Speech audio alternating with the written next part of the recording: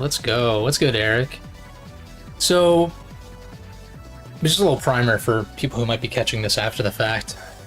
I am a poser. I've never played Mega Man Star Force 3. Not that I've ever claimed to, but to be as big of a fan of the Battle Network games and to have played the first two Star Force games as a kid, but like falling off of Mega Man. I mean, I was like 12 when this game came out, so it's not super surprising that it was like I'm too grown up for Mega Man now. I don't know that I was that like stuck up about it, but it was kind of on that cusp where I was kind of, or I guess I should have been kind of branching out into new franchises and genres and stuff like that. Not that I did much until a few years later, like late high school kind of deal, but even so, I don't know that I was as in tune with the influx of Mega Man games at that time to be burnt out. I think it was just a matter of me not really liking Star Force as much as Battle Network. And so I remember seeing Star Force 3, like, you know, I would continue to go to GameStop for years after this game would be released, right? I was probably going to GameStop regularly until, I don't know, at least like 2013 or something like that. Like, that generation was when things started to pivot more towards digital, especially with the Wii U in my case, which is what I was mainly playing on in 2012, 2013. But I would have seen this game on the shelf and just never bothered to pick it up at the time. I'm not again, not really sure why, but I kind of wasn't really playing Mega Man at the time. And so it's exciting. This game is the reason why I decided to stream these games again. And so now that we're through the first two, I'm ready to take this in, because this game is highly regarded in the Mega Man community, or at least the RPG community, and I'm stoked. I'm stoked. I want to take my time with this one too, a little bit more than I did with the first two.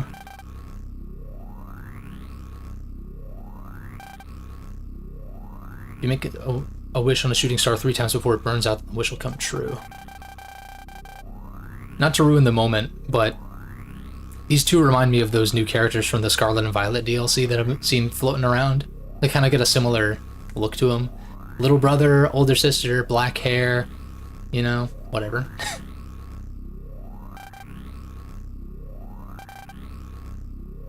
Until this planet's final day. We're already getting into high stakes shit, huh?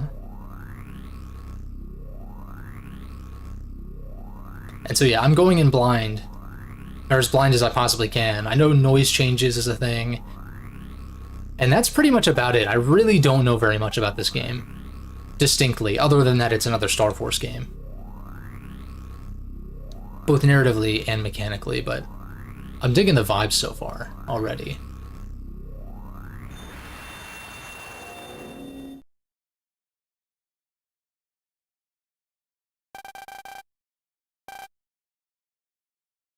Humans have improved their way of living with EM wave technology. However, the world has recently fallen into great peril twice. The first time, Earth was infiltrated by aliens from planet FM. Yeah, Carmine and Kieran, that's their names, yeah. They kind of have a similar look to them. Although, obviously, these guys predate them by quite a bit. It's like a time the evil scientist Vega tried to take over the Earth with the power of the ancient civilization known as Mu. So you can just skip the second game. You don't even need to. But twice a hero came forth to confront the evil. That hero, or shall we say heroes, are the human boy Geostellar and the FMEan Omega Z's, who together form Mega Man. Thanks to Mega Man, the people of Earth have been able to live safely in peace and happiness.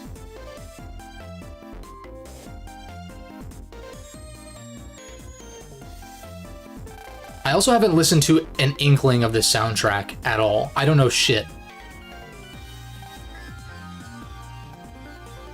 Dude, Mega's looking kind of badass in his portrait, though. Real confident.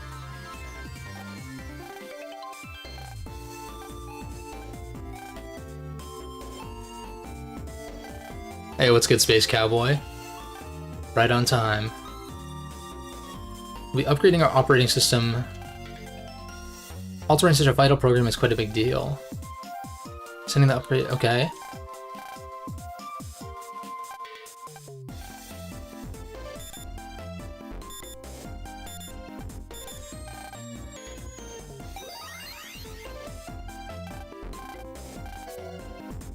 The new mobile terminal OS. User interface is totally different than before. It's called the Hunter VG.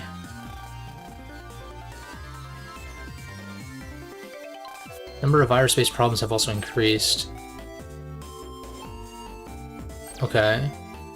Battle cards that are used to delete viruses have also been made more manageable. This feels very Battle Network as far as like the tutorial kind of thing. I'm here for it though. The previous two games took a little bit of time to even get to this stuff, so it's nice that they're just like, boom, here's an explanation, here's what this means, here's what that means, let's get you caught up. So we can get to the new shit. New codename. Codename is a nickname that you use when something about the network. Addressing, assessing, coalescing, I don't fucking know. You can choose any name you like, but nothing naughty, boys and girls. What's capital?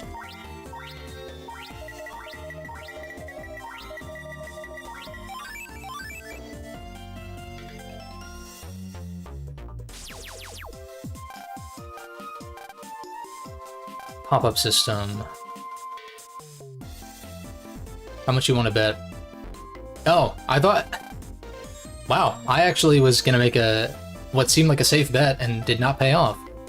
It's like, how much you want to bet the four hooligans are gonna be together, but nah, not even close. There's a massive amount of information in the world. Too much information for people to handle. God damn it, bud.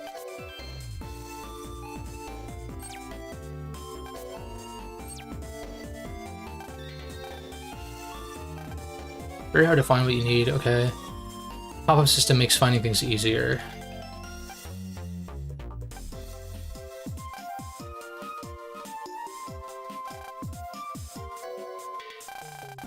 Mary McLovin? Like from Superbad? How much? I'm like probably the 90th person to make that joke on stream.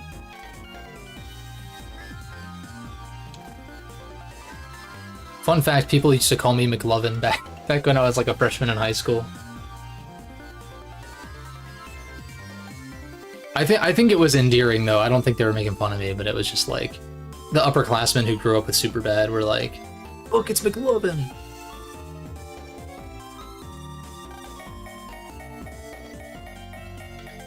But I've had quite the glow up since then, so.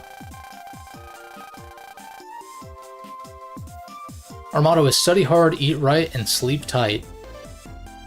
Alright then. Superbad was a time, facts.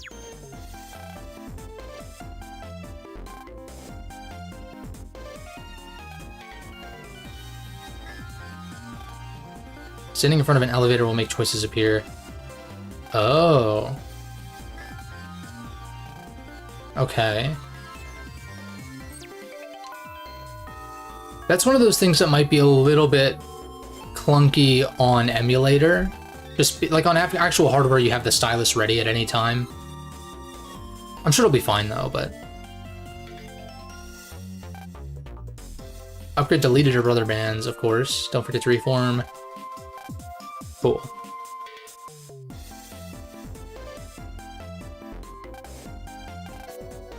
Better reform them with blood. So can I click on this now? Okay. Dude, this is like, I haven't played Final Fantasy 16, but I've heard there was actually a similar feature in that game where you have like the active time lore or whatever they call it, where like during cutscenes and dialogue, it'll pop up these terms and you can like pivot into that to like read up or remind yourself on certain bits of lore and whatever. That's kind of a cool feature. I like that.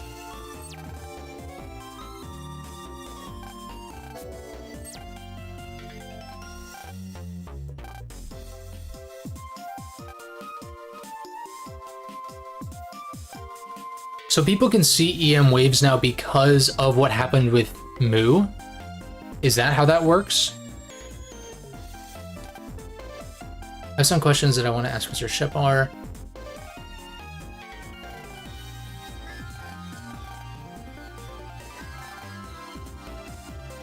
To the roof.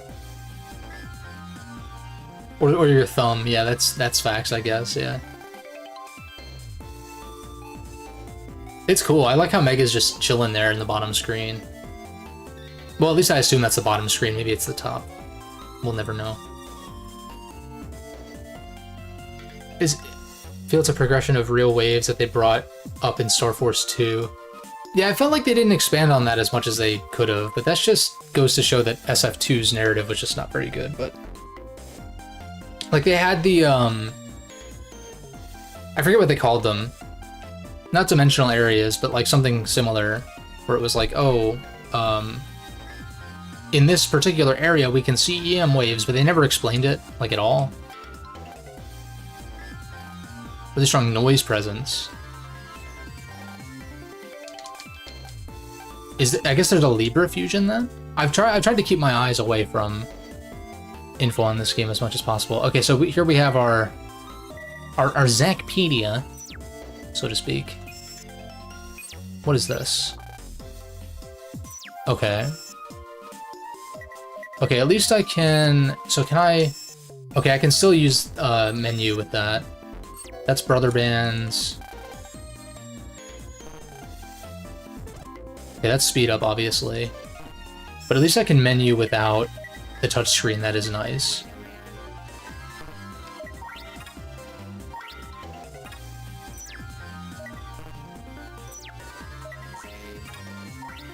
Oh, they brought back the...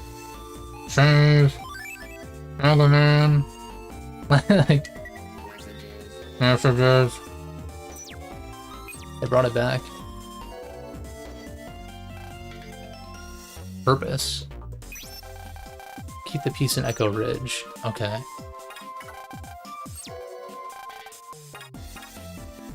RPG's wit? No, I'm good. Cyber cores, which are basically the heart and brains of electronic devices to support their functions. Cyber cores make it possible for us to have electronic devices, but we must be careful. Viruses can sometimes infect the cores and attack them without warning, causing electronics to go out of control. Okay.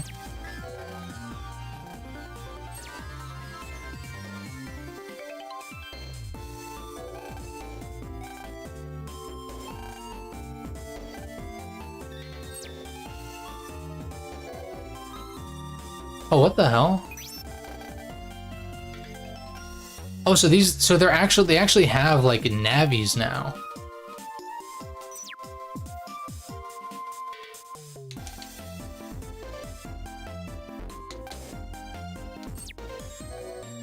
Oh, well, I guess Bud doesn't, but he's got Taurus.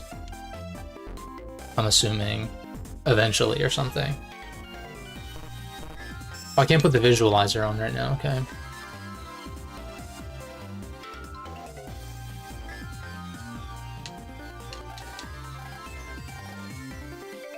Navies are back in some capacity. That's good, though. I need to take Mega outside before I do anything else. Okay.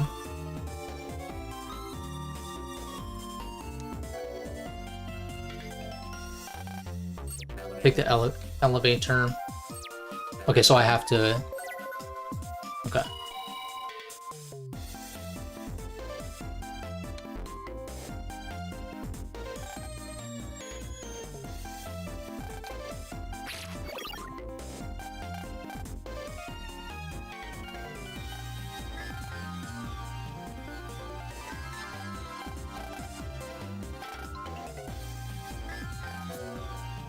Become a wizard, which is basically an EM body that's integrated into the mobile terminal.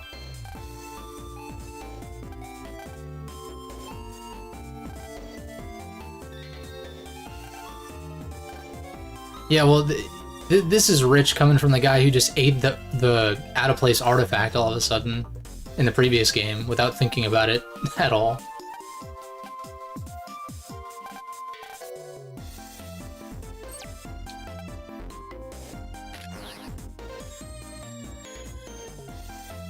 Hey, thanks, Tommy. Don't want to overhype SF3, but it's easily your favorite Mega Man RPG. Sick, dude. I'm excited. I believe the hype to an extent. I just need to, like, see what they changed.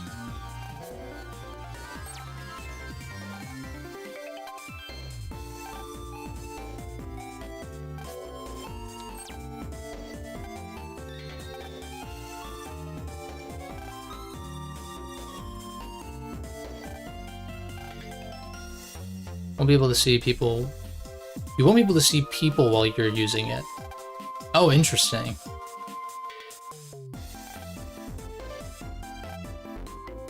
Huh.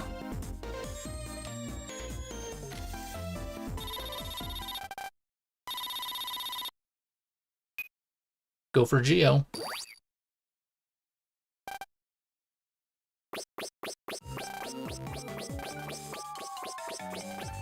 Oh wow, they all have new portraits.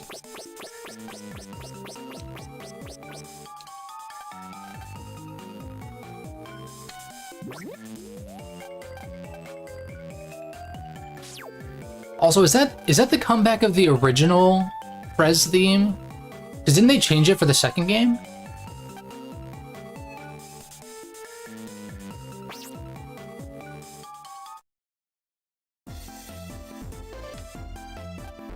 Some gourds. Got a chicken coop up here. Wave station services are currently being fine. Okay.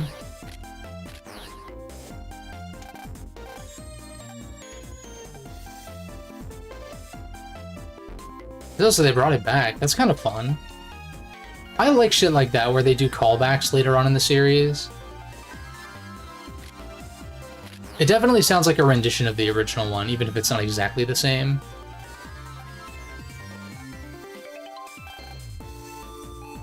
And Star Force really feels like the true successor. Yeah, that's kind of the vibe I'm getting already, with like Zack having a Navi and shit like that.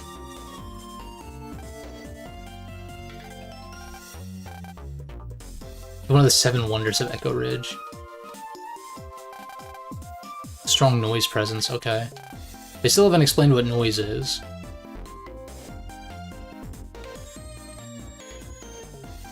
But I'm assuming they're getting to it.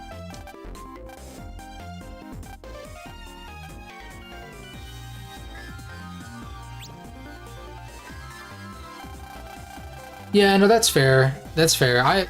I'm not as big of a fan of the combat in these games as Battle Network, but they're still fine. I'm just hoping that this game is a little snappier, TBH. That's my biggest complaint with the combat in the previous two, is like it just feels kind of sluggish. And I don't think it's input delay. Because menuing and all that kind of stuff and playing other games feels super responsive. But in battle, it's like, it's just not as snappy as I want it to be.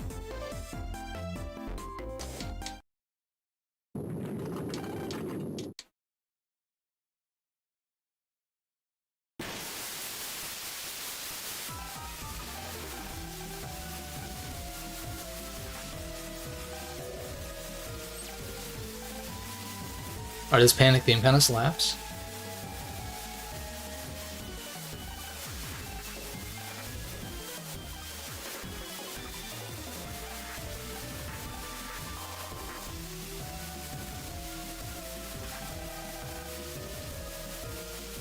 Wish they would have explained what happened to the original Nabbies. Right. Yeah, I don't know. And then like in Star Force 1 you had like in Star Force 1 you had like Pitcher Man and Bulldoze Man or whatever his name was, Shovel Man or some shit. And that was like totally random because there were only a few of them and they had very niche utilities.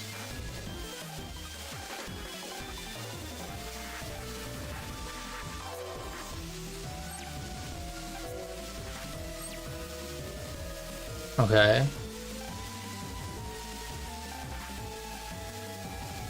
But it's, I wonder, I bet it could be explained as just like the network isn't used in the traditional sense anymore. And so like that technology as a whole was abandoned. Or maybe maybe a fucking big EMP happened between the two. Like, I have no idea. There's like so much of a gap that you could really explain it in any which way, but it would be nice to know. It kind of has a similar vibe to like what happened to the classic characters in the X games, and it's like, well, it's insinuated that Zero killed them, but there are people who are also not against that theory, so it's like, I don't know. I think that's kind of a cool theory because it's super dark, but I don't know that that would ever get shown in a game per se. At least it would be like a Mega Man X prologue or like prequel, as opposed to being a classic, like the final classic game is not going to show that shit. It's too depressing. But then again, that whole timeline gets totally fucked up during the X series, and eventually the Zero series even more so.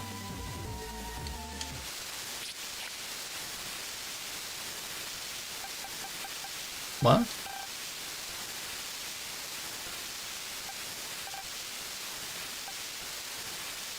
Yelling makes everything work.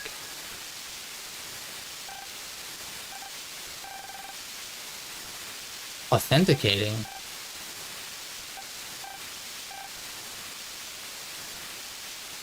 .003?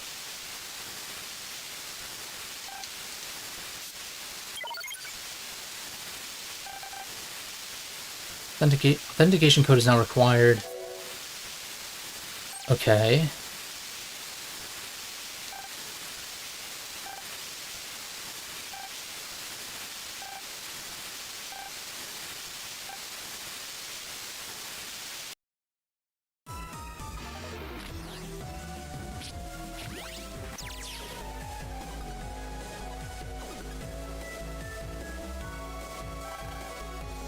Oh, the new portrait is sick, though.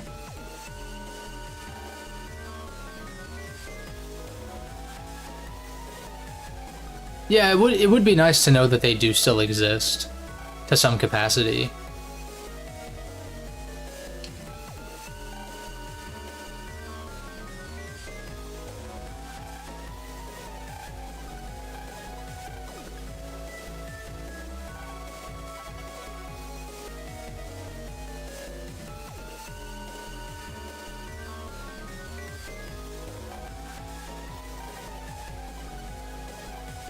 Okay. Let's rock. Let's mega. Doesn't have the same ring to it, does it?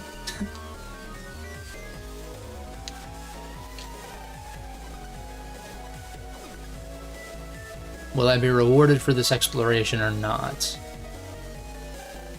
No, I will not. Damn it. Access.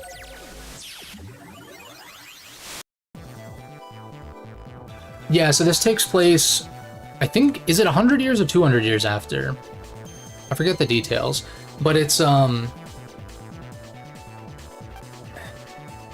to explain, because, like, these games, other than references to Battle Network, can kind of stand on their own. But the main thing is that, like, in the first game, aliens came to Earth, one of which joined up with Geostellar 200 years, so it's two centuries after, so it's like, what, 21XX versus 23XX or something like that? Right, or is Battle Network's 2000XX, and this is 22, I think. But yeah, in the first game, aliens basically come to Earth and are trying to destroy it, and one of them teams up with Geostellar and they can merge into Mega Man, or this version of Mega Man. And then a whole bunch of shit has happened since then, but like, so far it doesn't seem like it's that important. I did stream the first two games though, if you're ever curious to check those out.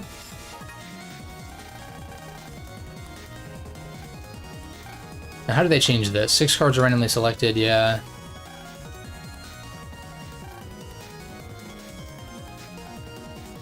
It's 23rd century, yeah.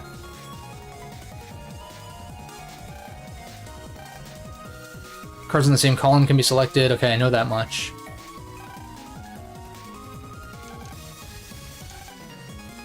Three cards in the same row can be picked together. Okay.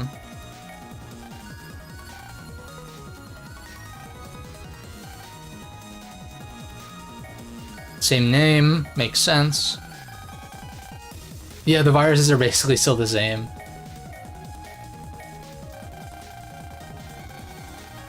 What I think of SF2, my opinion of SF2 really diminished by the end. I was like not feeling it. Like narratively, I was not into it, and then gameplay-wise, it was fine. I would still say it's probably a step up from SF1 generally, but story-wise, I just didn't really care.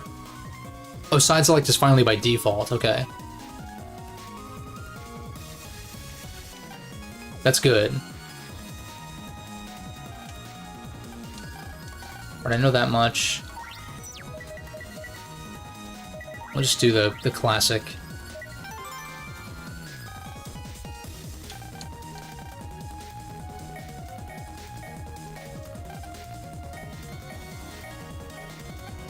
Yeah, this is classic.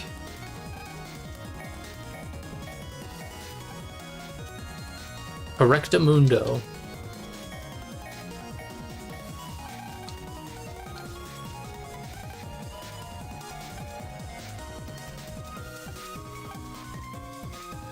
Let's see how this feels.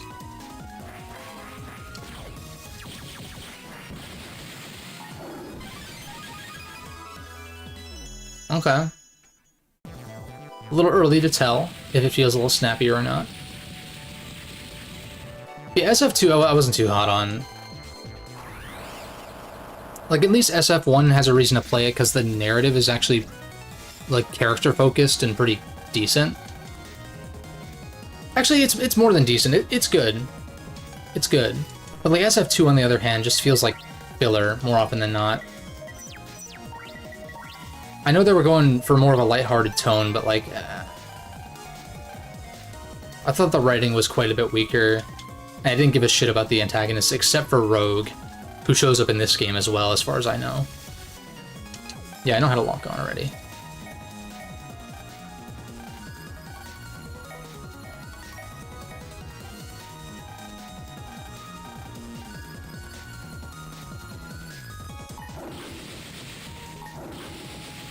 That seems faster to me.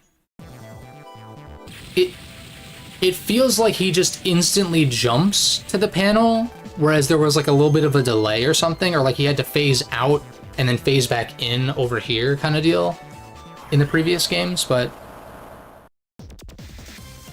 it's mostly going to be noticeable against boss fights, like when I fight Rogue again and shit like that. If you land a card attack, yeah, I know counters already. Most of the battle mechanics, for those who aren't familiar, are basically the same as Battle Network. You got the over-the-shoulder, like, third-person, like, kind of thing, instead of having it be sideways. This battle theme kind of slaps, though.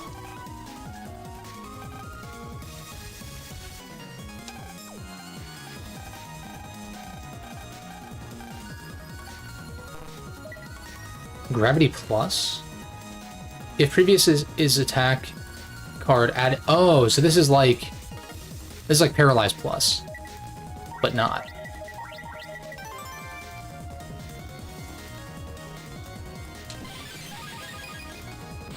Oh, a little early. A little late.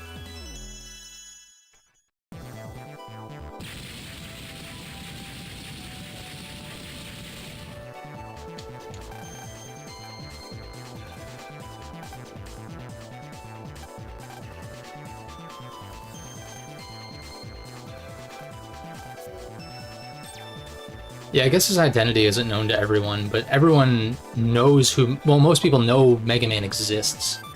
They just don't know that it's Geo, with a few exceptions.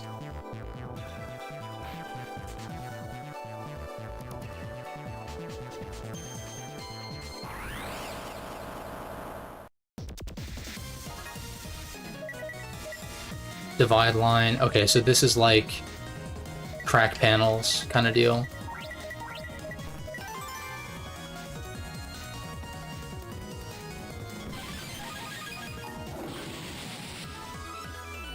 I'm excited, dude.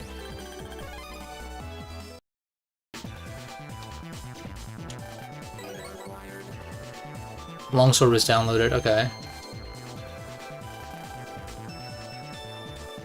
Geo moves nearly instantly, and you're given a brief moment of iframes. Thank God.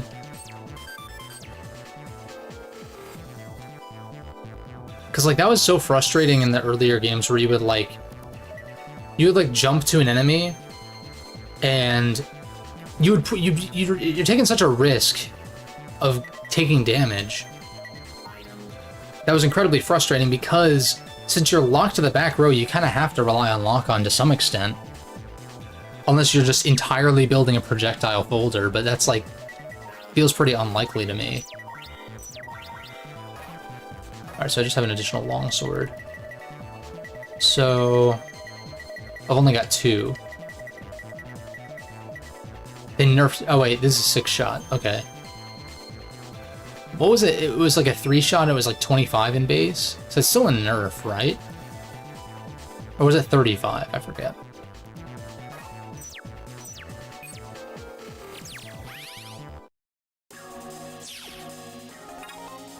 Wait. Can I go here? Is there a button I can press to do this? No, I have to click.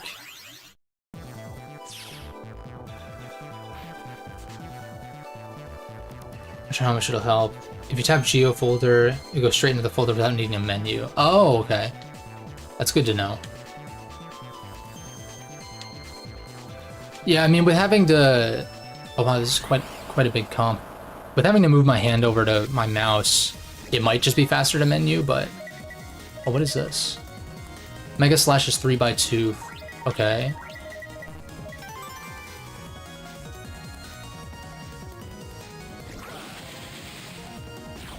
It seemed like I couldn't lock on with that.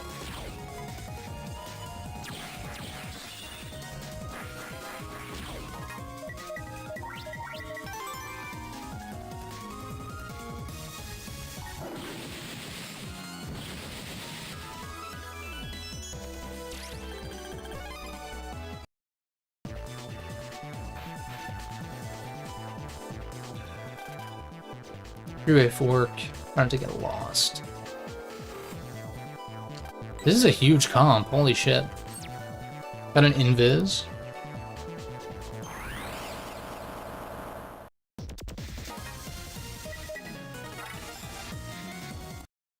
Dude, that was quick as fuck. Holy shit. And the music is pretty damn good so far, I gotta say. I'm digging it. I'm gonna make a save, just in case.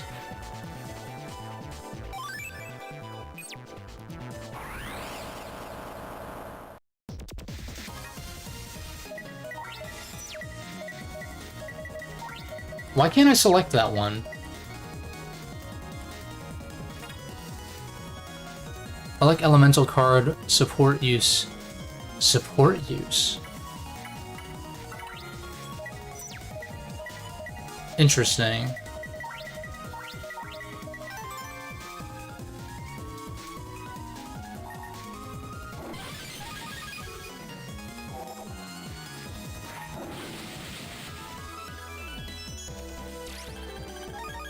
Got a ground wave.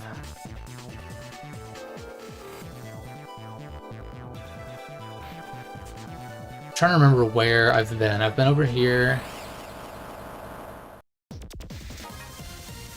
Getting into battle feels a little bit slower, but it's like fine.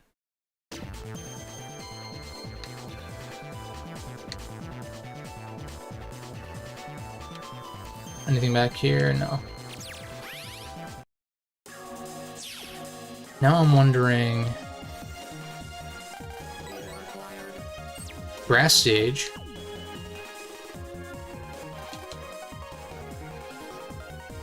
Okay. So we'll pulse out. Wait, so I can just do this everywhere. Wait, what the fuck? Oh, shit, dude. Transcode! Wait, there's blue mystery data up there. Wait, what? How did I miss that?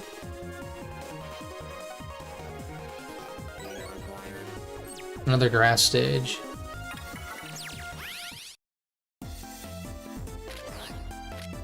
It's so weird that the people disappear, though. Wahoo. Can I fight this? Wait, can I fight this thing? What? I keep wanting to go to a wave hole, but...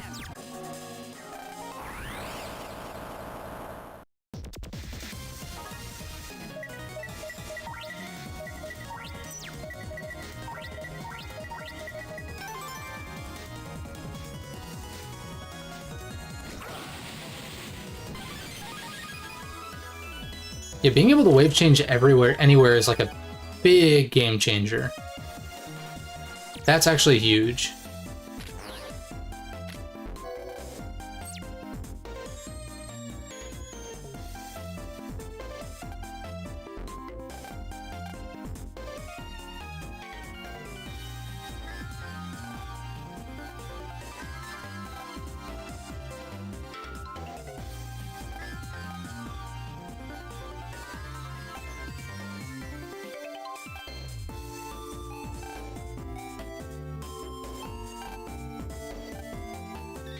Now that we speak about it, doesn't Geo's hair look a lot like Mega Man's hair? Interesting observation, young one. Like, that's the one thing where I'm just like, shouldn't it be obvious? But like, that kind of shit's pretty common in media, so I can forgive it.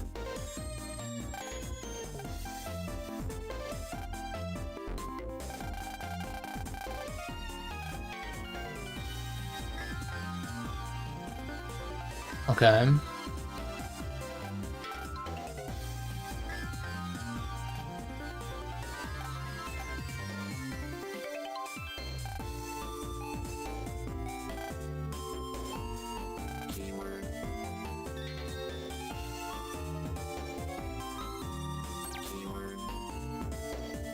Okay.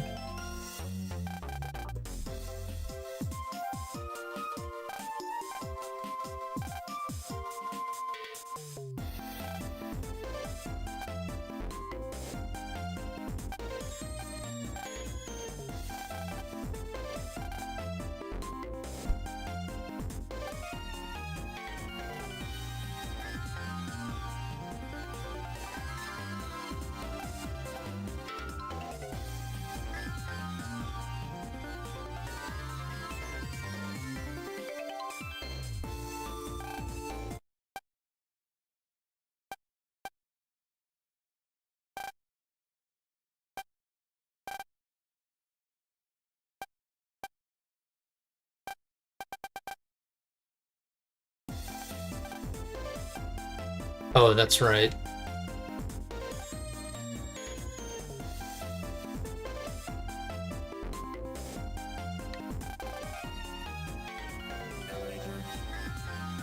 So I'll save exploring the school for later.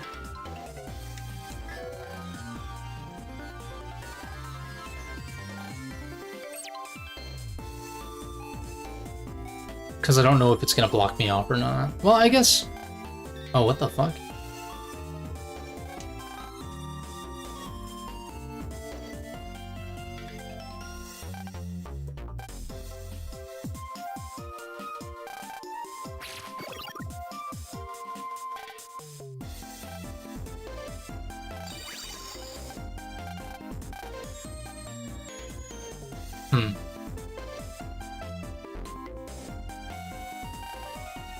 It's so weird to see EM beings, like, being used by regular people. It's almost like this is how it should have been to begin with, though, in some sense. Or, like, this should have been built up in the first game.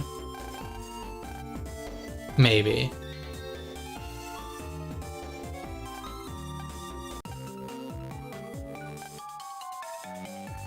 Up until now, EM beings couldn't be seen without something like my visualizer. However, thanks to EM technology enhancements, or advancements rather, even normal people can see and touch EM beings. Okay.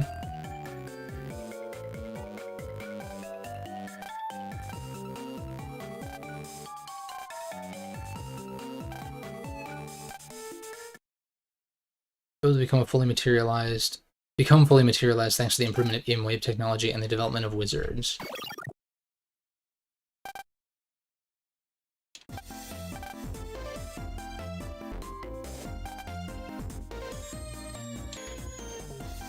He's got a point.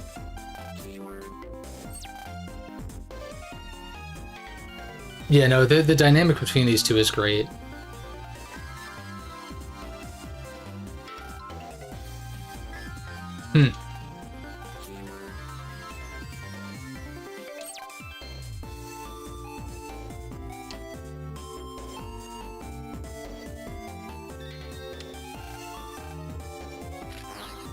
I kind of want to investigate the second floor.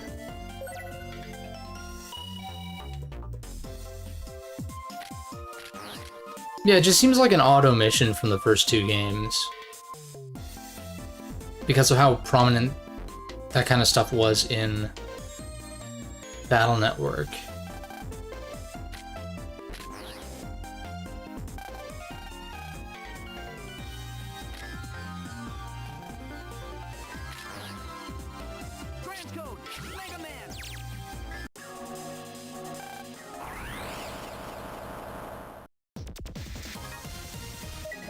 I'm just wondering if there's like a big purpose to these overworld enemies, or if they're just there to like have encounters.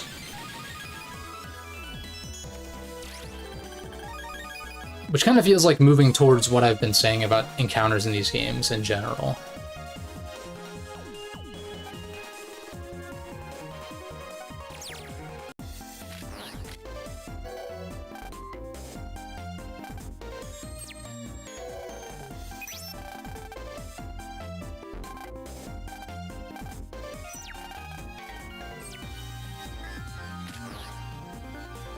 So how...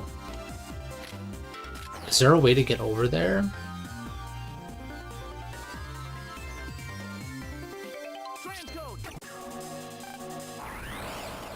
You don't have to watch a big cutscene for them to transform too, which is nice.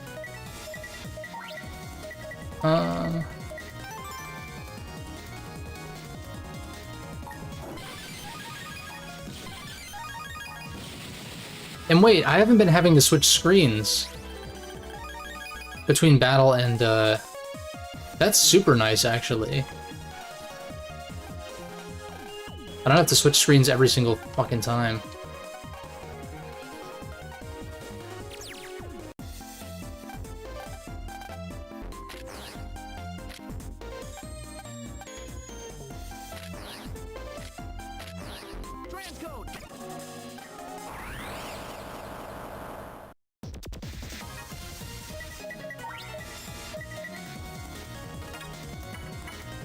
Support uses Area Eater, okay. I'm still not sure what determines whether these get pulled as support chips or not. Oh, that's not how I thought it worked.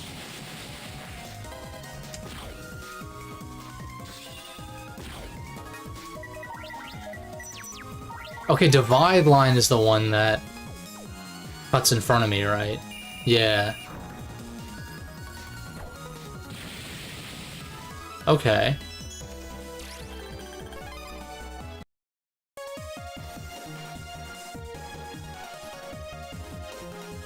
Yeah, area grab is back, but like, almost like, it almost functions like inverted, but it's kind of, I don't know, it's like a high risk, high reward thing, because you're putting yourself closer to the enemy, but they're also closer to you, you know?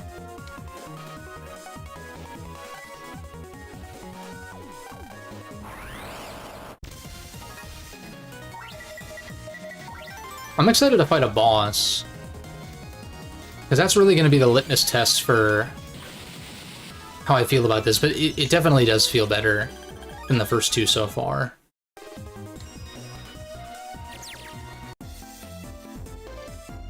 So with all that said, let's get on with the plot.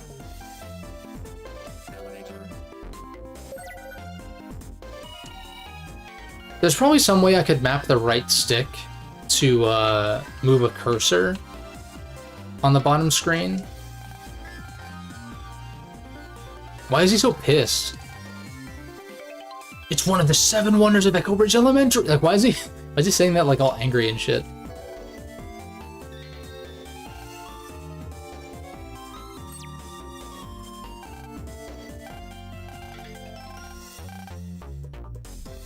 He looks really angry by the snack shop. It's funny.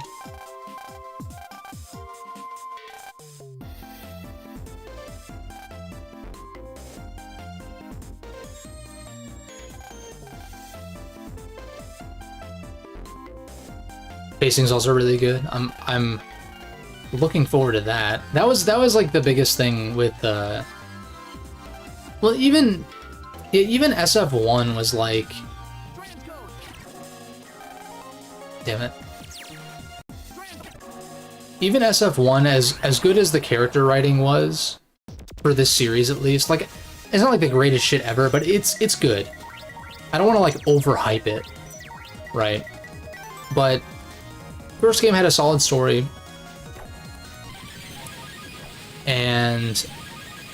but the pacing was pretty slow. Like, more so than I would typically like for even the most narrative-focused RPGs. Oh.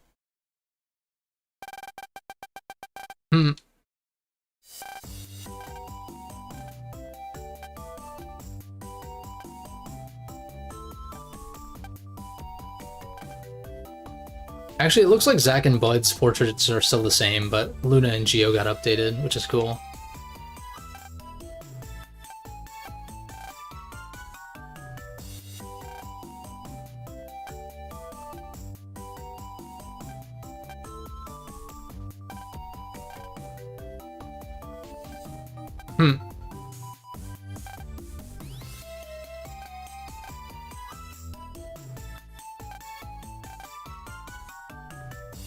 Wait, but if people... Hold on. But how can people see... If people can see EM beings, or like wizards, then how come the visualizer, like, segments the two? You know what I mean? Like, regular people supposedly can see EM beings, and yet we still can't see them without the visualizer on. That's a little confusing. Maybe there's a justification, like Metena's and Hertz's are not like fully visible or something. I don't know. Seems a little contradictory to me. Unless you guys have an explanation.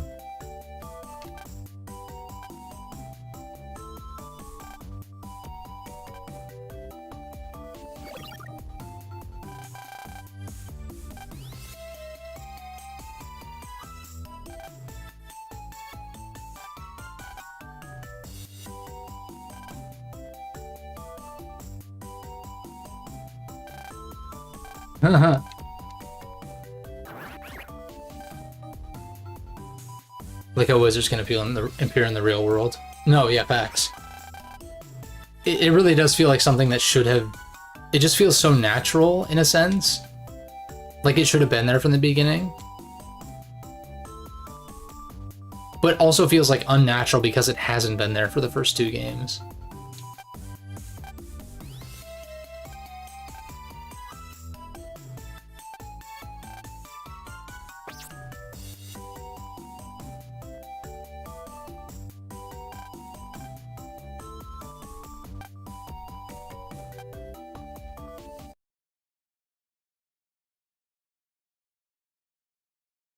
What is this about? Form a team and fulfill a new purpose. Okay.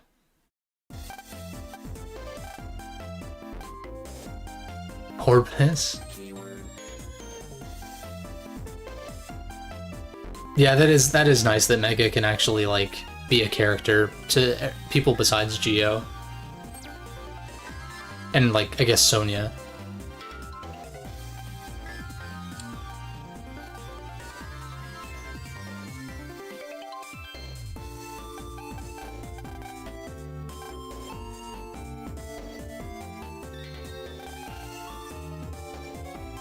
Yeah, the shop granny's just chilling. No fucks given. She's like, to be young and full of life.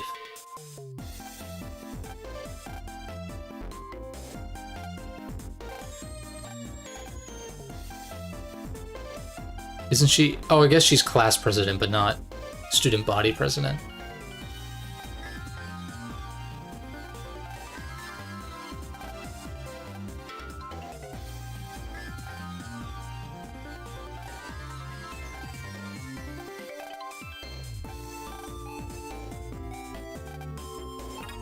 Ah, shit. Damn it.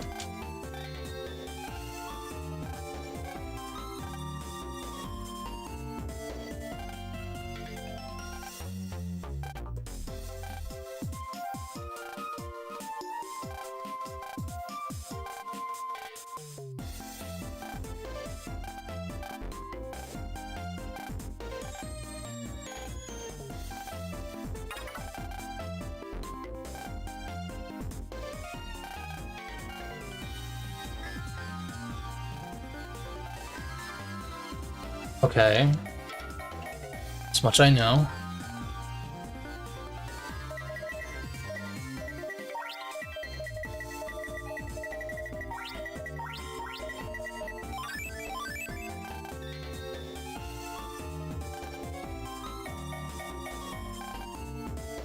White cards can be downloaded when at wave stations. Unless it's a 4. Okay.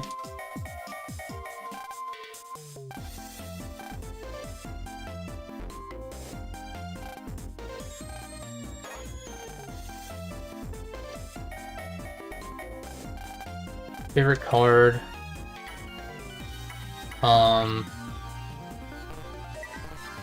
Shit. Favorite battle card.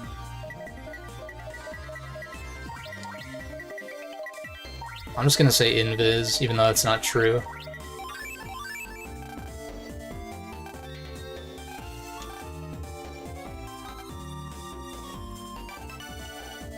Ba-ba-da.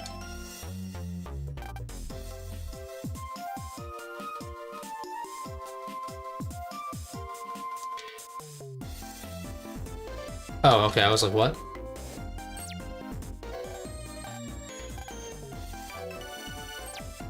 Wait, so we actually get 3 brothers right off the bat. That's kind of sick, though. Hold up.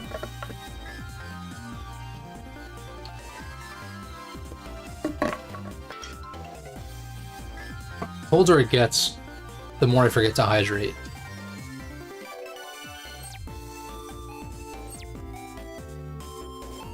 It's kind of lit, though.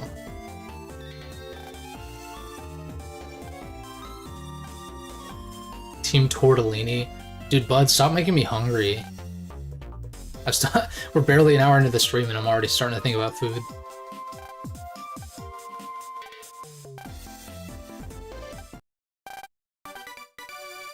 Wow.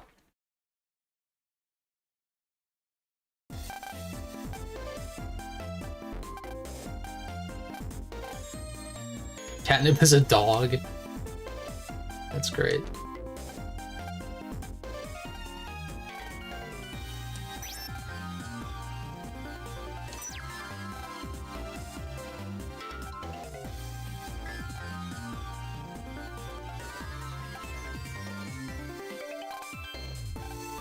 Okay.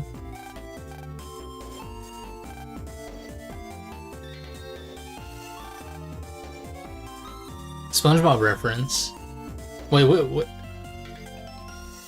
What? Like gold team rules? Or am I thinking of something? Something else. Luna for Prez.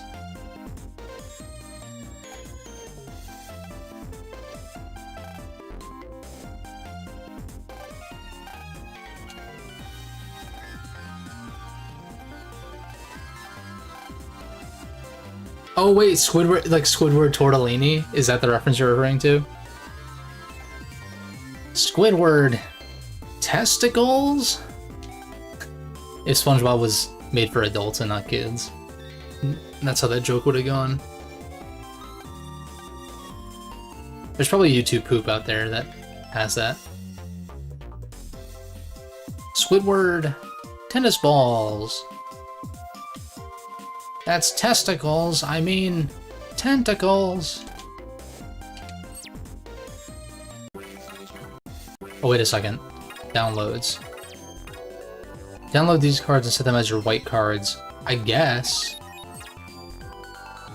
So there are different sets of white cards. I can't just manually select them, I guess. Incoming mail. I've not been paying attention to my mail. Holy shit.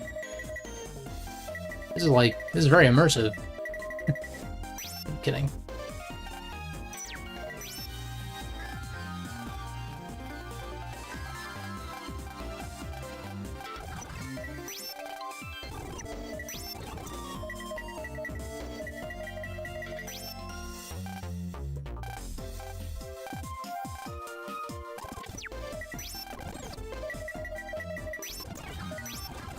Just skip through this.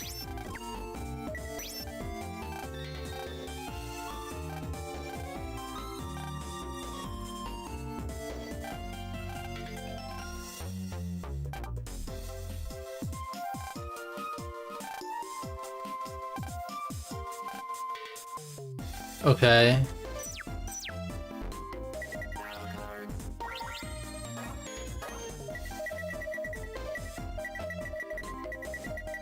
So these are additional cards to my normal ones.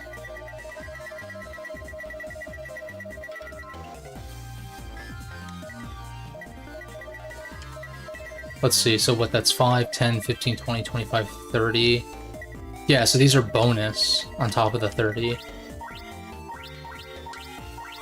I can turn them on or off, I see. Huh.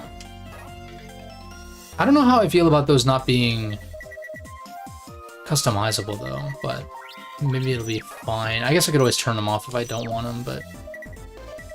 Mega Man, ability, still can't do that.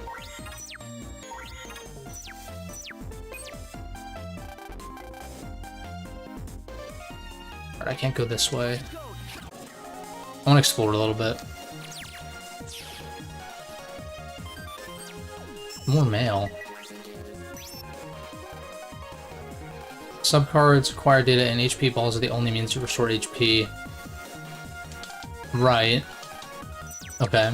That seems like common sense, but... You never know. Could be newcomers to the series. We're not going to be able to go this way. Cool, so now that we're kind of in the swing of things, I can actually, like, talk about shit. So... A little update on what I've been playing. Because it's kind of changed a little bit here and there. I finished up Paper Mario 64, which I quite enjoyed. And I mentioned I think I was going to originally wait to play the Thousand Year Door until the remake. But I jumped into the GameCube version just to be like, okay, let's just check this out for an hour or two just to see, and then I'll wait until the remake. And now I'm like... more than 5 hours in, and I'm not intending to stop, so I'm just gonna play Thousand Year Door, which I'm playing for the first time, which is super cool. It's one of those games that's like, I've had my eye on for years and years and years, and just never got around to it. But, it's real good so far. It's shaping up to be like another duology of games that is like really stellar. Because I don't think you should skip Paper Mario 64, because that game is great in its own right. But I just thought it was funny, because, like, I intended to wait, and then I started playing it, and I was like, well, wait, why don't I just play this now, and then I can pick up the remake later down the line. Depending on what the consensus is, even. Because that's the thing. I've been thinking about this lately. Remakes are on a spectrum, right? Where it's like, you've got anything from your Crash Bandicoot remakes, which function like a remaster, even though they were remade from the ground up. And then you have your Final Fantasy VII remakes on the opposite end of the spectrum, where it's like telling basically a completely new story within the framework of the original game, generally. Right? And, what's weird is, like, I'm gonna bring up Persona 3 again, as I do, where, like, Persona 3 Reload is, like, no, dude, Paper Mario 64 and Thousand Year Door are really good. Like, really damn good. I'll get into my thoughts on Super Paper Mario in a second, but, the thing is, like, P3 Reload is, like, you have some people who are like, oh, P3 Reload is not enough of a remake to justify a buy. And then you have others who are like, oh, they're changing too much. And I'm like, okay, so like, obviously we can have different opinions on things, but it's like, which is it? Right? Like, some people think it's not enough, some people think it's too much, and it's like, what? Like, it's one of those where it's like, gamers are never satisfied. It's fucking annoying. But, I mean, it doesn't really affect me, but it was just an interesting thing to consider. Because, like, you look at Thousand Year Door, and like I've said about Super Mario RPG and Link's Awakening, where I don't think those games do enough remake-wise to justify a full $60. Now, if they were at a $40 price tag, like a little bit of a budget price tag, I think that would be definitely more worth it. And that's when I bought Link's Awakening Remake, was at around that $40 price tag. And I felt pretty satisfied with my experience with it, based on that. And yeah, it's only $20, but like, that adds up if you have that same mentality for multiple releases, then it does add up, you know? And that's another $20 that could go towards like a new indie game or whatever, right? Like every little bit counts. It's just about displacing it for different purchases, right? That's like gas money, you know? It's like $20 is not a lot of money, but it's not insignificant when it comes to like day-to-day operations, right? And so, like, Thousand Year Door looks like it's shaping up to be another one of those where it's like, I feel like maybe it leans more so into $60 being worth it territory because it's a GameCube game that goes for a lot more these days. And whereas, you know, Link's Awakening was a Game Boy game that has been on the 3DS, right? Virtual Console, easily emulatable, whereas GameCube is generally easily emulatable, but it's not as widely easily as much as a Game Boy is, or even N64. And like Paper Mario 64, or wait, Super Mario RPG, that's what I was talking about. Mario RPG is an SNES game, so kind of a similar deal, where it's like a very faithful remake where it's basically just one-to-one with prettier graphics. There were gameplay changes in both, but to me that's not enough to justify a $60 release. Whereas something like a P3 Reload is like perfect, which granted we haven't played it yet, but I've talked about it in my various P3 Reload videos, like they're changing enough to make it feel like a fresh experience, but not so much that it's going to lose its identity. Contrary to some people who are like, oh, the new soundtrack lacks soul, and I'm like, what the fuck are you talking about, dude? Like, people say that about everything. I can't stand when people make points about, like, when it's always just modern gaming bad, you know? Because to me that just screams of nostalgia blindness to some effect. But, what was I saying? What's my grand point here, though? Thousand Year Door, I'm gonna need to see more of what they're changing. Because if it is really just the graphical style, then I might just stick with the GameCube version until I feel like it's worth it to buy the Switch version, you know? Like, it doesn't seem like... It seems like I'm gonna get a pretty similar experience either way. What I would be interested in is Paper Mario 64 with some of the updates from Thousand Year Door. Or if the Thousand Year Door remake had, like, the spin for, like, moving around a little bit faster and stuff like that. But it's really minor things that they could possibly add, and even then, it appears to be very one-to-one, and so I'm, like, not as enticed by it, having now jumped into the original, but maybe someday. But I would recommend those first two Paper Mario games. For sure. They're really damn good.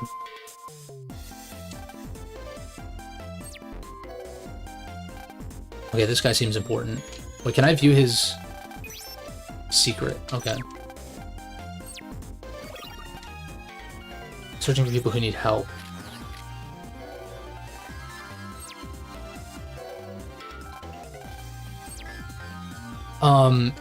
Now Super Paper Mario, I jumped into because I originally was going to do that instead of Thousand Year Door and wait for the remake. But regardless, I jumped into Super Paper Mario, and see, the thing about Super Paper Mario is most of the criticism boils down to, wah, it's not a turn-based JRPG, so it's bad, or like it's not the same, or it's not good, and it's like, my issue is less to do with that and more to do with, it's more of a platformer RPG, but the platforming does not really feel good. So like, isn't that kind of a big component that you kind of need a platforming RPG to be, is like good platforming, which is not really present in Super Paper Mario.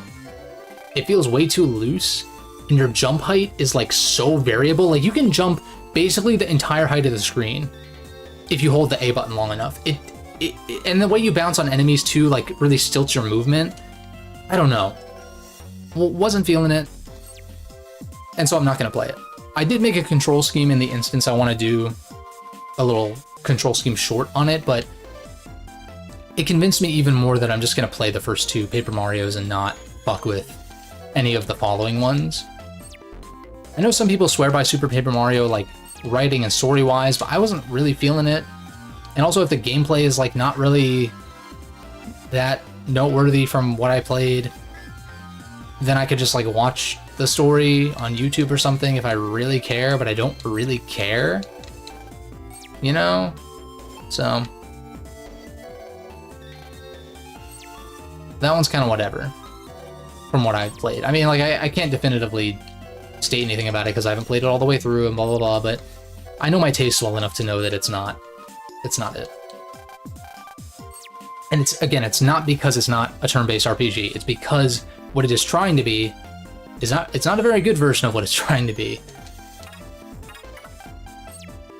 Like, play literally any other Mario platformer, and you will see a massive difference. I think the concept of a platforming RPG is cool, but the platforming needs to be tight, and it's not. It gives me... It's not quite as rough as Network Transmission, but it kind of gives me similar vibes, where it's like, this is supposed to be a platformer, but it doesn't feel like a good platformer.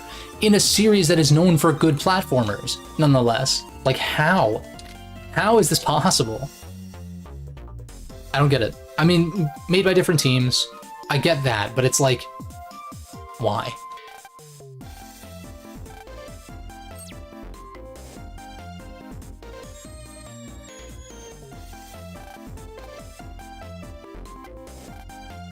But I am glad that I finally played Mario RPG and Paper Mario 1 and now 2, because those were like, those three games were kind of a fairly sizable hole in my knowledge base of JRPGs in general.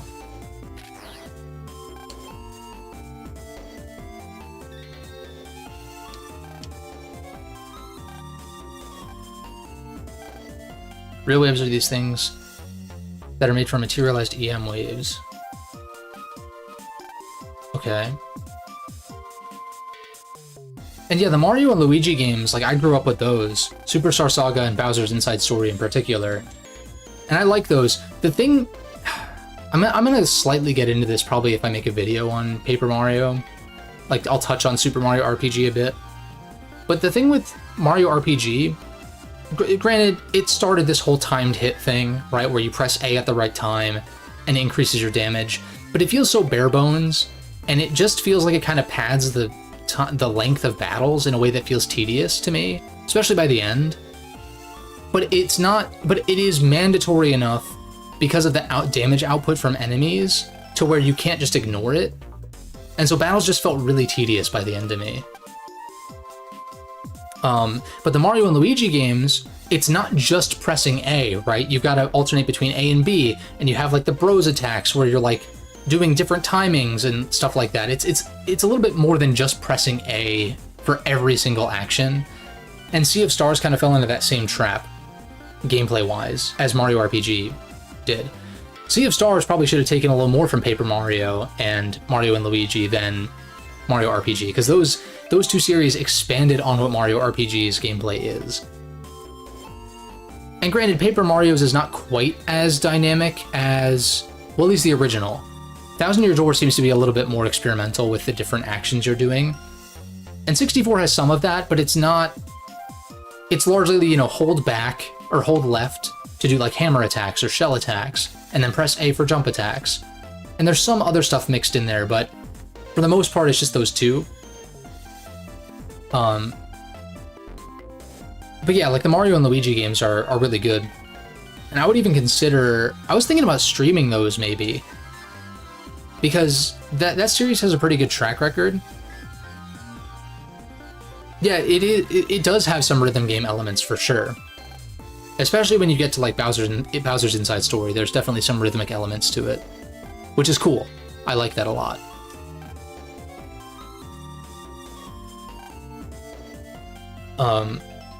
But I was thinking, like, what, there's 5?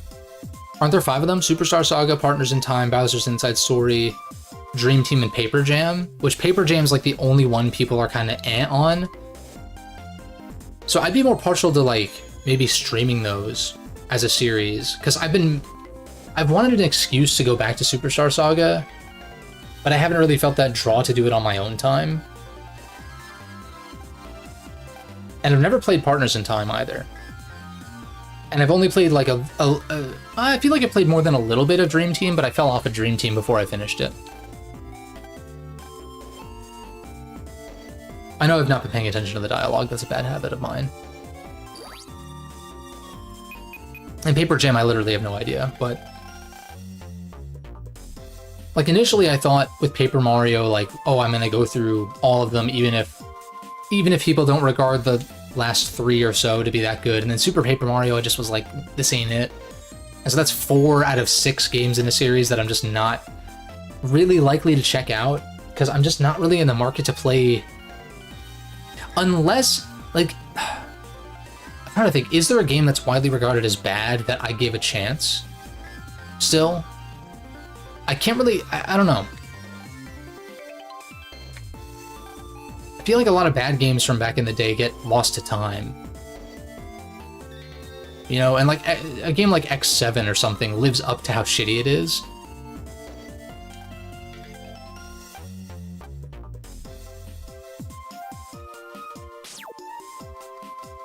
And so I'm like, Sticker Star has this infamous reputation. Like, is it as bad as everyone makes it out to be? I kind of doubt it, but at the same time, I'm just not really... Even if it's mid, like, I don't want to play a mid Paper Mario game. You know, like, I'm not really that invested in it. I'm into the first 2 because they are turn-based JRPGs, and I would give the third one a chance if the platforming felt good, but it doesn't. So.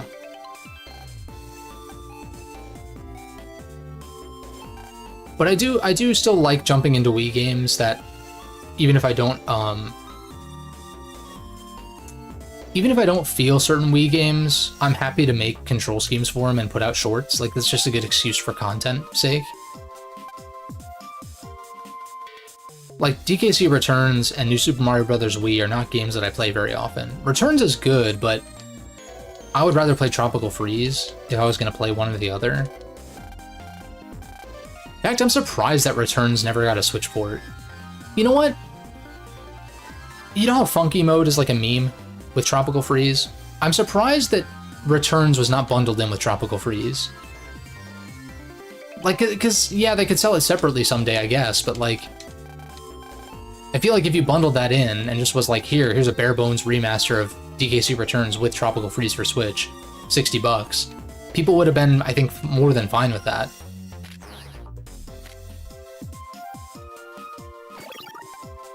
So find the teacher who is in charge of the real wave tree. It's not you, is it? The janitor. A lot of people didn't like Kirby's Epic Yarn. Yeah, that's one that I have not played. That's one that I would consider maybe checking out. Does that doesn't have a Switch port, right?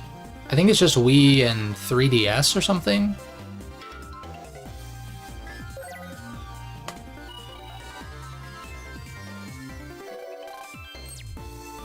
Yeah, like, I guess as far as Kirby is concerned, Star Allies is the only one I won't touch with the 10-foot pole.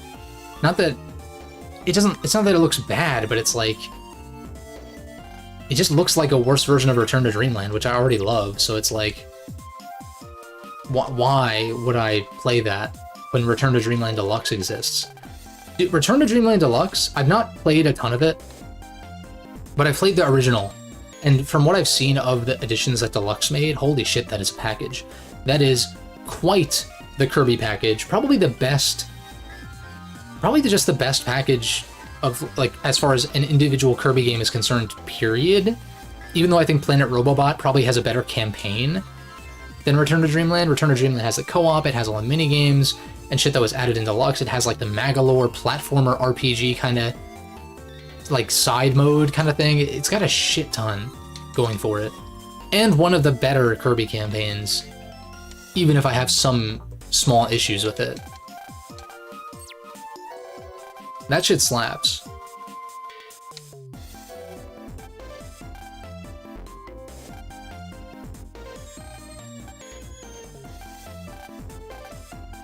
One specimen display in the science club room is acting funny.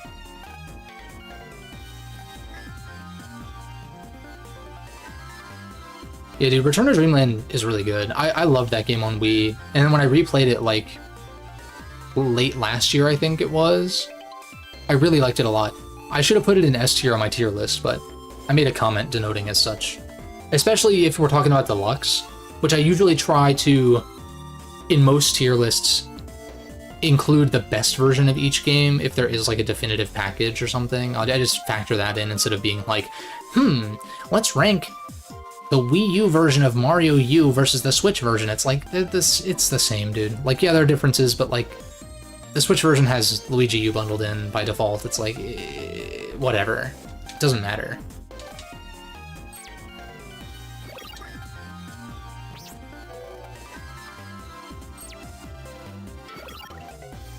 Fix the moth display in the science room.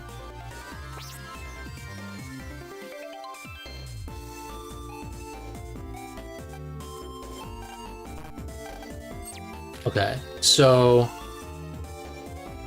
how do I access that, though?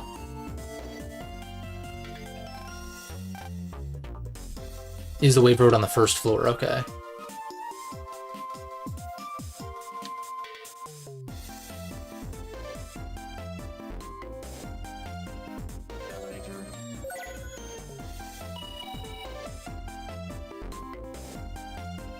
Yeah, I guess unless we're I guess as far as the tier list thing I mentioned, unless I'm specifically talking about remakes, right? Like, if we're talking about, like, a Return to Dreamland versus Dreamland Deluxe, like, is that a remake? Not really, in the traditional sense. It's kind of just like an enhanced port or remaster, I would say. Oh, wait a second. There's program advances in this. What?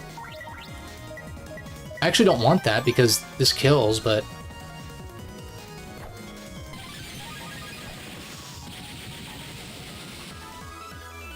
Squeak Squad? Squeak Squad, I ranked that one pretty low. I played the shit out of that growing up too, but I just find that I feel like there are other Kirby games that do what Squeak Squad does, but better. But I did enjoy it a lot, and the post game was cool. I did like that. Generally. But even then, no, I don't think any Kirby games are bad. Even like the original Dreamland is not a bad game. It's just a little simple. Well, a lot of Kirby games are simple, but it's you know, like, no copyability and stuff like that is kind of a hard sell for me. Because that is kind of the selling point of Kirby for me, largely. You're not playing it for the challenge, per se.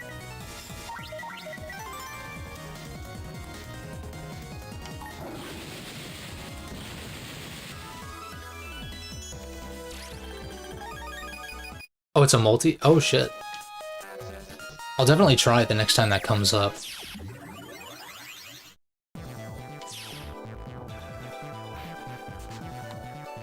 But, I don't know. I smell an S tier. I smell that we're playing a potential S tier game right now, and I'm, like, barely into it already.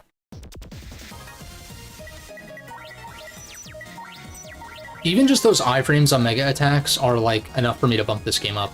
A lot. like significantly above the first two. Even if it was just that, but I know it's not going to be just that. I know there's more.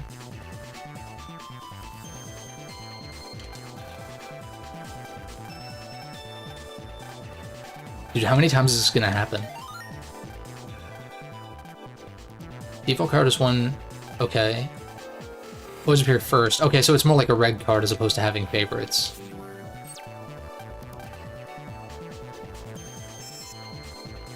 PAs are back.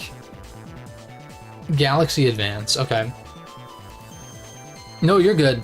You're good. I think like when it's like when the relevant mechanic comes up, I'm happy to hear about it. Gravity Plus. So what do I want to start with? Maybe a barrier might be good. Yeah, no, you're totally good on that front. I think that's fitting. To kind of like expound on what I'm seeing like gameplay wise.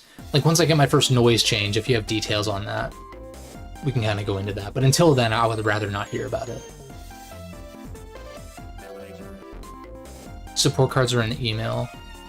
Oh, you know what I want to check? I wanted to check the yeah, did they explain them? I guess not yet. Maybe they didn't expect me to do so many battles just yet. But I do want to check what the white cards are over here, though. Wait, are these the same?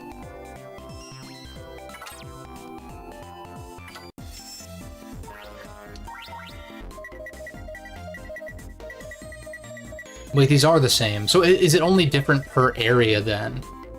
Right? So like the school has the same set of white cards, and then like Echo Ridge is gonna have its own set of white cards, and then like wherever else. So I don't have to check every terminal, assuming that's how it works. That would be nice. We need to go here though.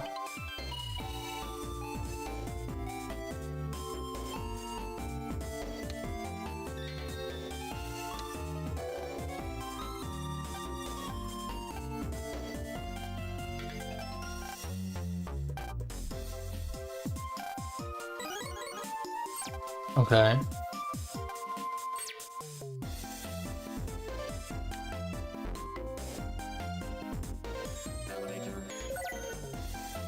But I don't know, what do you guys think about doing the Mario and Luigi RPGs next? Assuming I don't hit, you know, the threshold for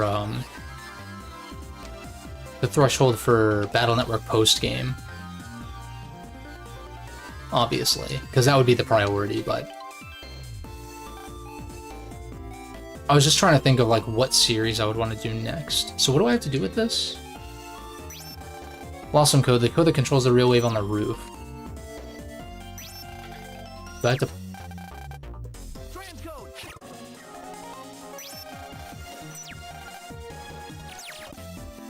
Oh wait, I just talked to these kids, that's right.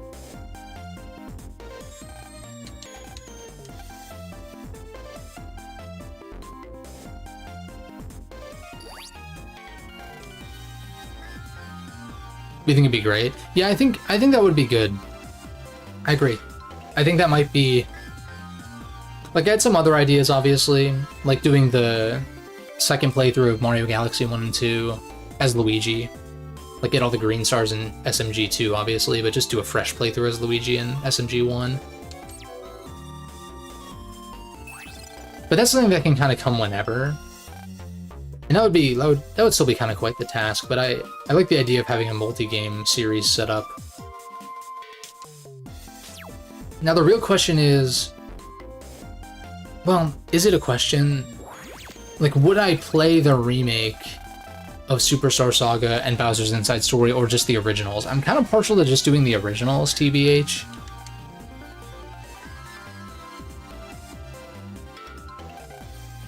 Because I've heard mixed things about the remakes, but I don't know if that's more so the bonus story, like, you know, Bowser Jr.'s Journey or whatever the fuck it's called, or Bowser's Minions. I've heard that stuff is, like, not very good, but I don't know if, like, the main campaign is any worse, or if it's more or less the same, aside from art style.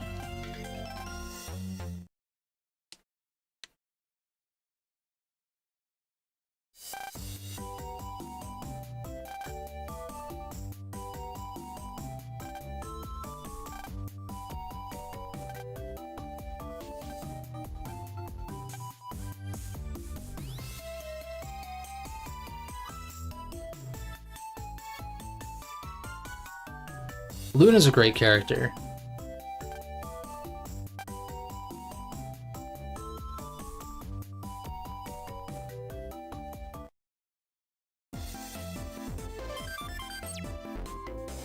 But yeah, I think the Mario RPGs would be, or Mario and Luigi RPGs would be a good mix of like stuff I've played and stuff I haven't too. First floor snack shop. And I don't think I've ever actually beaten Superstar Saga either. I've played it a shit ton, but like I don't know if I ever actually finished it. I don't think so.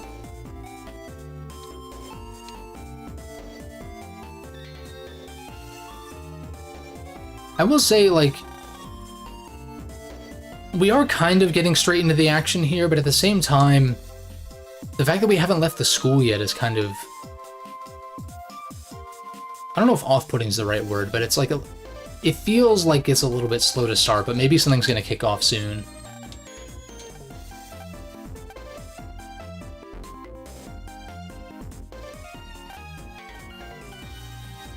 Can't be sheer luck. You just show up as soon as Geo finds someone.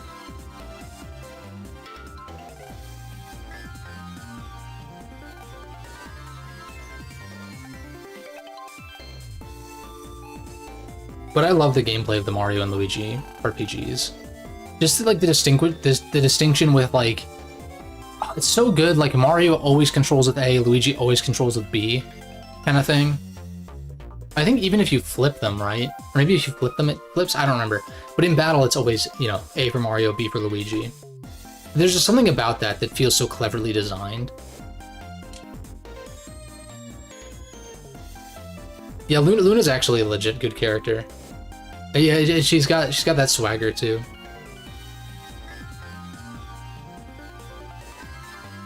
And yeah, having a lot of these mechanics from the start is really cool. I like that a lot. Speaking of Paper Mario, as I was saying before, like Paper Mario 64, you get the hammer pretty early, but you don't start with it. And you also don't start with being able to do the timed attacks either. But in Thousand Year Door, you do start with the hammer and being able to do timed attacks before they explain it. Which is nice. That kind of shit I love.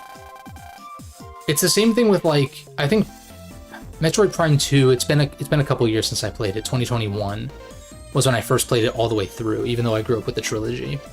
I just never played much of Prime 2 growing up because it scared me. But Prime 2, I think you start with a charge beam or something. Like you start or get certain upgrades very, very early. And you get like the space jump way earlier. And so Samus's moveset feels a lot more dynamic from earlier on, which is nice. Whereas in Prime 1, I feel like it's like, until you actually get the space jump in Prime 1, I feel like it kind of meanders a little bit. And you can't do early space jump as easily these days because it was patched out of like the newer releases. And I've tried. I've spent way more time than I would like to admit on Prime Remastered trying to get early space jump, but it's just, it's too meticulous, like the movement you have to do. Also, play Prime Remastered if you haven't played it before, please. It's so good. It's got issues. Prime 1 has some issues, but it as an overall package, it's really good. What I don't understand... See, I'm on my Metroid Prime kick now. Prime 1 is not like a 10 out of 10 masterpiece. I don't care what anyone says. I love it. Like, I really like Prime 1 a lot, but it's not a 10 out of 10, like a lot of like games media types tend to discuss it as. Was it impactful? Sure. Is Prime 2 better? Yes, I think so. Their friend is in the park in Echo Ridge, so we're finally leaving the school, which is nice. Turn the fan on.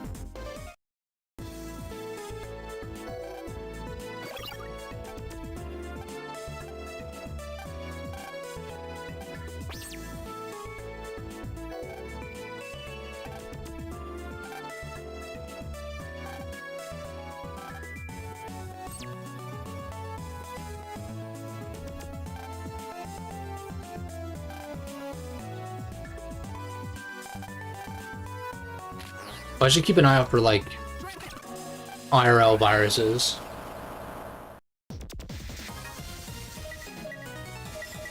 But I do think some of Prime 1's issues just come from making a Metroidvania in 3D.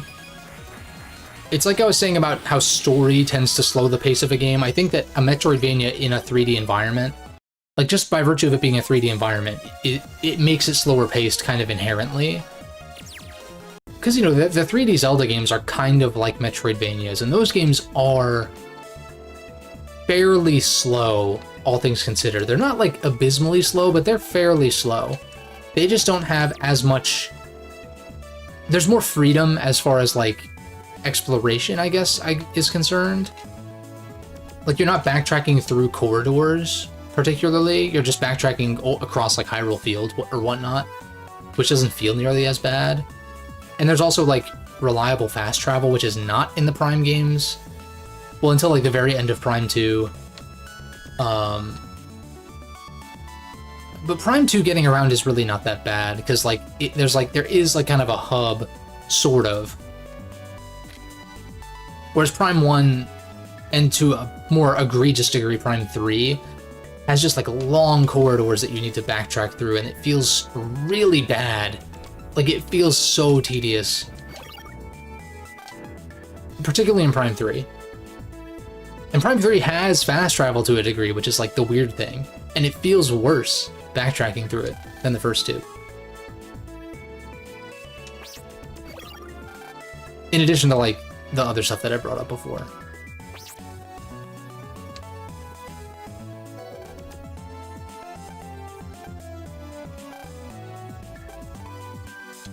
Let's get on a wave road. Where's the easy access to a wave road? Ah.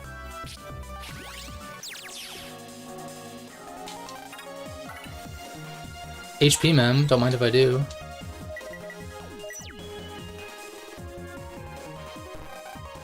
Asteroid ahead. Dangerous, no entrance.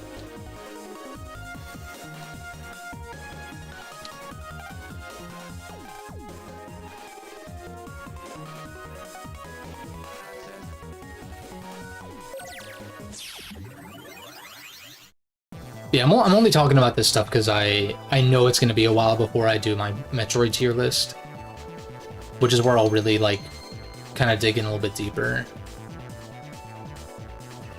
But I really want Prime 2 Remaster to happen. I really do.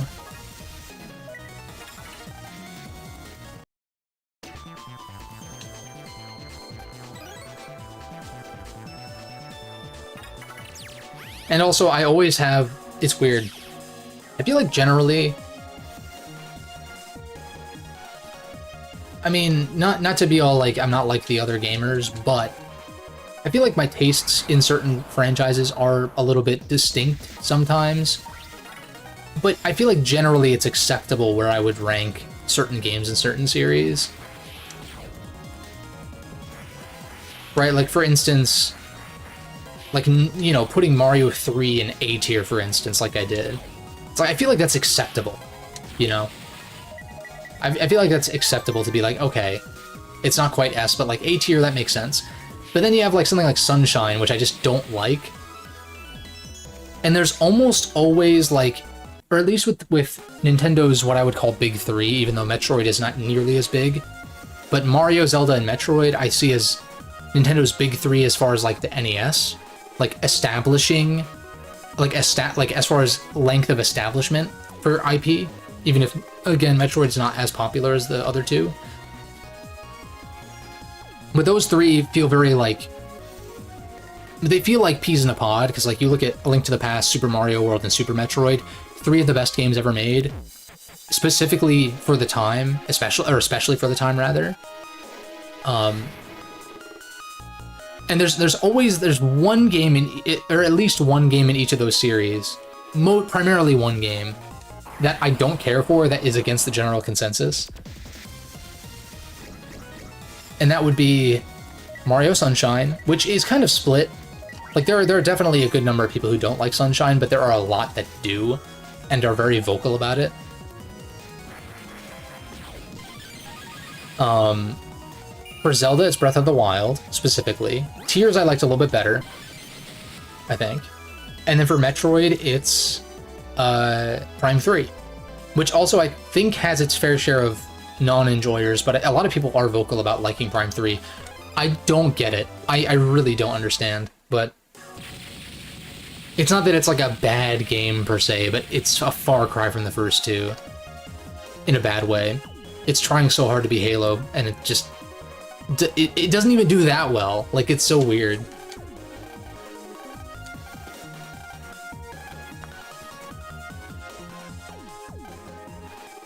I feel like Prime 1 and 2 did take inspiration from Halo to some effect, but like it doesn't feel like it's trying to chase that same style of first-person shooter.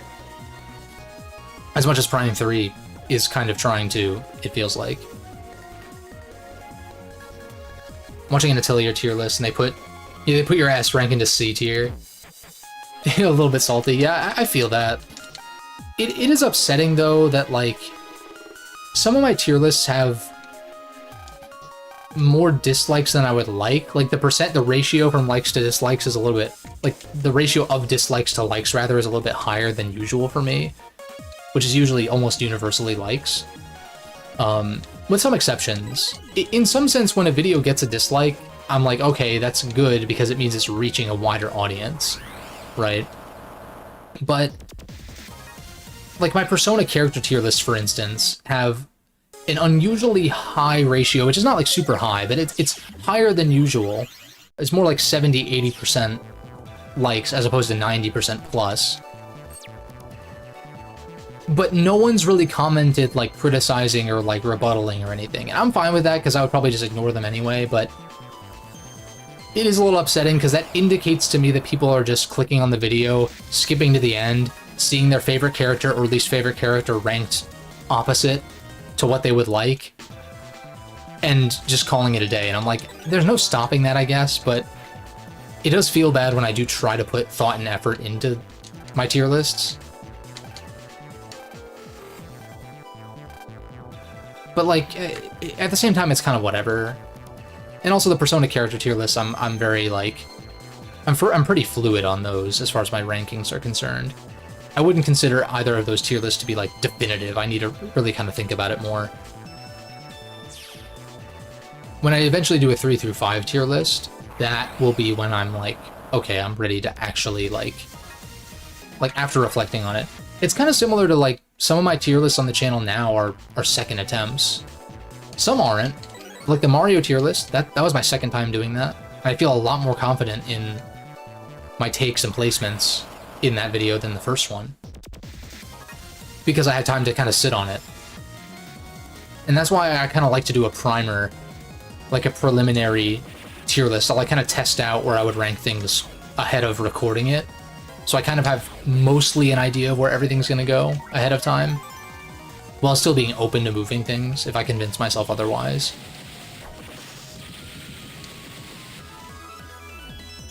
But yeah, I don't watch very many tier lists unless it is just genuinely I'm curious about this particular creator's taste, right?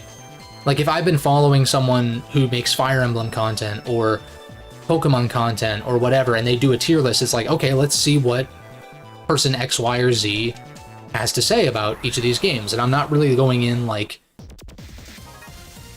but there are sometimes placements that do feel like they're in bad faith to some degree. Like, when I place Sunshine in D tier or whatever, and when I eventually place, you know, Breath of the Wild pretty low and stuff like that, it's not... I try to be accommodating and be like... And this is genuinely how I feel too, it's like, it's not that I'm, like, trying to shit on you if you like them, it's just that I don't, you know? But then there are various tier lists and videos on the internet, of course, where it's just like, this shit's trash, you have bad taste if you like this, wah. And it's just like, shut the fuck up, douchebag. Like, seriously? Like, come on. Come on. Like, you've got to be playing that up for clicks, otherwise, grow the fuck up. Until your content on YouTube is a wasteland. Yeah, it's still... That's still kind of a niche series, despite it having a lot of entries.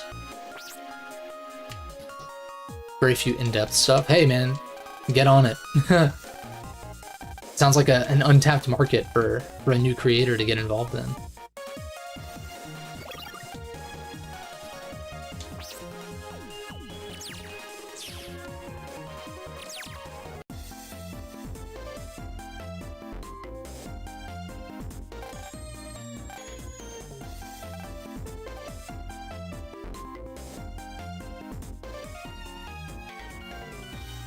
I feel like I'm kind of running out of game series to do tier lists on, though. Because there's so many that I just haven't played enough of the games to warrant doing that.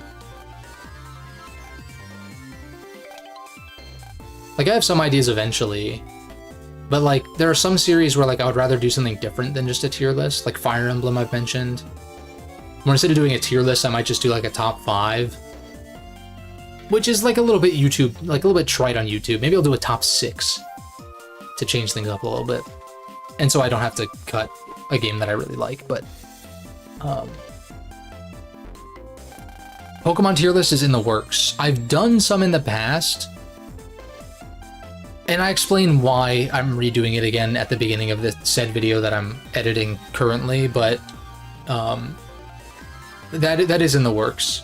It's gonna be very long. Just barely started getting hang of the overall alchemy system. Oh, nice. Nice, dude. So how many Atelier games have you played so far, then?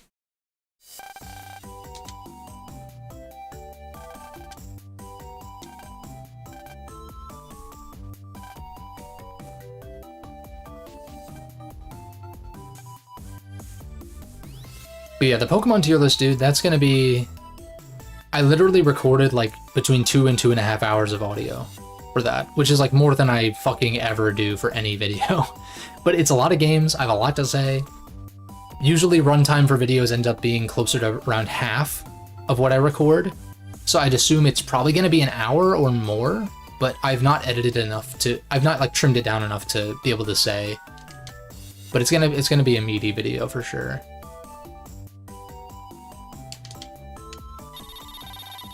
And I hope it doesn't just get dislike bombed because, wah, you didn't put gold and silver in S tier. And it's like, well, dude, I've got nostalgia out the ass for gold and silver, but they're not fucking S tier, dude. Like, what? Come on now. Not to say you can't have a good time with them, but like, there's a lot better out there. Yeah, appreciate it, Eric. I'm gonna try to get that out as soon as I can, but I don't know if I'll be able to get it out this week or if I'll have to squeeze in another video first. You're on your 10th already, holy shit. So you played 9 to the normal endings. The older games have true ends, the modern ones have normal. Okay. And so I'm guessing the true ending takes quite a bit of extra playtime in order to get. It's not just like a simple make the right choices kind of thing. It's like grind out the post-game content and then go do that, which is cool in its own right. It makes that stuff makes it feel earned, but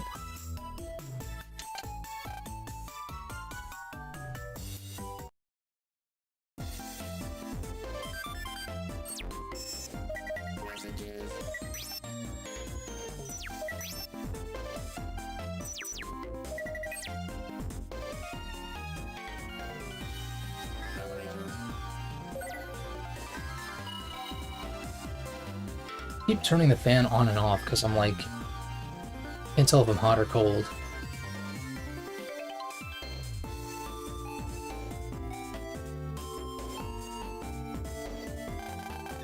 True ends require two playthroughs, okay.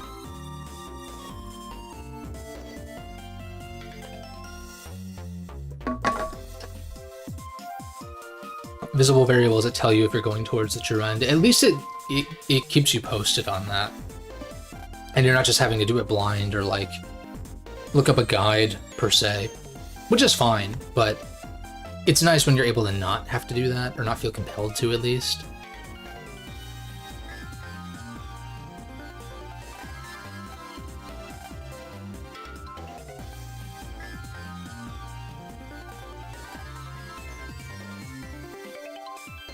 Okay, we're building a rocket.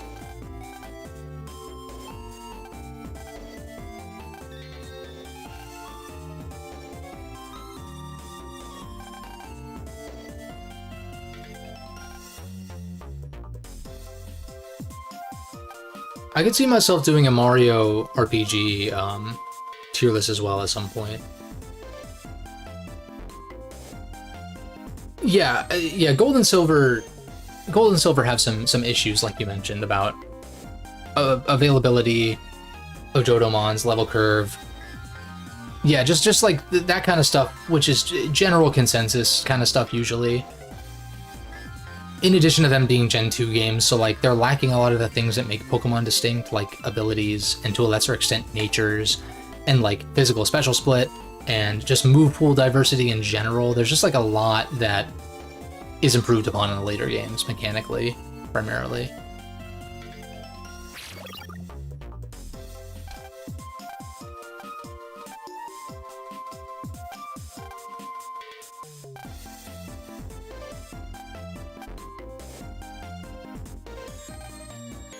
It's like Magnet Man's successor. He's kind of got the red and blue kind of thing going on. Magnetic abilities, there you go, yeah, Magnus. Giga Energy card would give us the power we needed to successfully launch.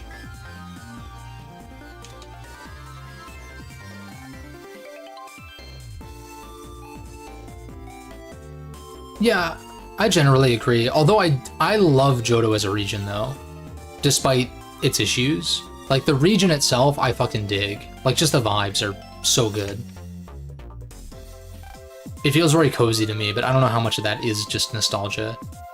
Not that like it's not that I can separate myself from that really. I hate it when people feel it's like, oh, I've got nostalgia for this, but I'm gonna look at things objectively. And it's like, yeah, as objectively as you can, but like, how much can you really separate yourself from that nostalgia? Like you can purposefully rank things lower on purpose, or like at least be willing to call out flaws. But like, where was I going with this? I don't know. Just don't pretend like, never pretend like you have an objective view on things, because there's no such thing.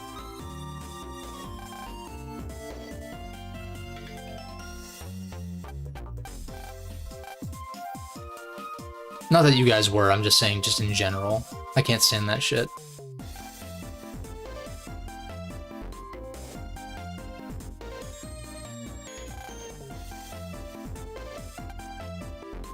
Like, you can make objective observations, but whether or not you like said observation, like if you like what you see about that observation, is subjective. So it's like, objective statement. You can't find Jodomons in Johto until the post, until you can't find many Pokemon introduced in Gen 2 until the post game. Fact. Does that bother you? That's an opinion. Now, it probably should be something that bothers you if you care about like team composition and having access to those. Like, it would make sense to have access to Mons introduced in a game in the initial region, but it could just not bother certain people. So it's like, I don't know. I hate that shit. That's like just one example, though. That's like a very mild example. Love Johto as a region as well. Yeah, the traditional Japanese vibes is great. Yeah, I don't know. I've got a soft spot for Johto, even if it is like bare bones compared to some of the later regions for sure. Primarily because it does have to share. It has to share game time, like real estate, with Kanto in the same game. And even then, Kanto feels a little more bare bones than in the actual Kanto games. But it's still cool that it's there, you know?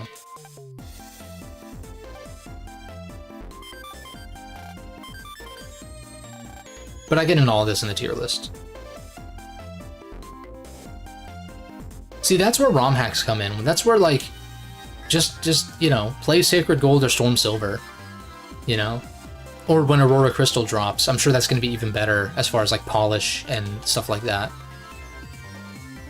But ROM hacks like that fix a lot of that shit. And there are even ROM hacks of, like, the original... Whoops.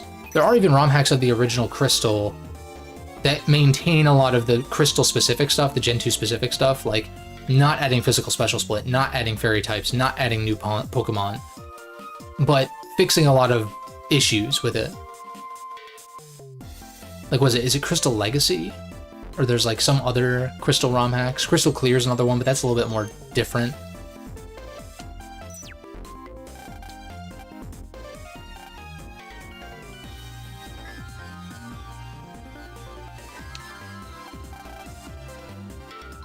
You could also play a randomizer, which is another option. Those can be fun. I haven't played a randomizer in a while, though, but a Pokemon, that is. But that's primarily what I was playing when I got back into Pokemon in college, was like randomizers of Gen 3, 4, and 5 games. A shit ton of them. Like, that's mostly what I was playing at the time. After I got into my Skyrim phase, that is. Skyrim remains... Well, Skyrim is probably still my most played game of all time, but if I don't have exact numbers on, like, the older Pokemon games, for instance, right? I could look at my 3DS for the amount of time I played on there from, like, 2011 to... I don't know, like 2017, 2018 or something, at which point I switched to emulators.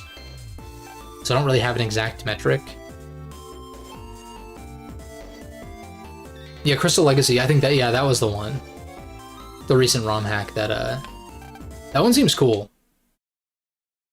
If I ever specifically wanted to play Crystal, I'd probably play with that hack. Because otherwise I would just play HGSS if I wanted his special split and all that jazz.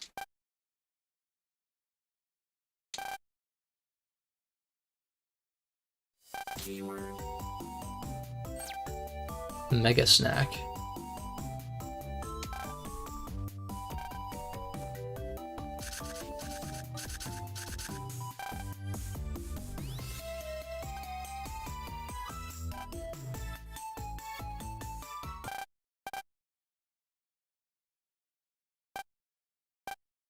We literally went up and talked to him several times, but whatever. His name is Eos, AC Eos. People usually call me Ace. Ah, so is there like a JK in Red Joker or something like that? Someone who goes by Joker. Looking cool, Joker. Or you could also do the Joaquin Phoenix references as well, but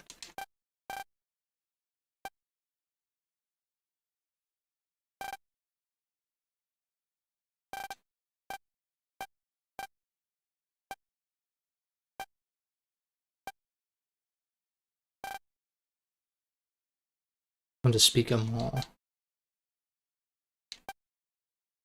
New mall that just opened takes about 10 minutes by train.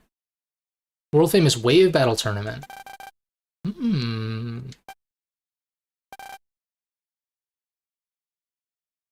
Third entry in the series. We got a tournament arc. Not bad so far.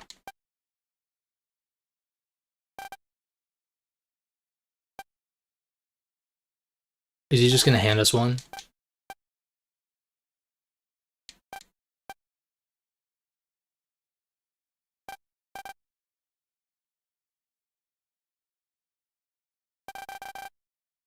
Gives Big Brother vibes, yeah. He seems cool. Take part in the wave battle tournament and speak them all to earn it. Ah, there's a catch.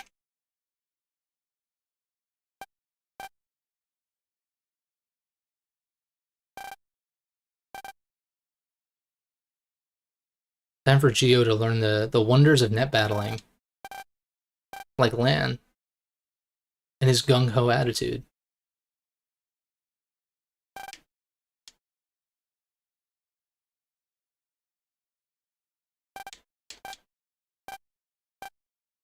I'm not that cool.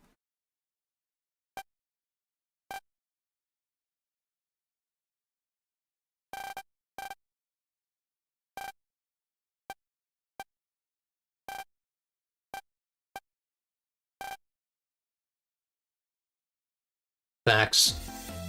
True successor.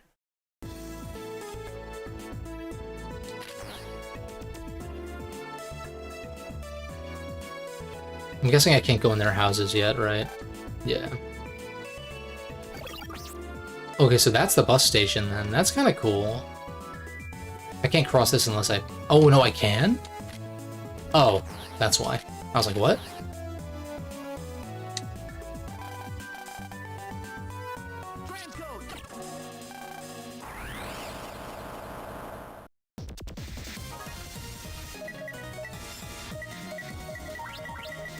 Hmm.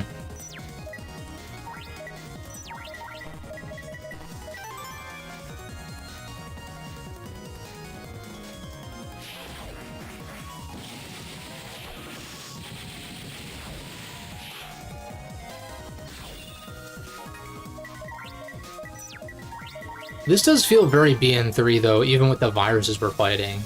Like, these are very much like fishies.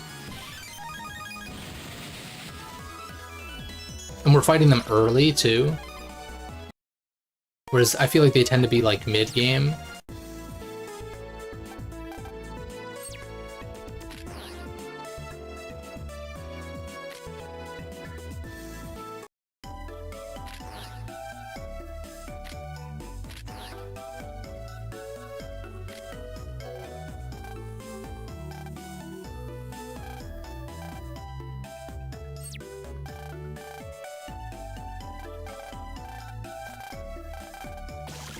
Oh?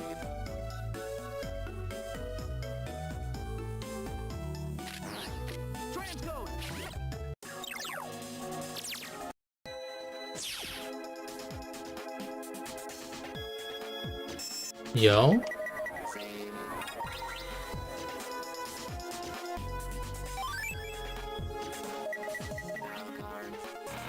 Seems like a banging track to swap my folder around a little bit. Let's see, we got Mad Vulcans, we got Long Swords. I'm a fan of just completely reworking my folder right now. I'm probably gonna have to put most of this garbage back in, but I'd rather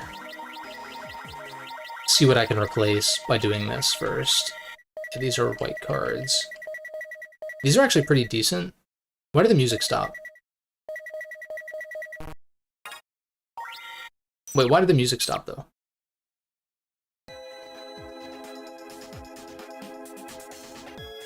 Does it just stop when I'm in my folder? That doesn't make sense.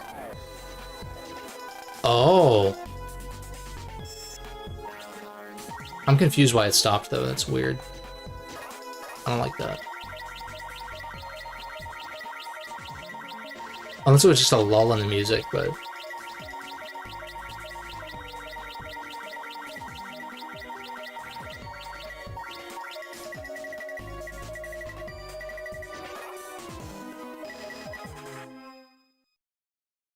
That's weird, it doesn't loop. Is that like a ROM issue?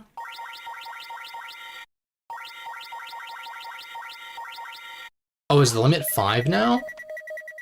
Oh shit. Oh no, it just doesn't loop immediately, that's weird. I guess they anticipated you to get into an encounter before it is supposed to loop? That's odd.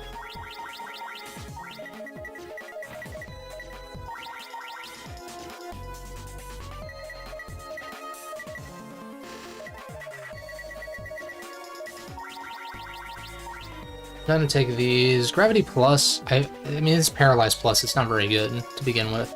I don't have any fire cards, so Grass Stage is kind of not really worth it.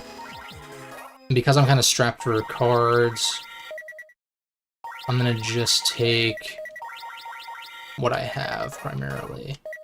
I'm guessing 3 swords triggers some kind of program advance, though, or is it sword, wide sword, long sword? That is the question. In which case, maybe I do want to cut some of these. Like, maybe not have so many ground waves or something. It just take 3. Also, I have the Mad Vulcan and Longsword from here, so it's like, do I need... I'm not sure how to feel about white cards. I guess once I get better ones, then maybe I would be a little bit more okay with it. Maybe I cut like a Mad Vulcan since I have a 3rd one. Or wait, I actually cut 2. So I have 3, so I can test out that, what whatever it's called, Gravity Advance, or not Gravity, but whatever it's called. Air Spread will take 3. Those are SF versions of the Undernet. That's true, there's not... I guess there, yeah, there wasn't an equivalent to that in the previous games. That's... huh. Mini grenade, sword, wide sword.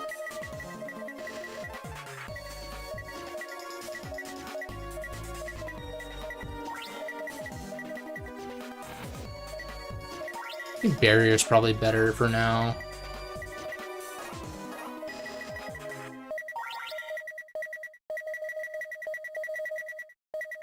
I don't really like attack plus 10s. I'll take, another thing I got to before the game told me. That's so rare for stuff like that to occur, though. It's cool that you can do that, but it is surprising nonetheless.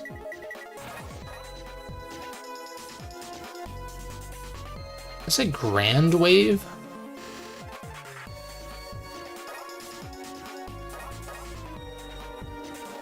It's like another divide line, I suppose.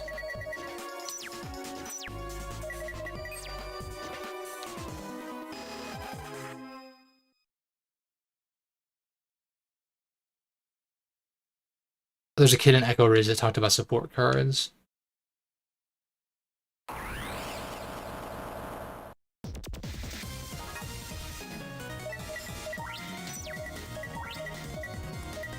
I have to click on them, I guess. Support uses Area Eater, or I use single use, but I have to...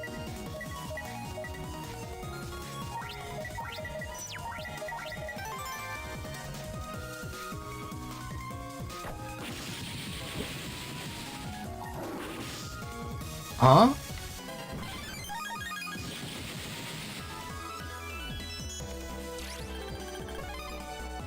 That was odd. Noise waves have a slightly higher encounter rate. I'm just off put by the looping not being a thing. So that's the exit.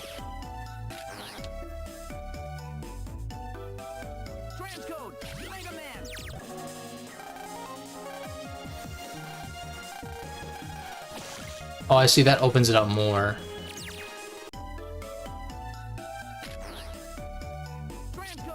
Hey, stop picking away at my TV, you jackass.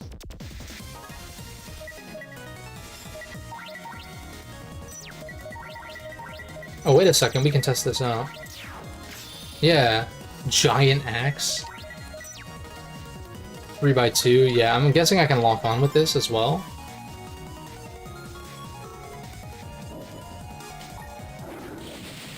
Okay, that's lit. And so that is... God, I could spend so much time just rebuilding my folder constantly, but I'm like, that's an incentive to not run... Like, I don't need to run like a million of these, but swords are actually pretty good here, so I guess I'll keep it for now. I'll also set that.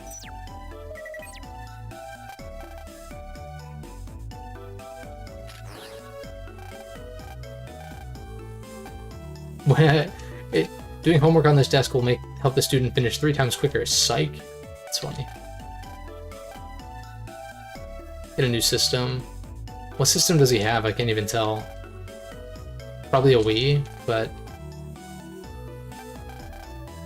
Baseball and space.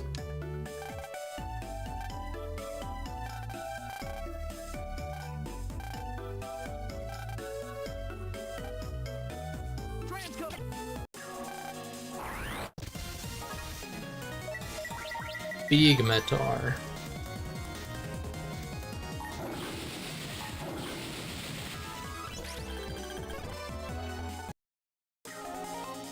I do have enough for another HP mem, which I'm tempted to go grab just because...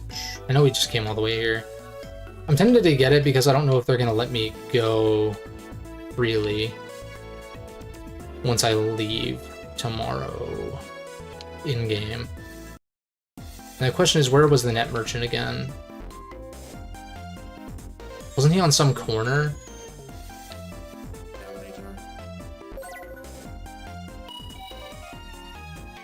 Oh, you know what? I think I know where he was at.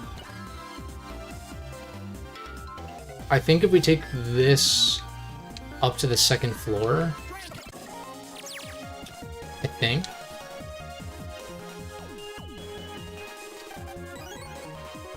I think that was it.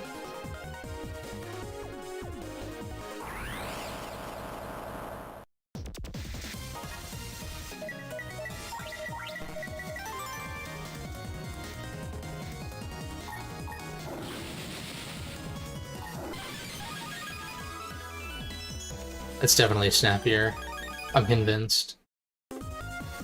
I'm definitely convinced now. I think he was up here, right? No. Where was the net merchant again? Maybe... No. Was he in a comp? I don't think so. Near my house, okay. Oh, it was Echo Ridge Wave Road I was thinking of then.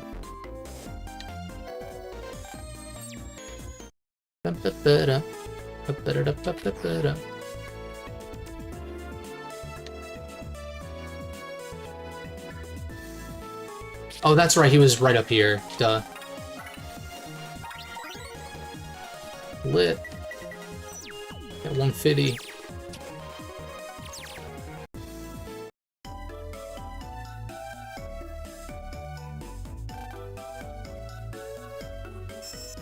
Alright, I need to hit up the bathroom real quick, so I'll BRB.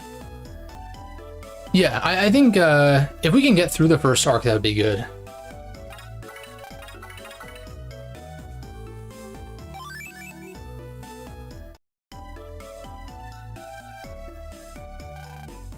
I just don't want to rush through it like I kind of did with Star Force 2, where I was just like, alright, let's get this over with. I'm down to kind of chew on this one for a while.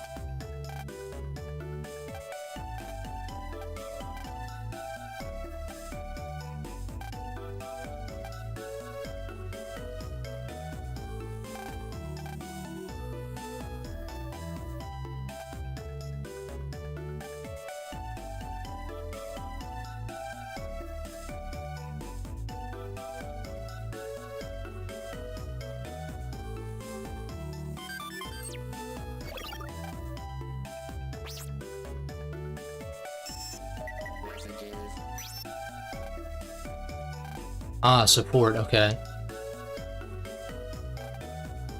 Converts a battle card into a different battle card.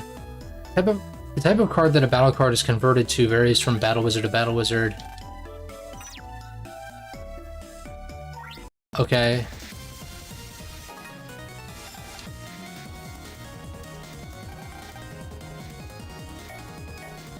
Right. If you touch them, you'll be able to use them as support cards. Single use is also selectable, but that means card can be used as normal, but you can't pick any other cards. Okay. Each element activates its different support ability. Area Eater, attack 10, invisible. Okay.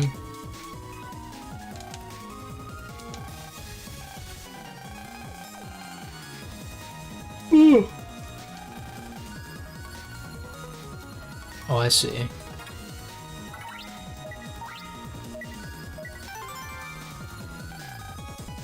Oh, no, you're good, dude. Yeah, we're just exiting the tutorial stage. We just got sent the support card tutorial, which I'm still a little confused by. Like, what determines when a card is pulled as support? Or is that middle top row always support? No, that's not the case. I know for sure that I've seen it not be the case. By the train wicket that's over here.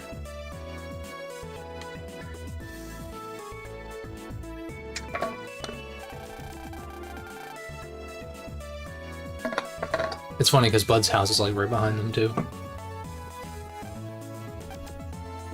What if we can't get the Giga Energy card because we get there too late?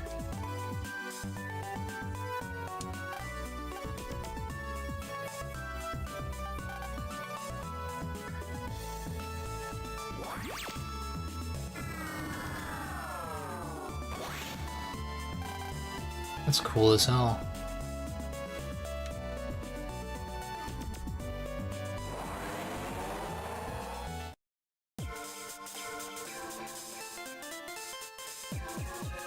Okay, vibes.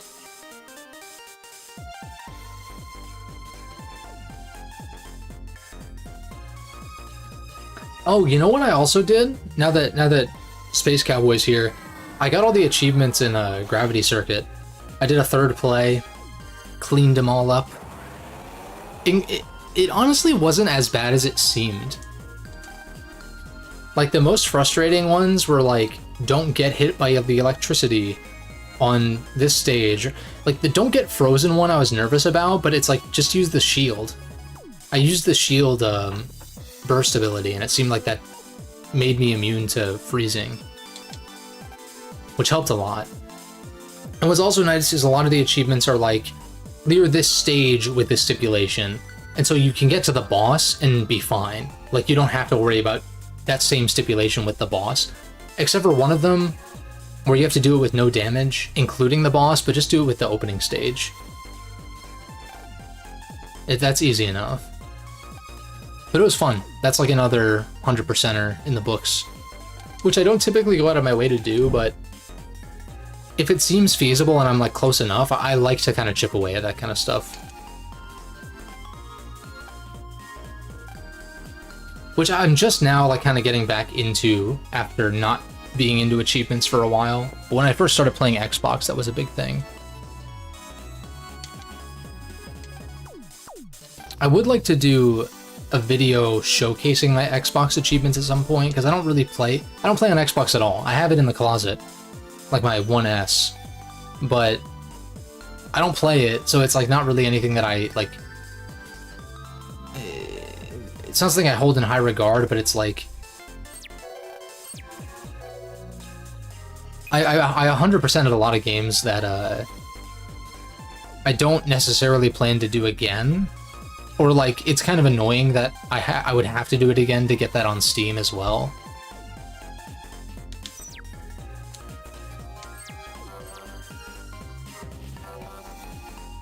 What's up with this? Yeah, no, it's really good. It's really good. Gravity Circuit is a high recommendation. I mean, it's got all, like, the Mega Man X and Zero goodness, with actually, like, a solid narrative as well, surprisingly. I actually didn't expect that to be a point that I found to be pretty good. Like, it's pretty well written, and I actually like felt for these characters and the situation, even though you're like kind of thrust into it. Usually in that circumstance, I don't expect to resonate very much, and it's not like it brought me to tears or anything. But there were moments where it's like, shit, this feels very bittersweet, straight up. And it sets up for a sequel nicely too, which is like cool. I'd be down for a sequel that kind of like takes the story in that direction.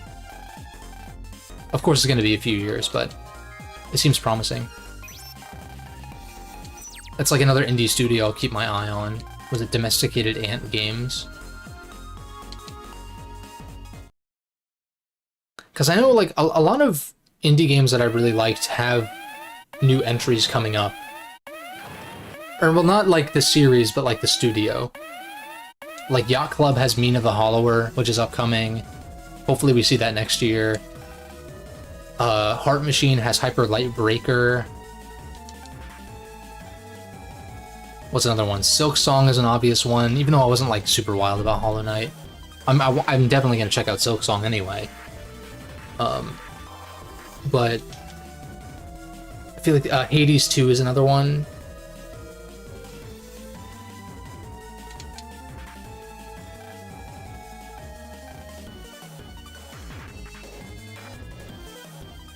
I could see next year being big for indie games, actually, now that I think about it. Since a lot of, like, you know, Hyper Light Drifter, Shovel Knight, Hades, and what was the other one I mentioned? A lot of those games have, like, those studios have new games coming up, and I could see them pretty much all coming out next year, potentially. Wait, that's a pretty good set of white cards, compared to what I currently have.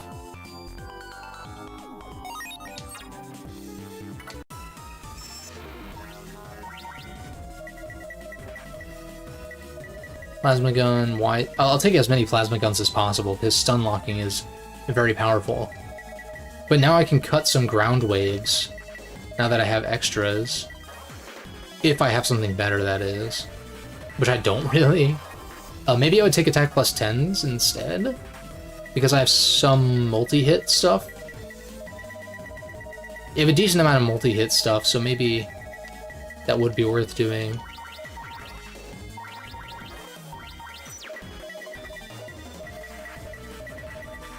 Also, I have 3 wide swords now by virtue of that white card, which is cool. Oh!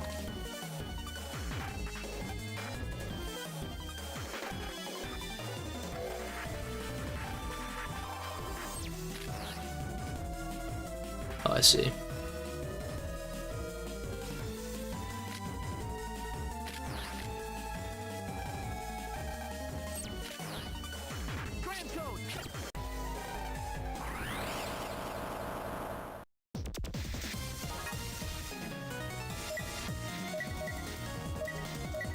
Does anyone know what determines whether a card is going to be drawn as a support card or not?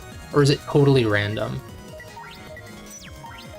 That's the only thing that I'm not really convinced by right now. Ah, shit. I hesitated.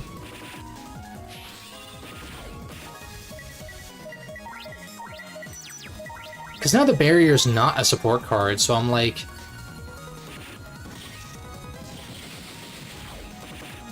Can't say.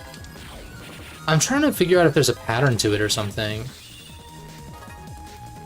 No, those are still below. This won't reach. I wish I could lock on with Mega Slap or whatever it's called. Claw Slap or whatever.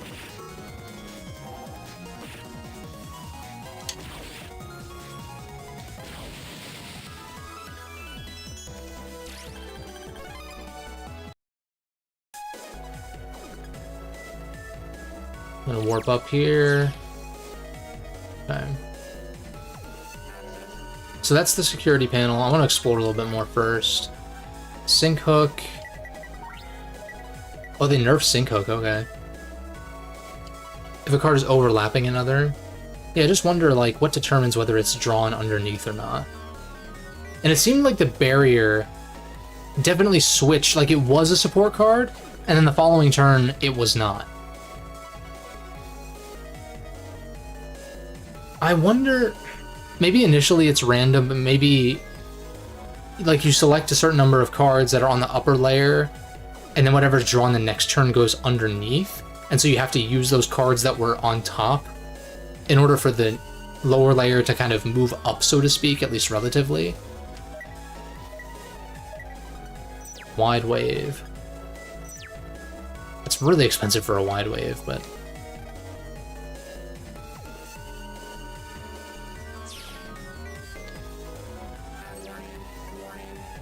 Warning. I'm assuming that was about accessing that, right?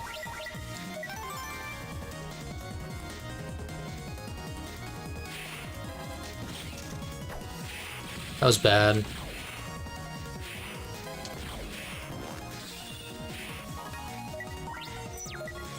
What does attack 10 do? Oh, it's still just area eater, okay.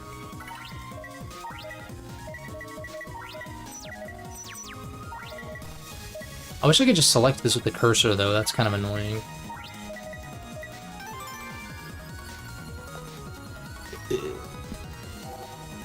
What is the warning? Oh, what the fuck? Interesting. I guess because the enemy was on that one side, it only ate the 2 panels? That's kind of... And you know what just occurred to me is that, like, I never... Why did I never think about this like this? The arena is literally the wave road, right? It's just like you're facing it down vertically, whereas in Battle Network, they're just turning it on its side, but it's still like... It's like the long rectangular wave roads, right? Okay, I don't know why... I'm sure there's a reason why I got a warning, but...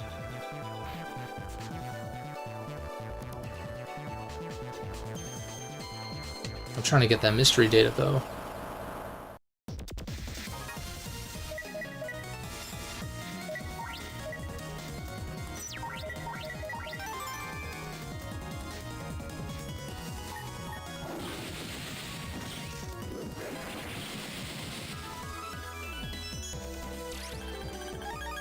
Queen.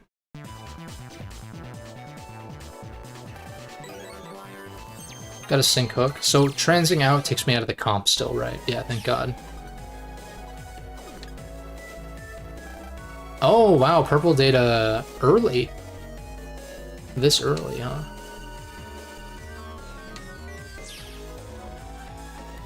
You don't sell unlockers over here, do you?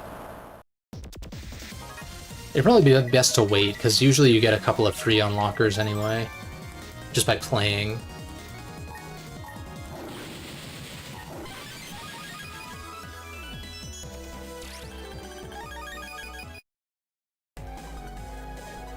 Yeah, I'll just do that then. I'll wait. Their HP Mem 10. It's blocked.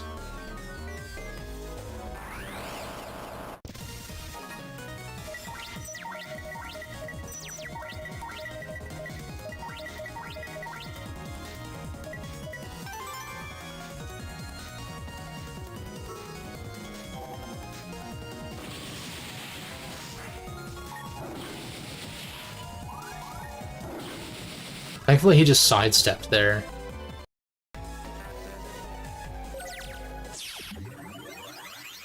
Warnings are fun. Some movement tech with warnings. Okay. What does the warning even indicate? Was that what got me into that battle before?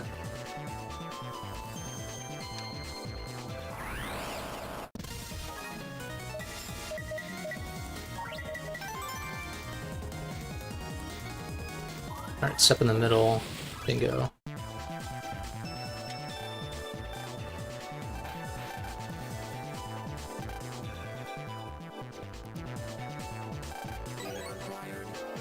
Attack 10. I'm not really getting anything super interesting card-wise here. Not yet, at least.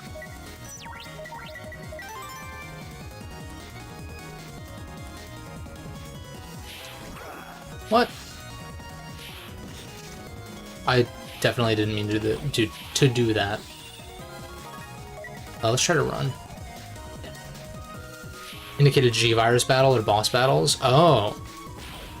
So is that something that I could stop moving and it wouldn't trigger, or is it a time thing?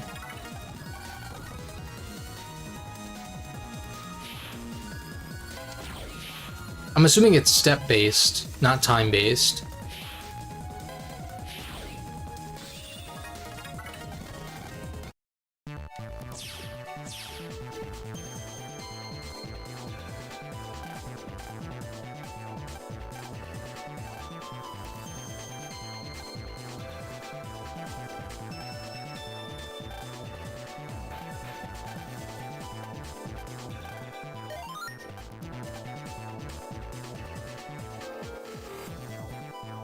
Like a random encounter. If the random encounter... Okay, I see. Gotcha. That's kind of cool. Would be nice if they had some kind of warning system for encounters in general.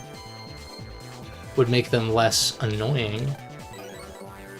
But that is nice for, like, hunting bosses and shit. Can you save scum it?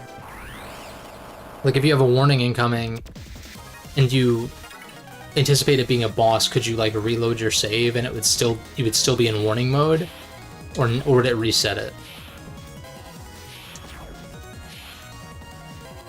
Because I wouldn't be surprised if it does just reset it, but it would be nice if it didn't. Because then farming bosses would be easier to some extent. You just have to find them once, basically. And then just attempt them over and over. Okay, I can just pulse out.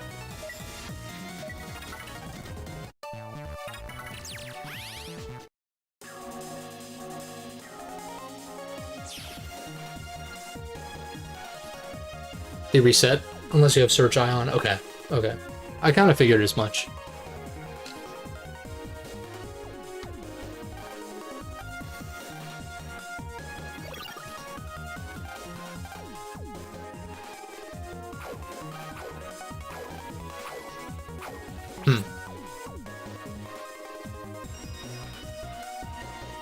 want to see if this other comp...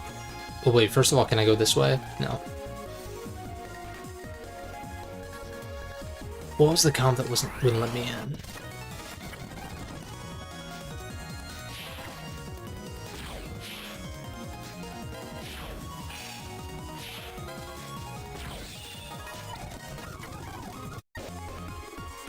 Wasn't there a comp? Yeah, it was this one. Okay, yeah.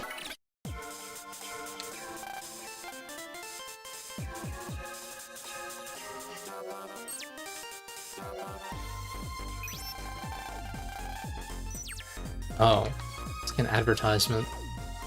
That's kind of like what they were saying in Star Wars 2 about ads.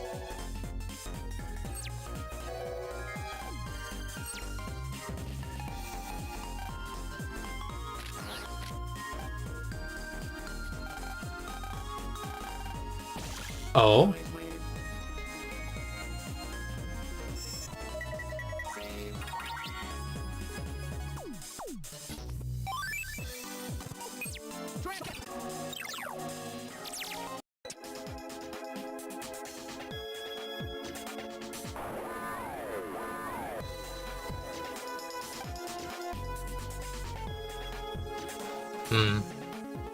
One is happening fairly often.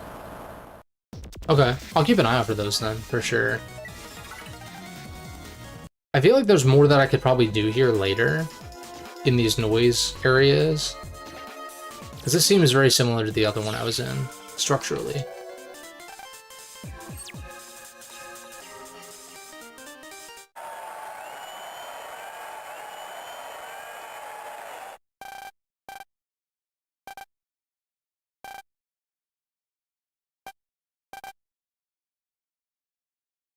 Is it time?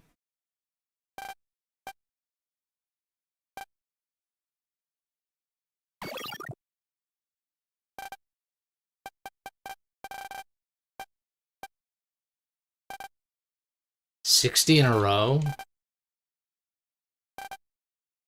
Whoa.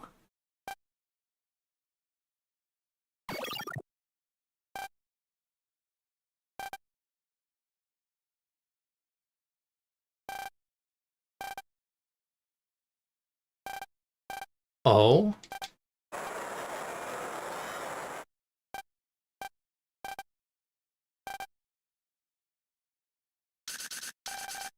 Did he just out him?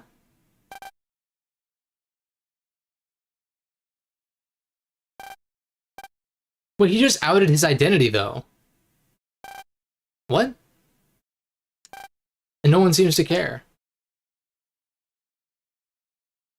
They do remind me of the Undernet as well, yeah. It's got a similar vibe.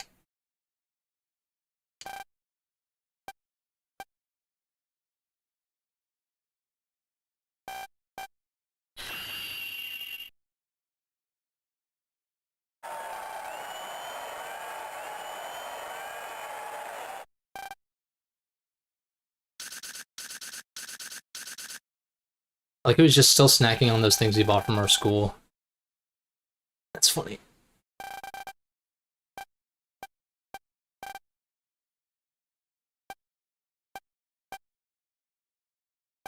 Oh.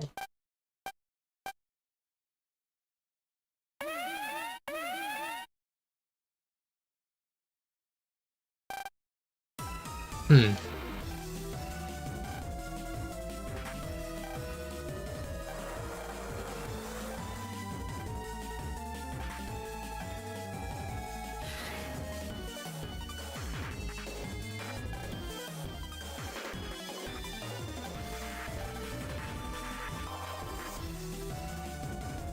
Lit.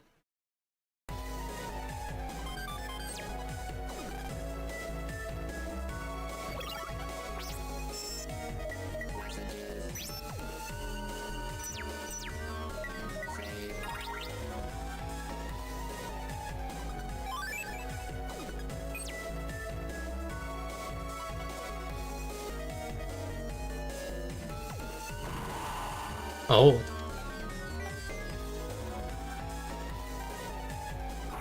This must have been the guy who was acting strange before. Got transformed. Noise Wizard B1.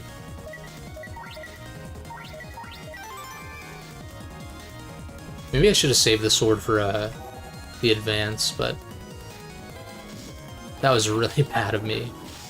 Oh shit.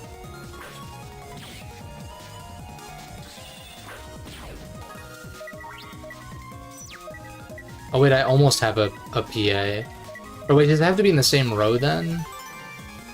I'm gonna hold off then. I want to experiment with this a little bit more.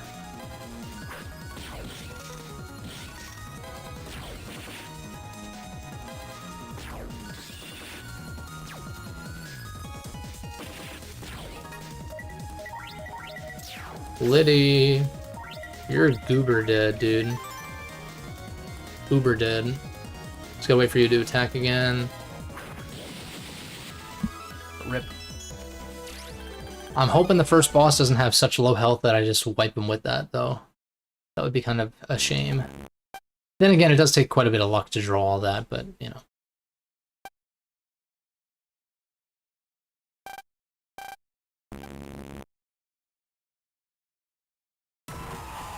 Hmm?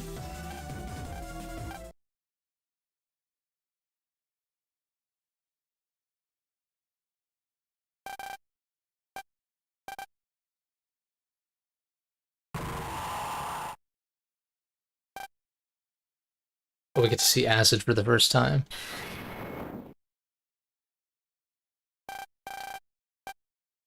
Oh wait, that looks like...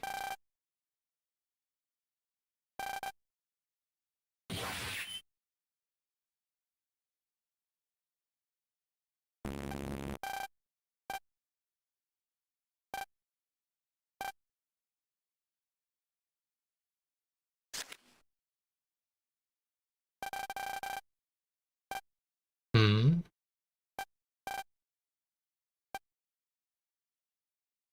It's a calling card! The Phantom Thieves have come to destroy the fucking world or some shit. I don't fucking know. Bad joke, but you know.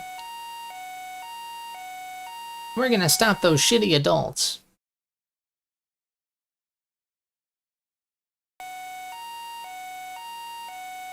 I like P5, but like, you know. Gotta poke fun at it from time to time, right? Mostly just the dub, because I don't know, a weeb.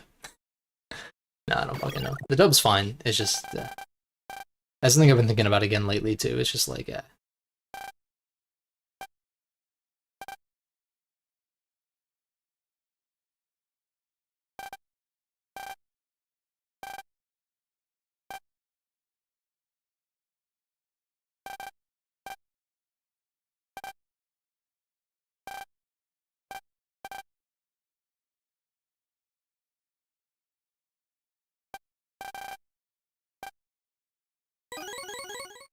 okay.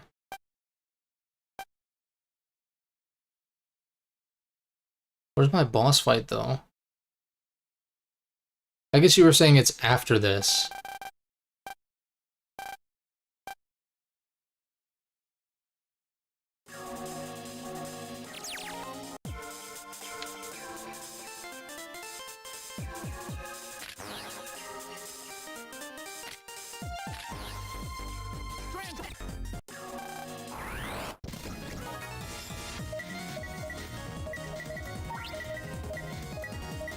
I guess using this as a support card would be pretty good here.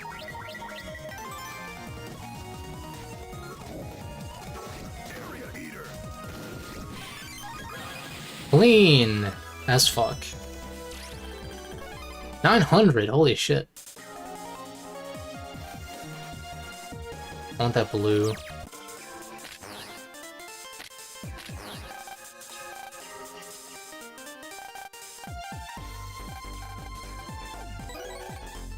Oh. Why the heck would I want to do that? That's funny.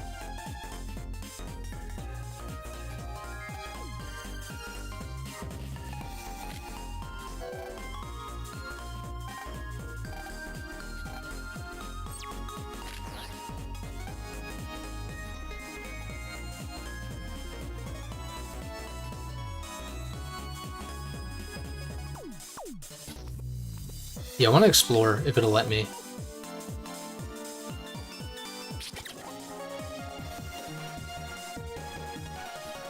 Lit.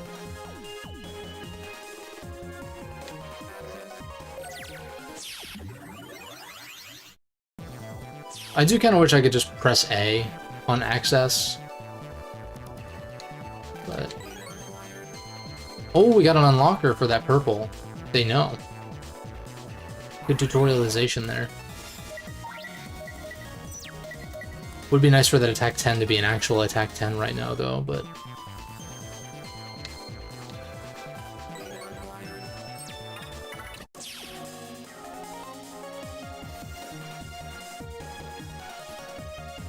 can't do that yet.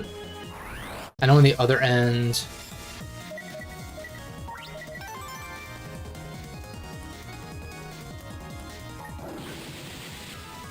yeah, I mean, it's a small thing. It's not a huge deal.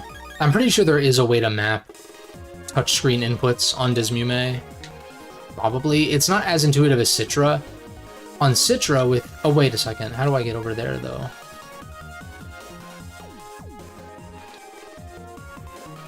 On Citra, you can literally... you can map it to where it clicks on certain points on the screen, even. So, like, I could map some unused buttons to, like, tap specifically here, or specifically here, or something like that. But, on Dismume, I'm not entirely sure if that's possible. I haven't really fucked around with it much. Where was this mystery data over here? Oh, there's two. I guess I'll get there later, then.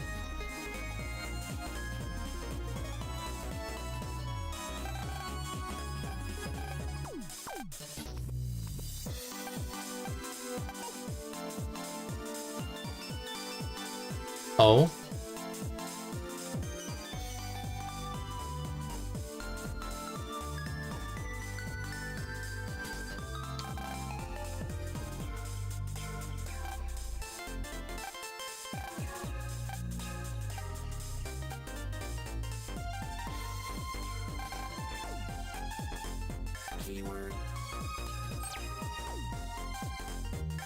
Wasn't it NASA, though?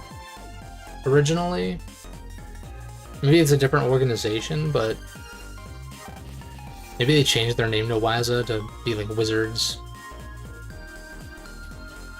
Something.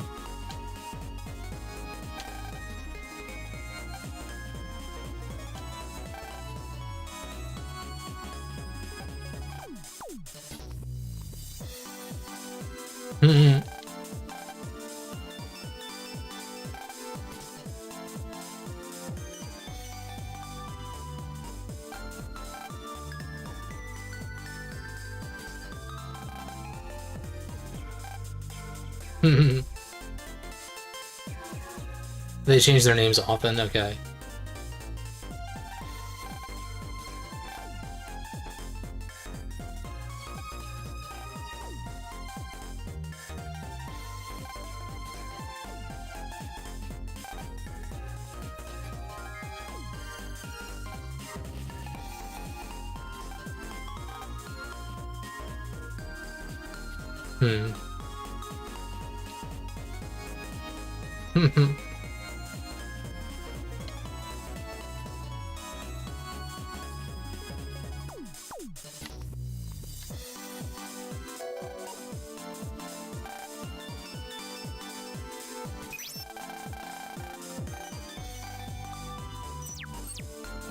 Okay. Oh, I want to get that purple before I forget. Which, yeah, is over here. We'll fight this guy first.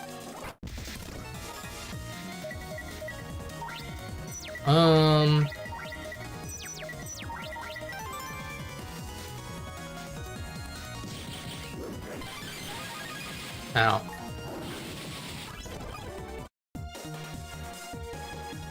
So I need to take the wave road.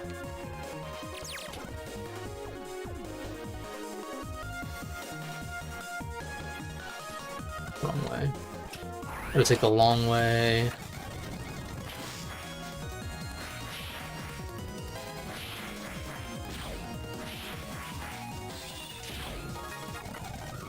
Sweet.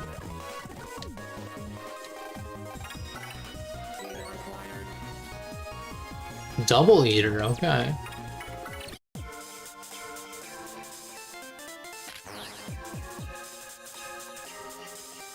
That's inaccessible for now, I guess. Ooh.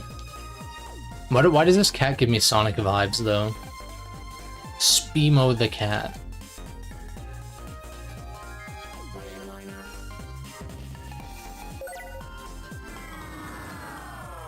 Even if I could just map, like, a singular button to, like, touch the middle of the screen, that would be enough. Other touch inputs are, like, fine, like elevators and shit. Like, that's not a big deal.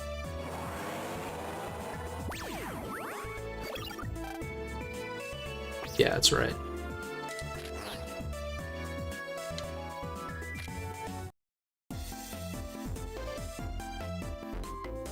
It looks like a speedster, for real. Like an OC from fucking Sonic Forces or some shit.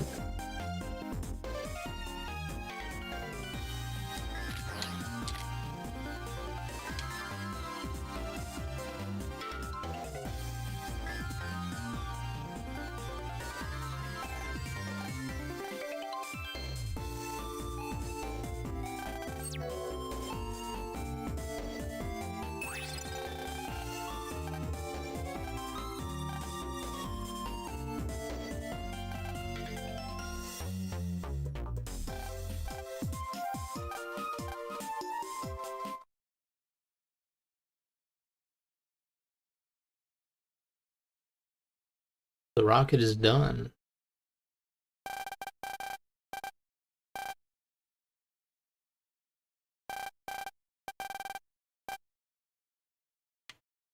Wholesome.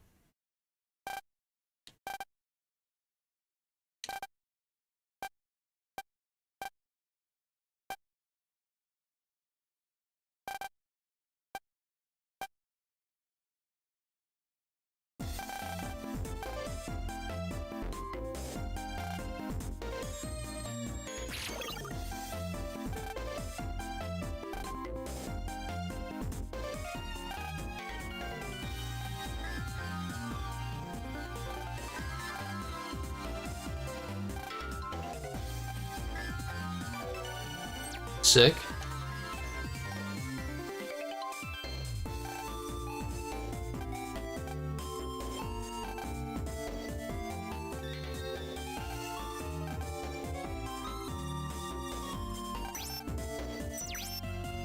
Okay.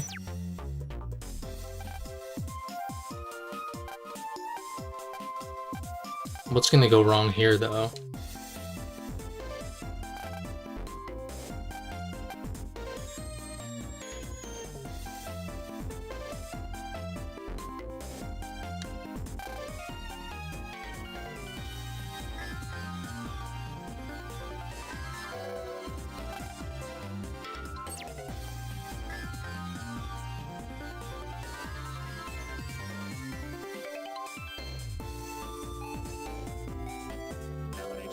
I feel like we're making good progress, though.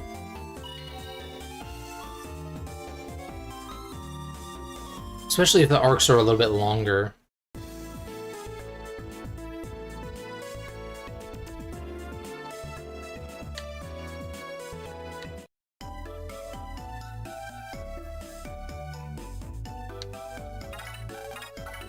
Alright.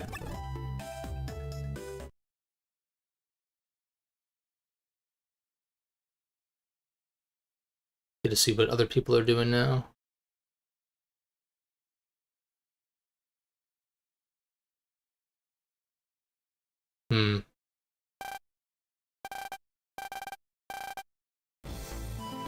Oh?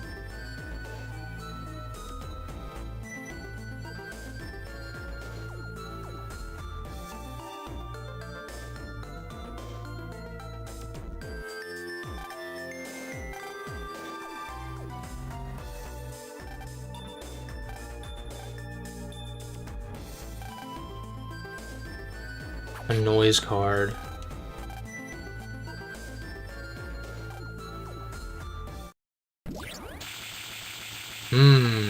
I was wondering if Magnus was going to be the boss, but I couldn't tell if it was like... He seemed too nice to secretly be an antagonist. Oh. Spade Magnus, okay.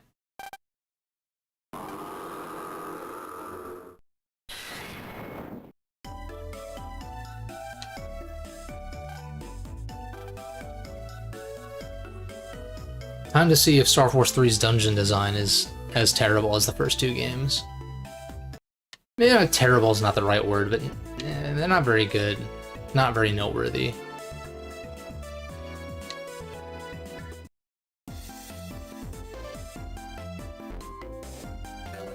Half-baked or tedious. Ex-villain, yeah, literally. I didn't expect for him to change forms that much, though. It's kind of sick. Oh, to the roof, duh.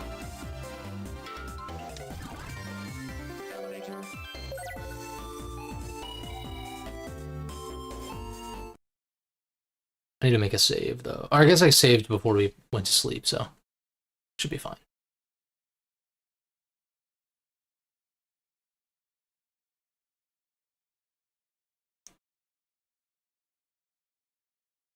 Ooh.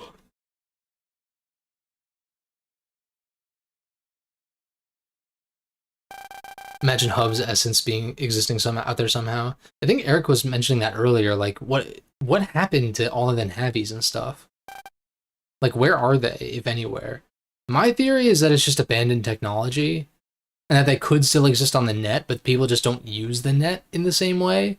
Or maybe they were adapted into something else, like they were folded into some sort of new technology, or a giant EMP exploded like 100 years between these two series or some shit. I don't know. It could be any number of things.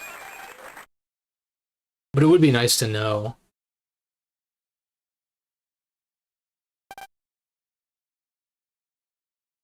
Which is why I think a series bridging the two would be cool.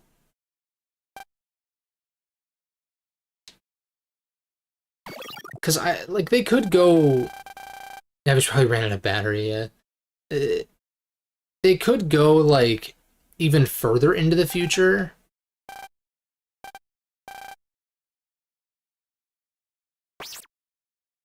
But I don't really know what more you could do. Like, it's already very sci-fi. Oh, you're probably right, yeah. In the first game you can find abandoned PETs in the junkyard. That sounds about right, yeah. So it's sad to think that the Navis might have like died with that technology though, but as of now, that's the only explanation we really have.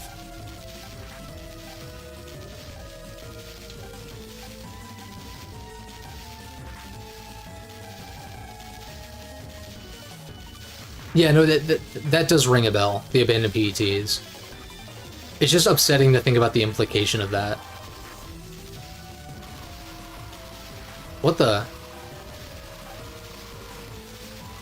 Oh, the magnetism. Then Hub's soul still resides within EXE. Yeah, I'd like for that story to be told someday. He's still a special case. Yeah, like Hub probably... If any Navi is still existing, then it's gotta be Hub or slash Mega Man, right? He's just with a descendant of Lan. I just wonder, like, you would think a descendant of Lan would be like a prominent figure, but I guess that's not always how it works, right?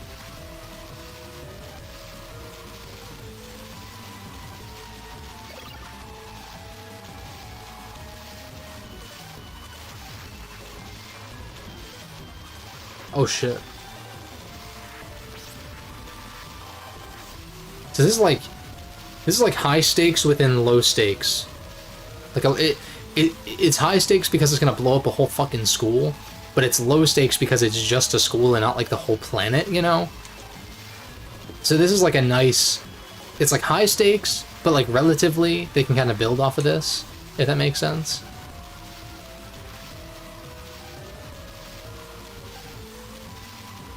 What else is he supposed to do?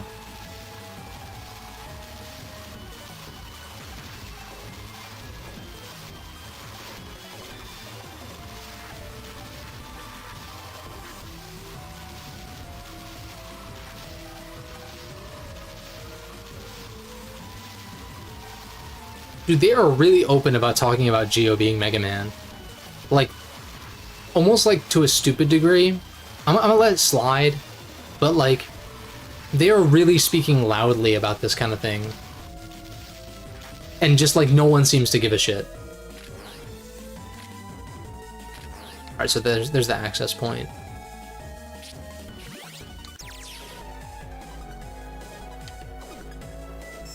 I don't quite have 4K in order to get that last HP mem. Oh, I'm so close to it though. So I am tempted.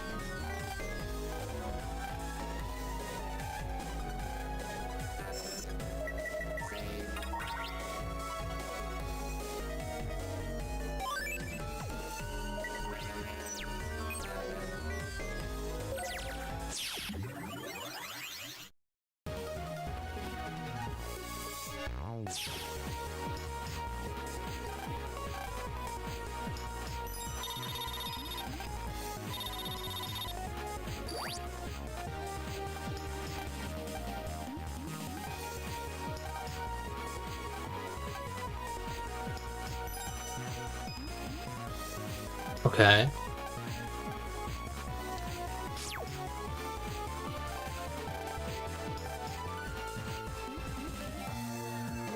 Yeah, every Raimi Spider-Man intro, straight up.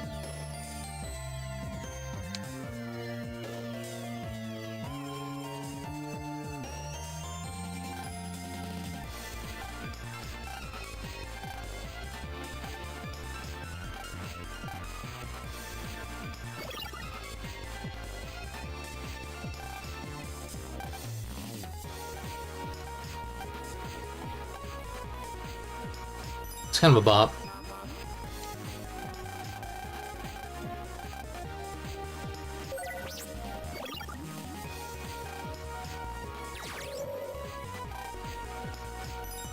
Okay.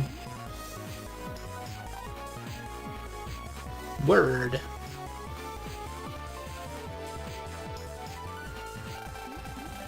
Yeah, that is kind of shitty that like net navies outlive their operators in that way.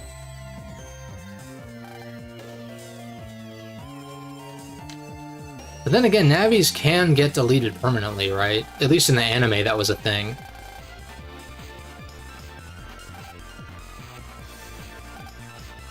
So it is possible that they did get wiped out at some point, but I don't want to think about it.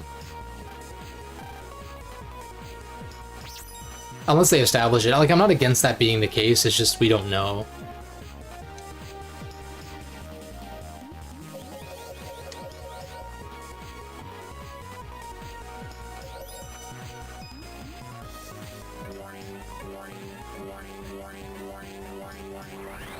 Oh, so it is a time thing.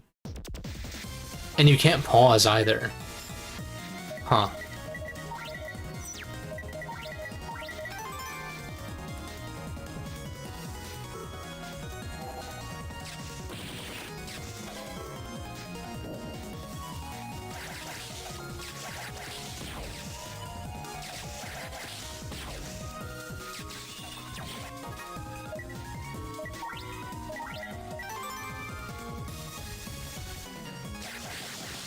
Ow.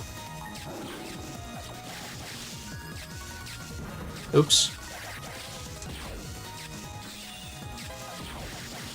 I definitely moved, but okay.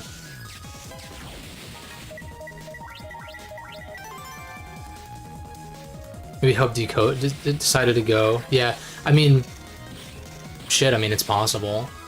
I could see something more like Hub, like, turned himself into some kind of program similar to like the Kernel and Iris systems, as far as I understand those, where it's like he's not like a conscious Navi anymore, but he like used his data to like become Earth's defense system or something like that, you know, kind of deal.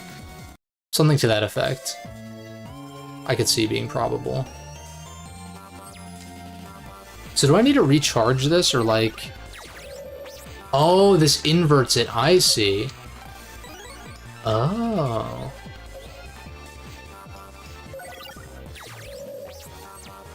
I'm gonna see... Uh-oh, I didn't heal up.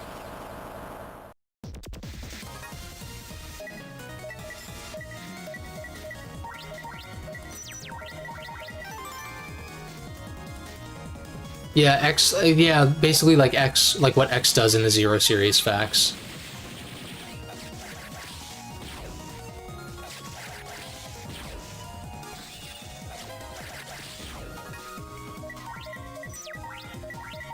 Oh, wait a second. I have technology. Oh no, I can't. I can't do it because there's not. Never mind. No technology for me.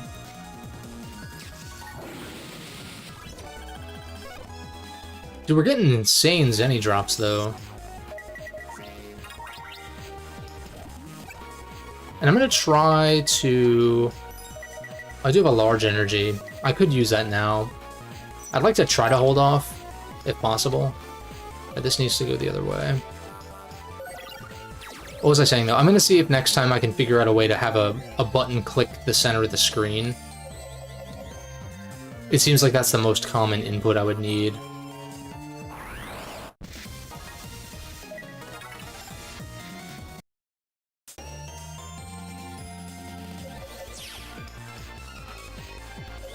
I want that green though, can't I? Yeah, I thought so. Another barrier. Oh wait, interesting.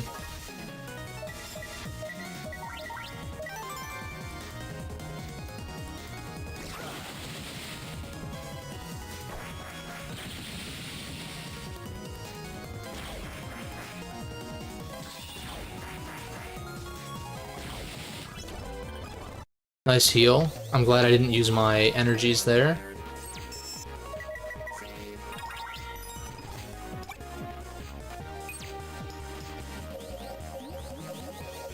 Shit.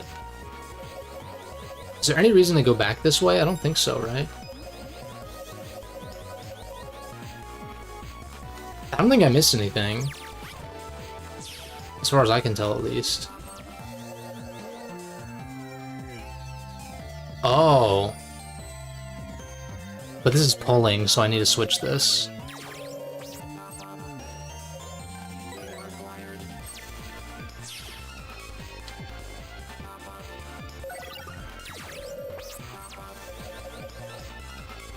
Swap it again.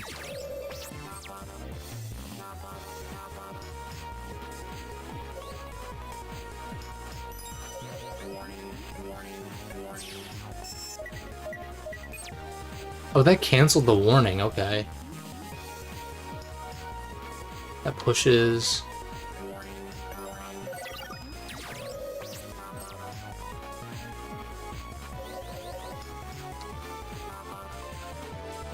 So, okay, so I need to be pushed this time.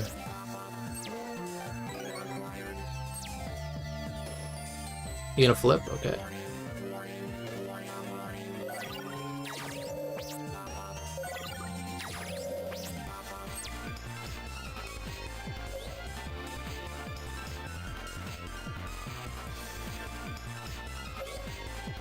Is there any... That's just... I don't think there's any reason to go back there, right? Shit, I missed it, damn it.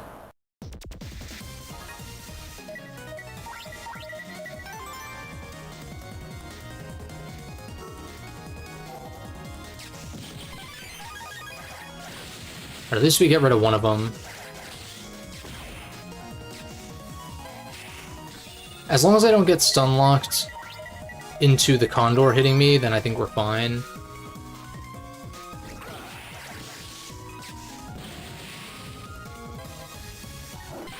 Oh, that was sick.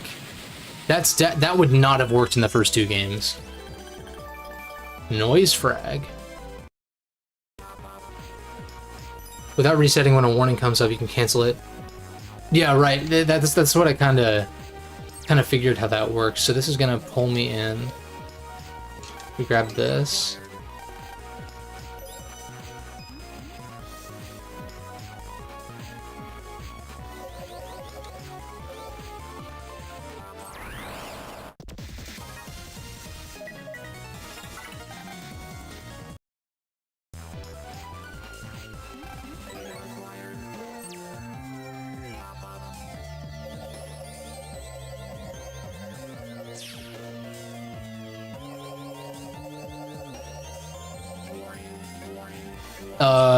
Okay.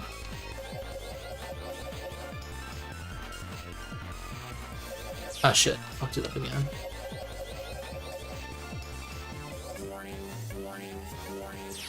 Dude, just... I guess I can't grab the mystery data during a warning. Fucking damn it. Come on. Large energy? Okay, sick.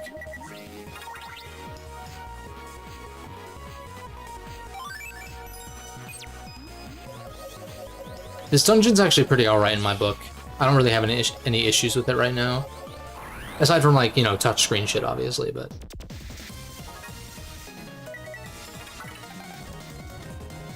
Damn. Pissa!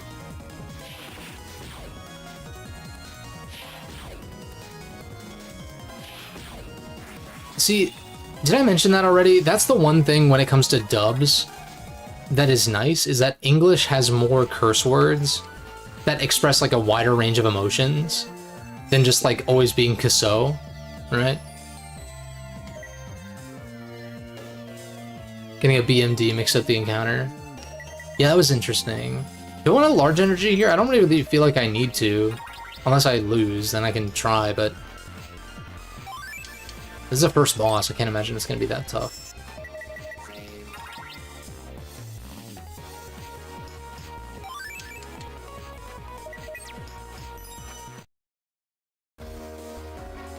Yeah, let's try this shit out.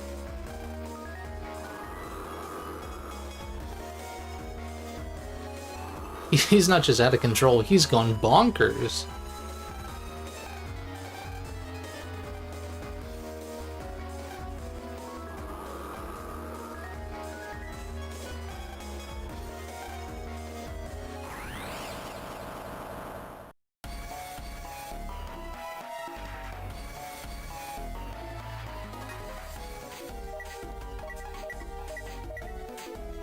I might regret this, but... Let's get up close and personal with this guy.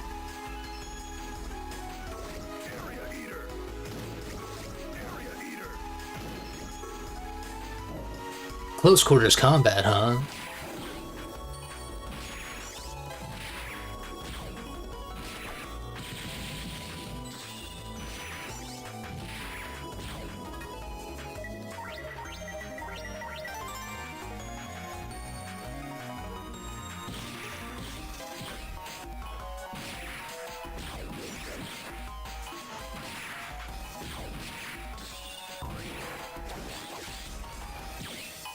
I'm kind of impressed that I managed to pull that off. This guaranteed lands. Damageless, bitch. Fuck yeah, dude. We're out here.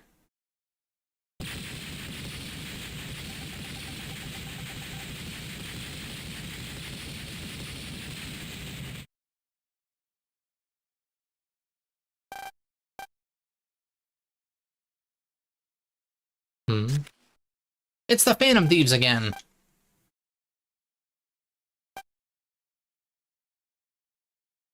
The boss theme slaps, dude. That shit's heat.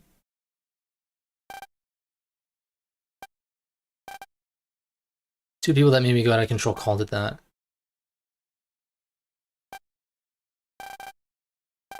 Stay frosty. He keeps saying that.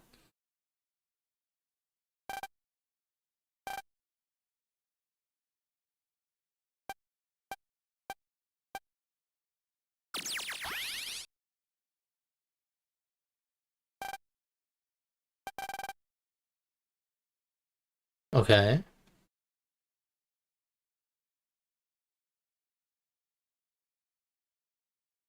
So we stopped Magnet Man.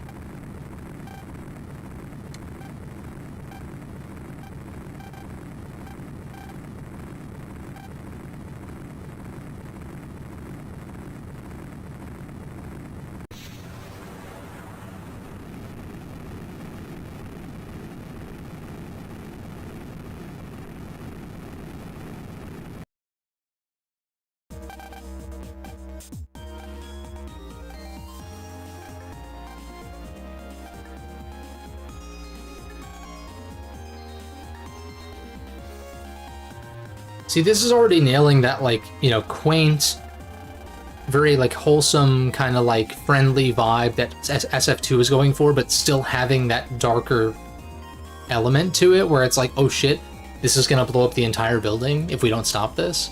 Which, yeah, like, I don't know, I guess there were high stakes in SF2 prior to the end, but like, at the same time, not really. It's like, oh no, ghosts are around, but like, I don't really know what they're doing. And then what was the second one? I guess the Blizzard one was kind of dangerous, but it was more so like one person's safety we were concerned with rather than like, oh no, it's gonna kill everyone at the resort or something.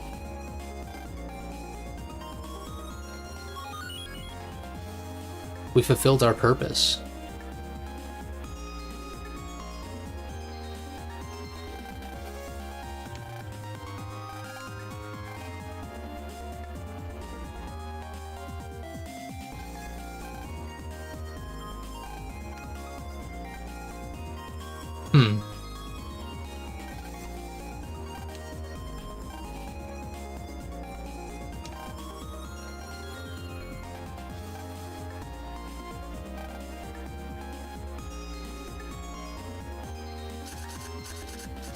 Dude, how many of those things did he buy? God damn.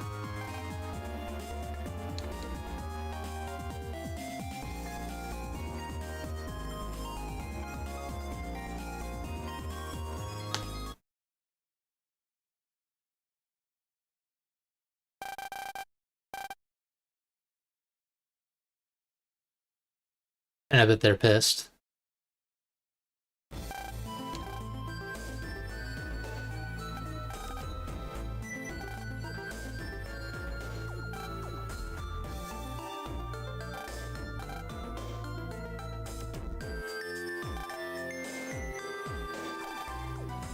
Okay.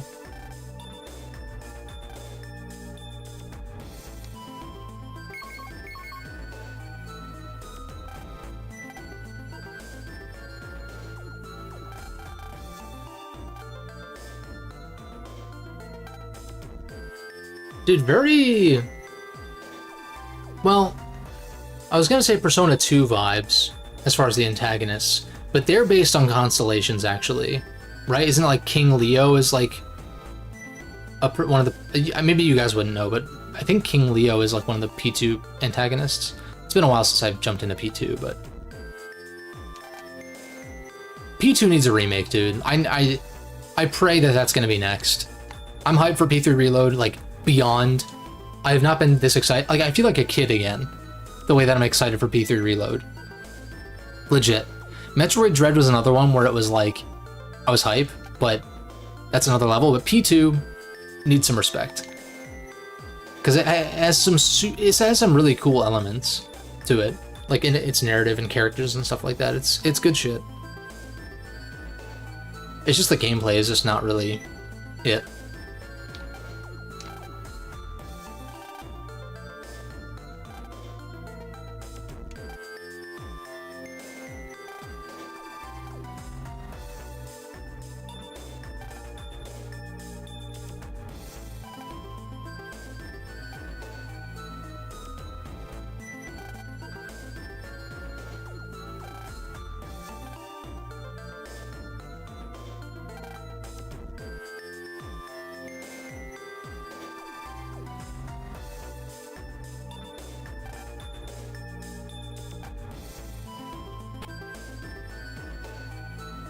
VR could be an angle, but then again, they kind of have like inverted VR. They have inverted VR currently, where it's like even more impressive, where you're bringing virtual stuff into the real world.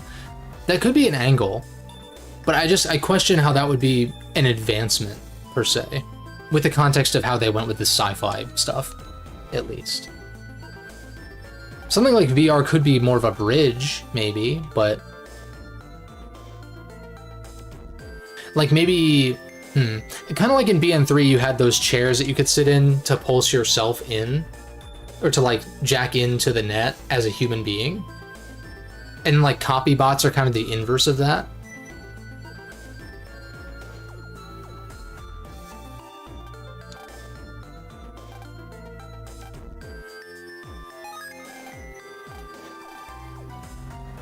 This theme slaps, though.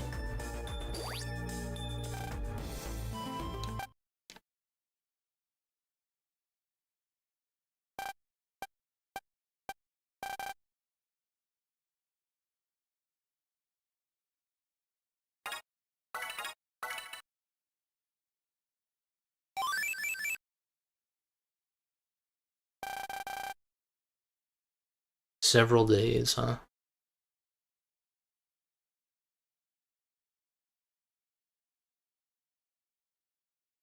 How far can you use Area Eater in this game? Can you make it so you literally lock them to one row? Or does there have to be a row in between you two? Meteor G.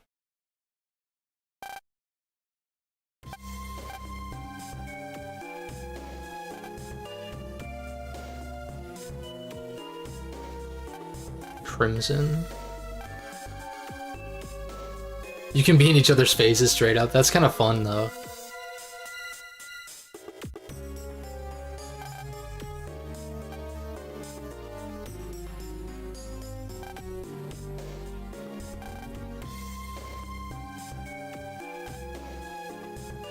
As much risk as you want, yeah. No, straight up. We still don't know what... Huh.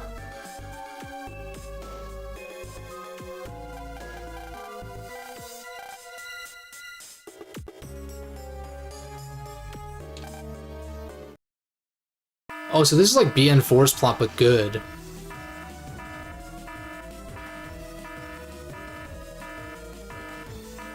Yeah, there's lots of material that they could use if they were to take the VR angle. I'd be here for it. I mean, then again, I would take pretty much anything at this point. Oh, they actually talked... They're referencing Sharo and Netfrika, huh? Finally. Oh, what? Have been destroyed. Recent missiles were filed at Meteor G. Oh, shit.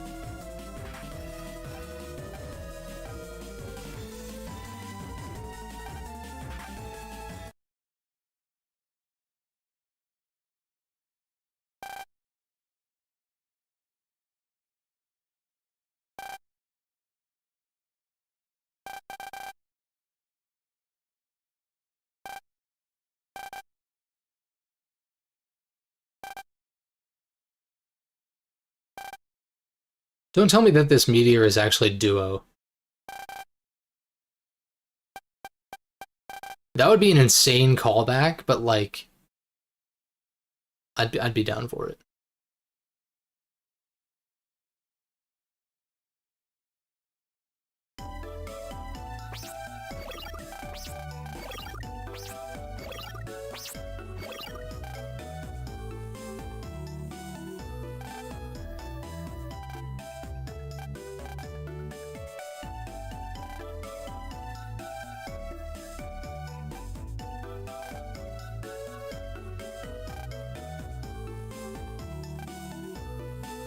That idiot box.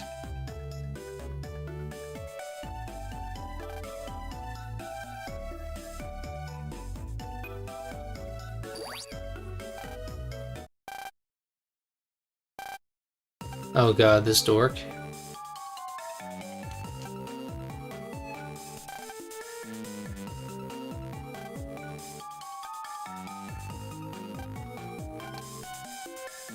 Noise is outputted by the world's EM technology, almost like the exhaust of a car.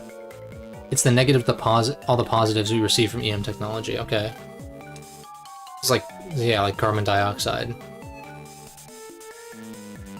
Actually, it is the largest and most severe problem humanity has ever had to deal with. Okay.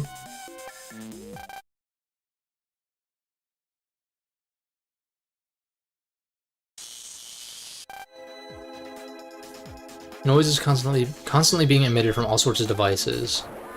It's what attracts viruses. Oh, it attracts viruses. Okay.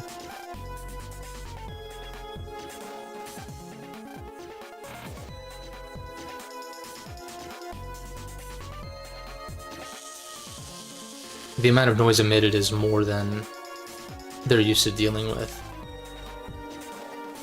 Okay.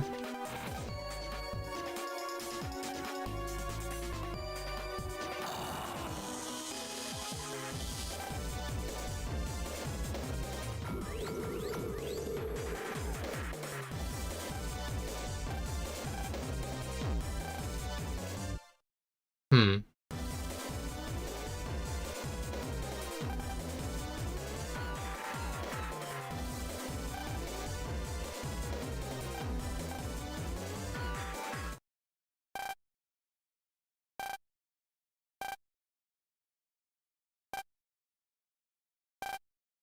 It's almost like a climate change thing, sort of.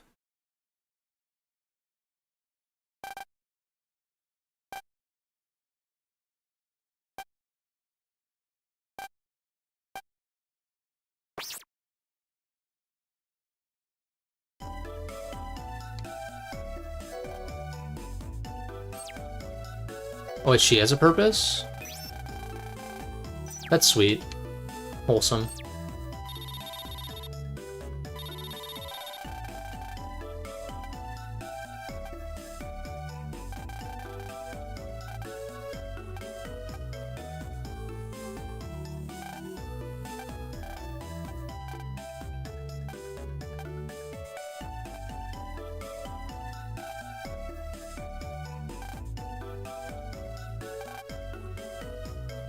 Hmm.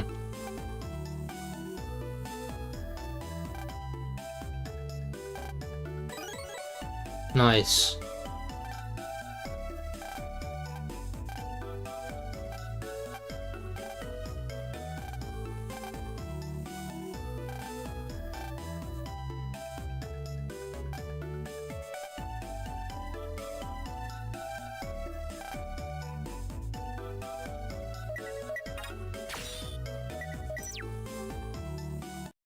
Cool.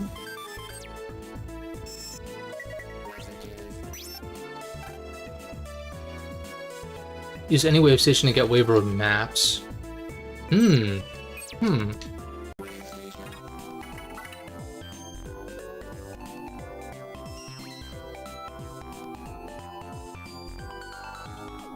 Interesting.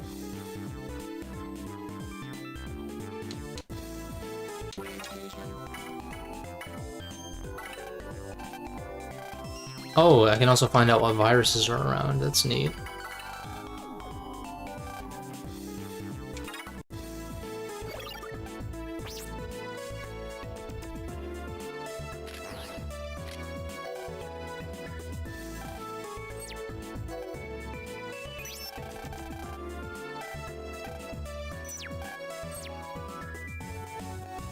Still closed. Can I go in the houses yet? Nah.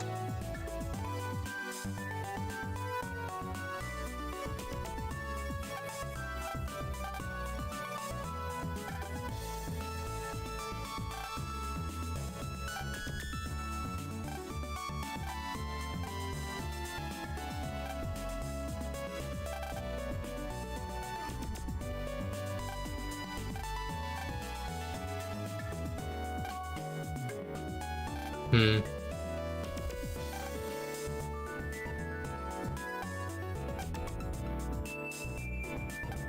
Have breakfast all day. It's funny.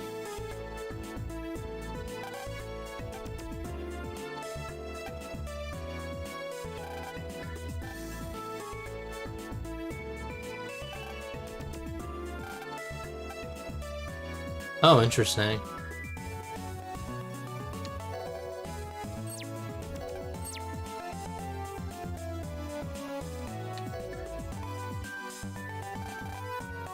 She did 202.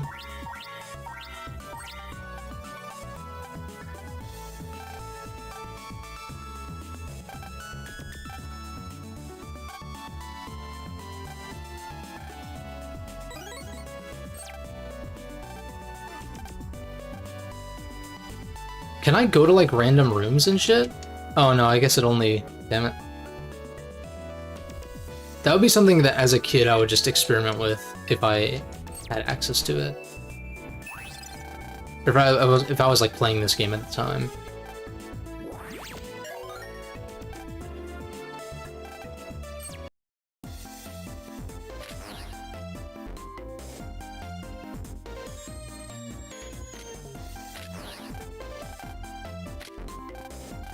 Can I? Okay.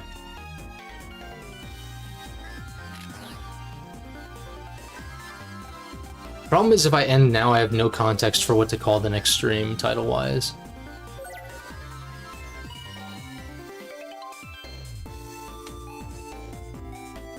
So I'll push a little bit further.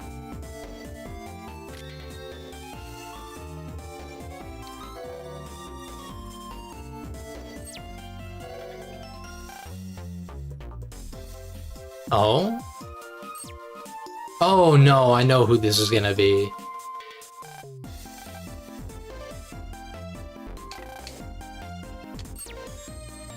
I know who these shits are gonna be.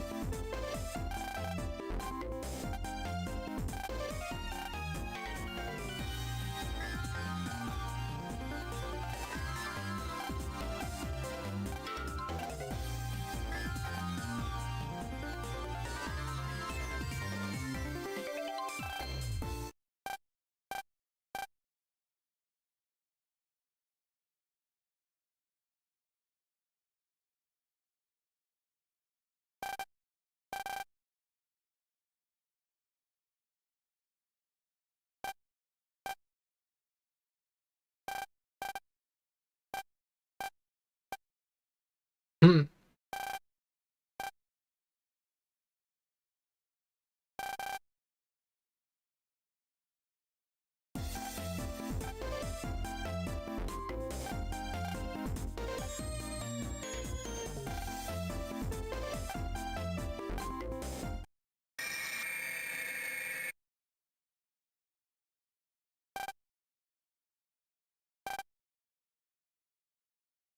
Hmm.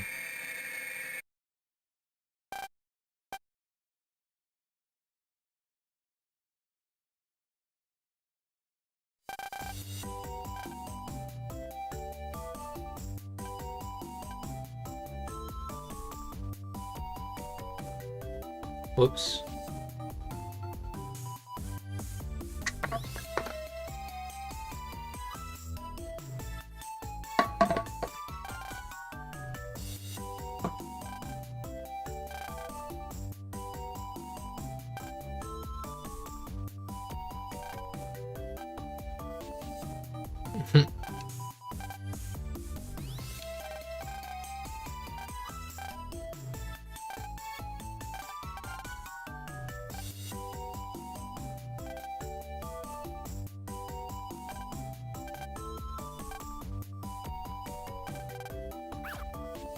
Hmm.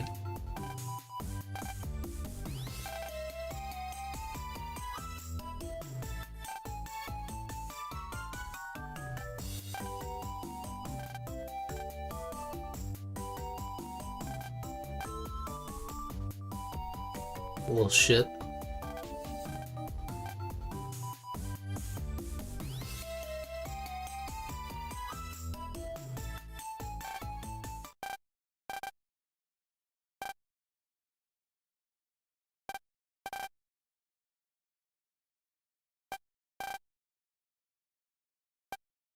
Hmm.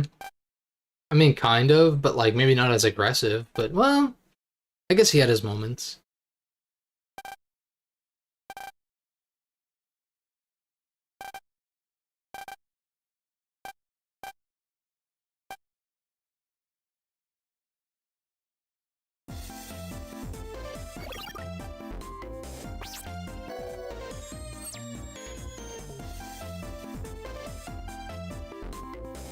Wonder where he could have run off to.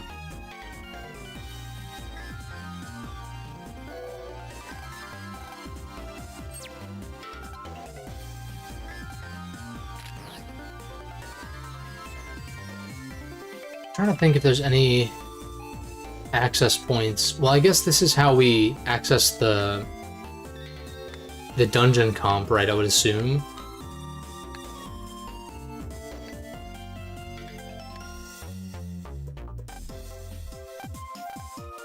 Yeah, he was never that aggressive. I'm sure. I'm pretty sure he did snap at them once or twice, but that was like after incessant demands from Luna and company.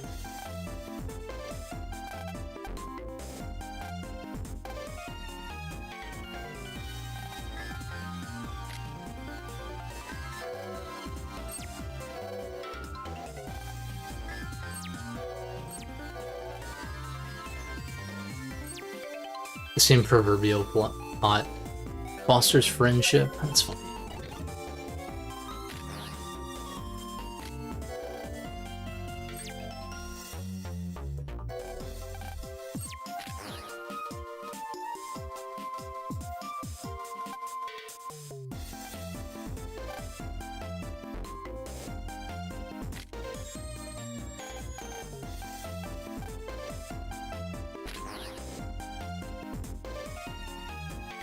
I'm guessing the noise shows up later for those.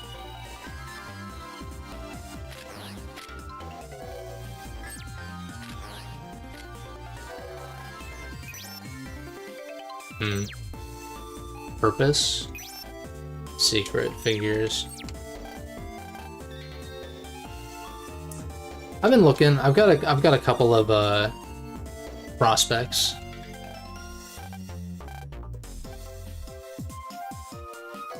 In the meantime, I'm making it work.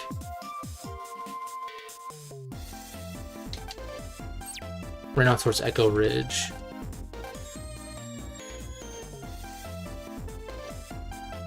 Sort of, yeah. They did kind of bully Geo quite a bit.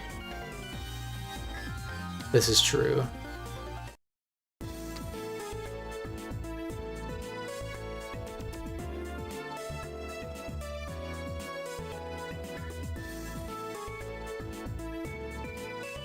Yeah, I figured it'd be over here.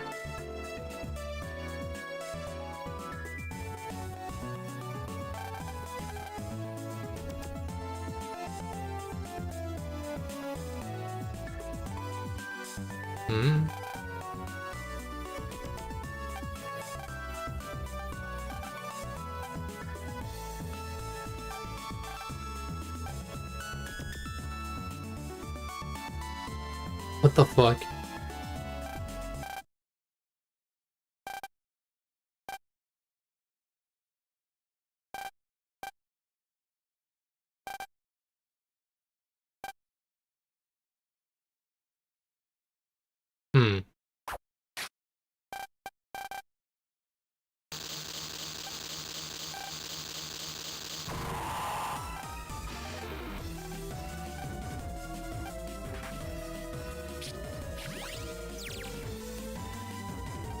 Let's go. Oh, I didn't update my folder, damn it. It's kind of annoying. I should still manage, it just would be cool to try out the mega chips and whatnot.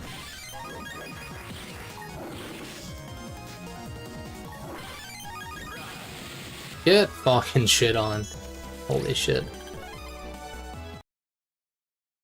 Oh, I should buy that last HP mem from the net dealer, though.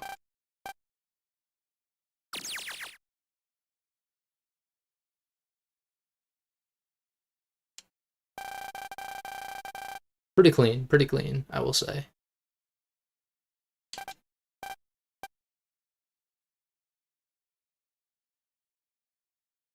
I think the combat definitely does feel snappier to some effect. And like what you mentioned about the iframes and stuff is very appreciated.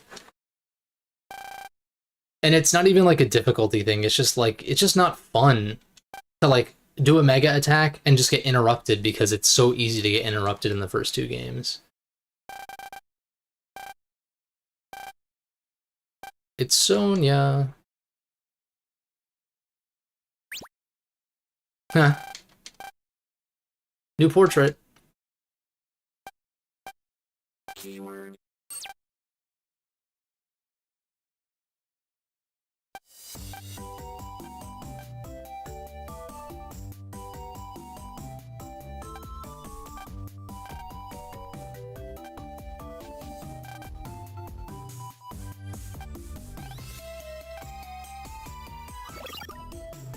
It's nice having the payoff, at least knowing what happened in the first two games.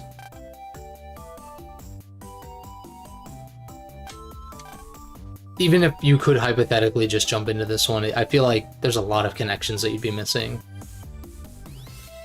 Maybe 2 you could still kind of skip, but like once Rogue shows up, that's going to be a little bit more iffy. Then again, though, I played Battle Network 3 before I played 1 and 2. And yeah, there's not many references, but like when Sean shows up in Battle Network 3 for like 2 seconds, I had no context. As well as like Mr. Match being a recurring character and some other things like that too.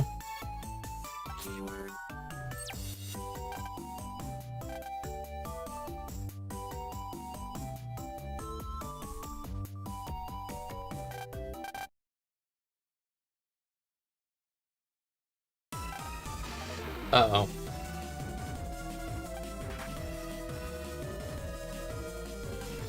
All the fucking Coomers are coming out of the woodwork. Even old man grandpa, fucking disgusting.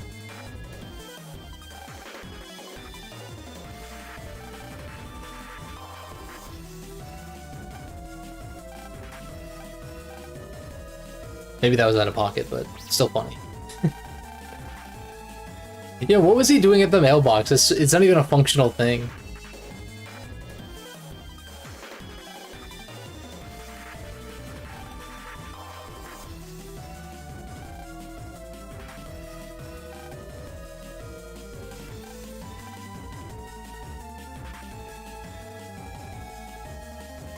Why don't they just go in Geo's house, though?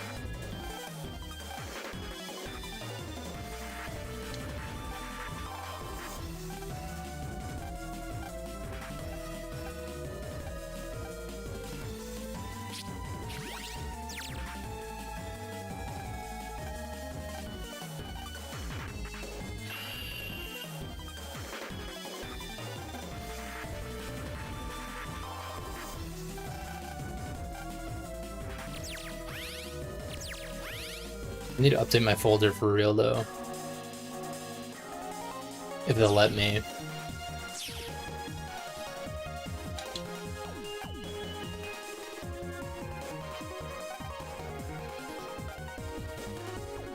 I'm wondering who 1 and 2 are, though. I'm assuming, like, one of them is Ace. Probably.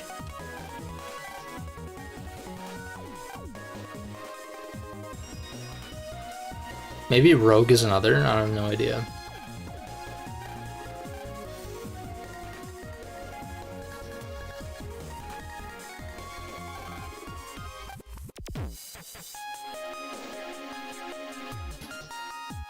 Oh, perfect. We can buy this. Lit.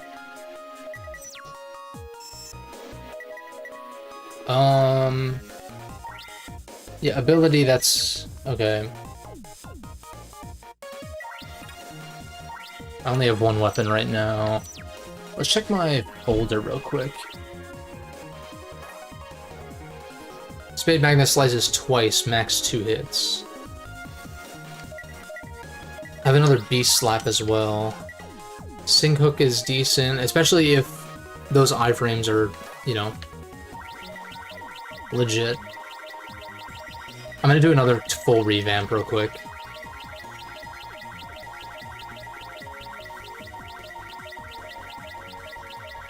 Let's see here. Oh, right, I can't. Yeah, Alright, I guess I can just do this. So... I'll take as many plasma guns as possible.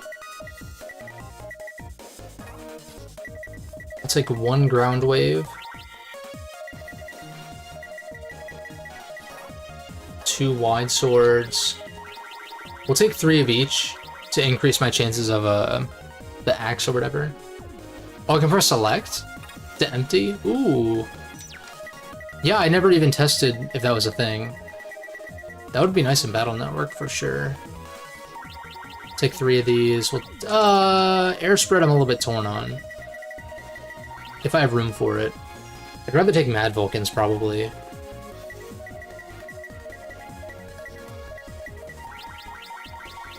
Take 3 of these. Take Double Eater. Speed Magnus for sure, so it's 20 out of 30.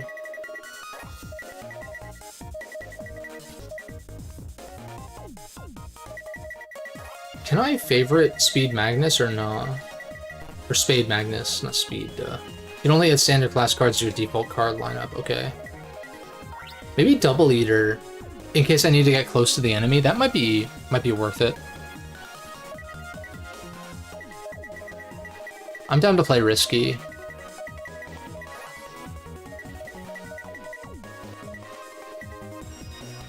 No fire chips still.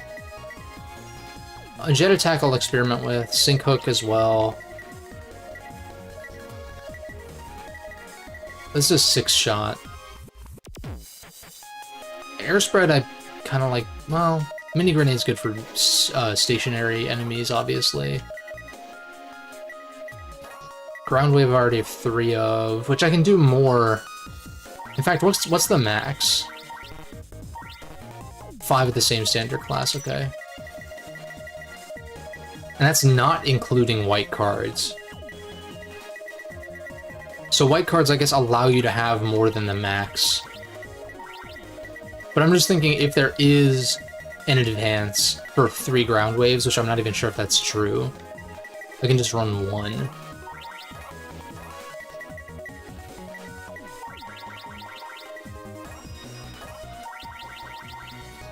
It seems fine to me. Yeah, up from 3 max previously, that's true.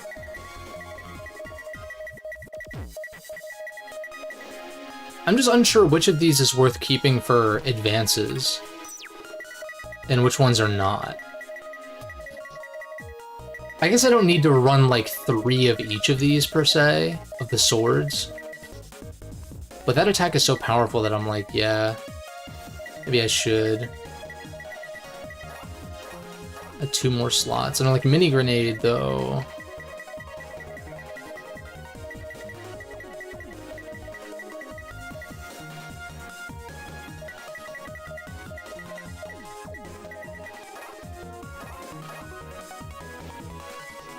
Just look up GAs. Yeah, but I mean, how much is that really gonna spoil? Let me see here. Star Force 3 GAs. I just typed gas. A GA guide.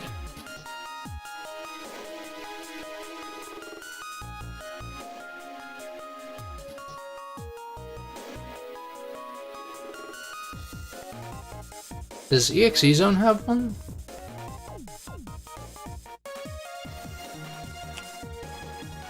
Galaxy Advance, here we go.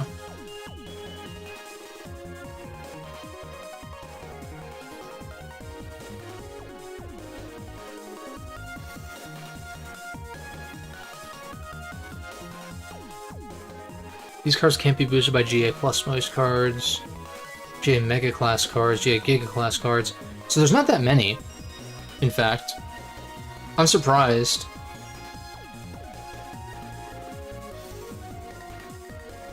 Well, there's a lot of Mega ones that, well, I guess it's Grand Wave now, huh? But it's all like 1, 2, and 3. Ice Spin 1, 2, 3. Pollen Shot 1, 2, 3. White Meteor, Silver Meteor, Break Saber.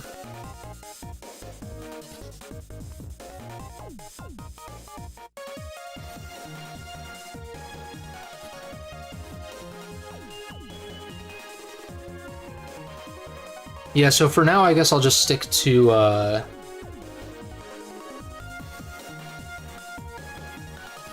these non-GA ones, like Impact Cannon, Big Grenade. In which case, I would rather have Mini Grenade 1, 2, and 3 for Big Grenade over, like... Well, Mad Vulcan Attack +1 and White Meteor is one, but I don't have White Meteor yet. Sword, Sword, Jet Attack.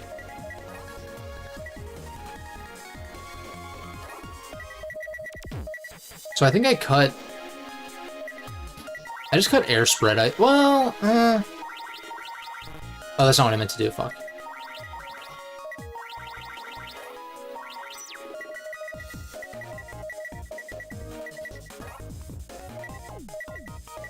What do I really want to run in addition? I wanted to maybe slot in a barrier.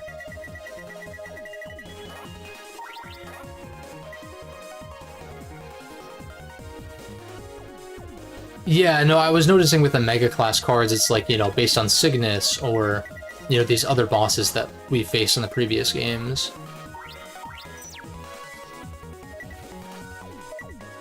But I'd rather have Barrier. Do I really want to run Barrier, though? Like, maybe. Just in case. Or maybe Invis is better. Well. I like the idea of having one of each, at least.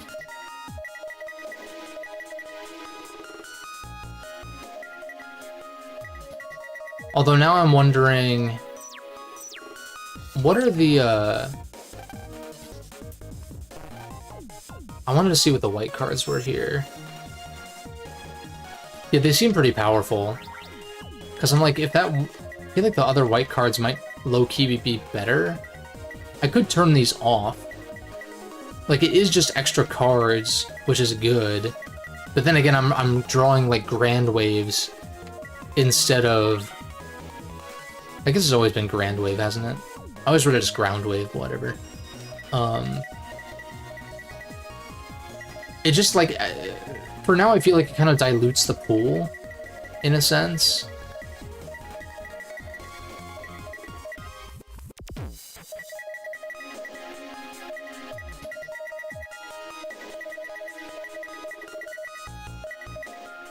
Maybe. Cannon, plasma gun's good.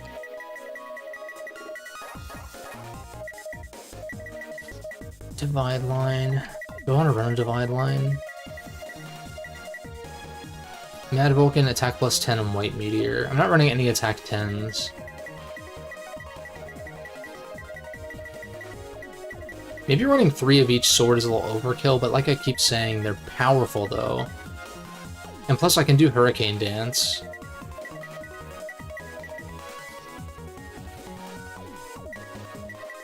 I'm gonna get rid of this.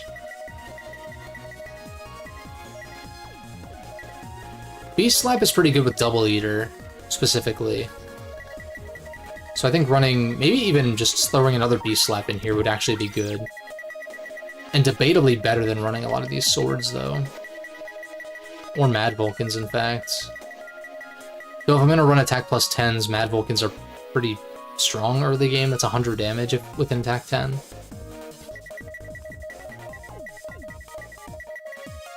So I'm like, do I just cut one, like, do I just do 2 of each sword in order to slot some attack 10s in here? But I've already talked about how attack 10s are not very good. Like, I would rather, instead of drawing an attack 10, I would rather draw something else that adds more than 10 damage. But hypothetically, it's like only if you pair this with a multi-hit is it worth it. So I feel like unless you're building your folder around that, I don't know how useful that is.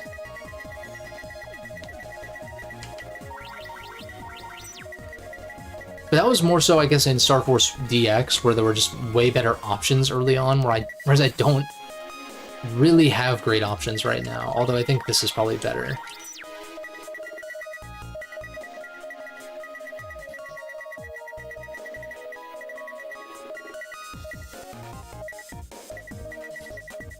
Maybe keeping these on is fine, too.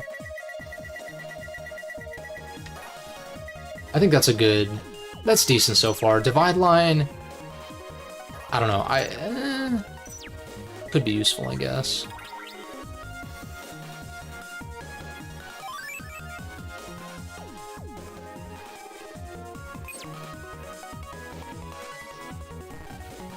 Can't go that way. I already checked this comp, didn't I? I think. Oh, but this got drawn as a support card, which is lame. I mean, it's still an area eater, but it's not.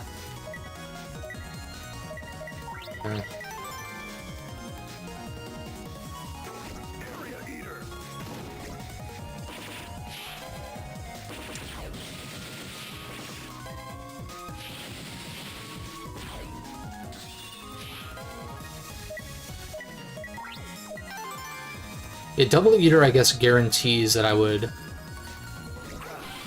Sick. Double Eater would guarantee that I can land Beast Slap, so that's good.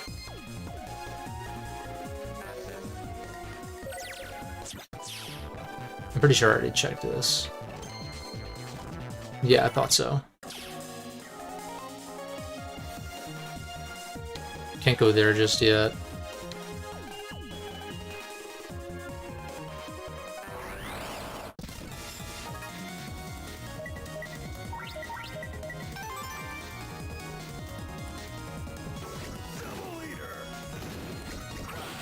Lit.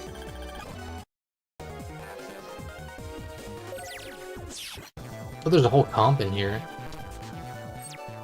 Have I already been in here? I forget.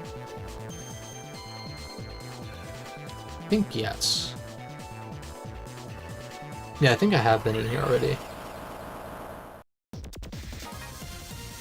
Oh, I can still initiate it even if they're supports. Oh.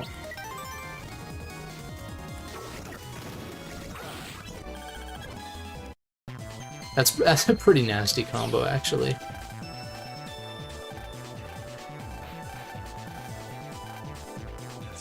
Yeah, I've already been in here.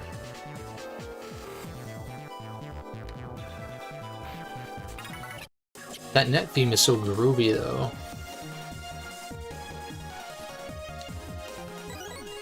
$400 zennies. So she must have gone in the school then, right?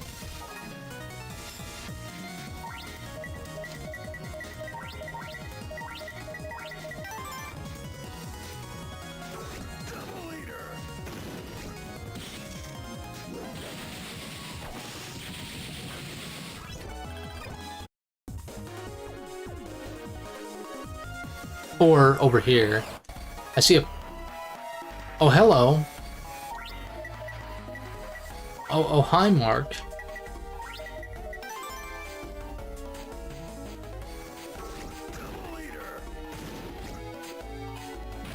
Oh, shit. Oh, hello. Oh, at least you can skip over that. That's kind of huge. I'm fucked, though. When was my last save? I'm kind of scared.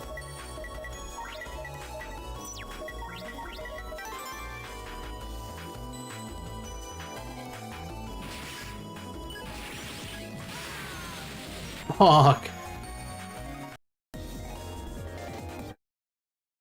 Please tell me I saved recently. Did I?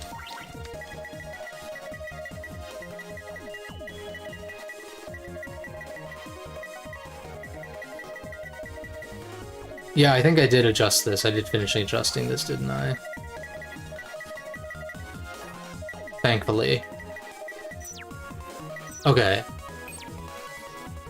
Now that I know to expect that, well, then again, if his V3 is gonna... Oh, I can't break out of it by talking to someone, I see.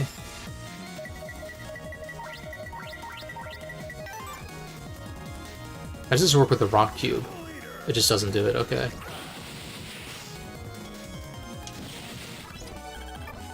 Noise frag, nice. Nice find. I'm like, do I want V3 running around, though?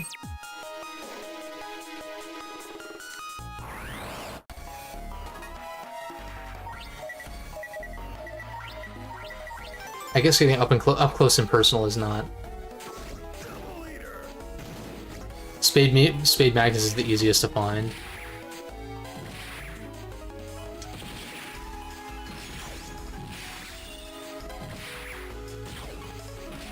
Oh shit.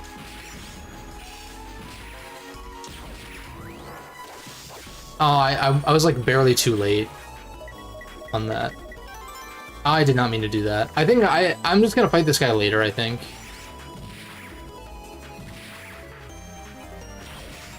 Oh, because I can't even break his rockets with the charge shot, yeah.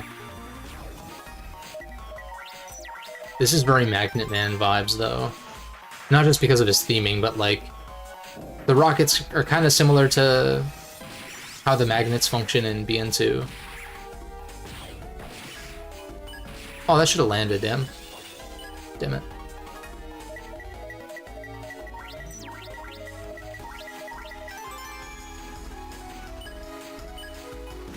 you bitch.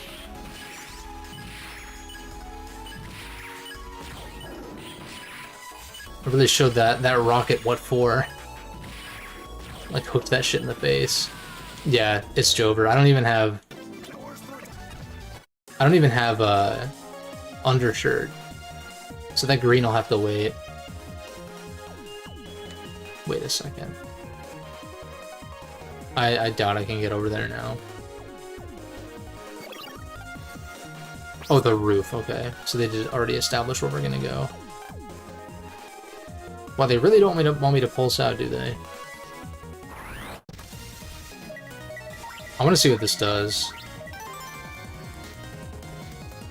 No more EX or SP, yeah. That is an interesting change. Okay, so he does like wide, long.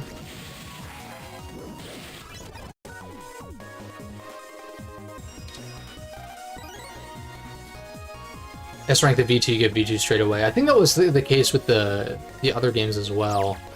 So I'm better off holding off until I can S rank him anyway. Which is what I tried to do with some of the other ones as well. Let me adjust this real quick. What is this? Oh.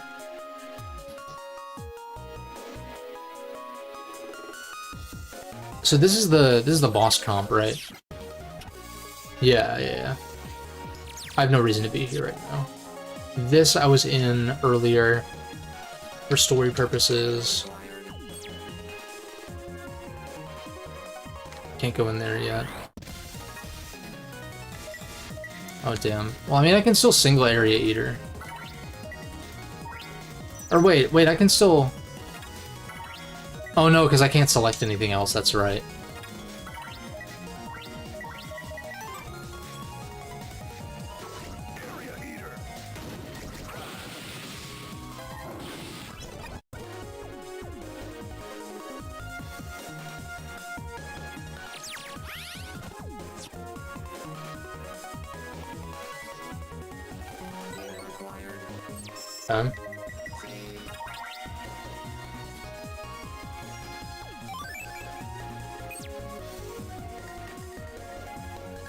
Already been in there. Already been in there. Talk to me, Hurts. Talk to me. That's fine. I should have invis first, but it's not gonna matter because I just spam A. Oh, baby, a triple.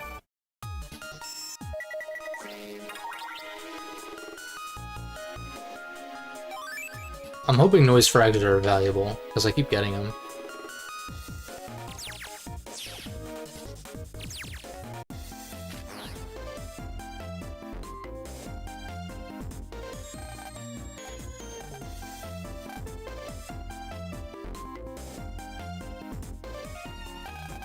You just see your fans, like, climbing the side of the building, like fucking deranged zombies.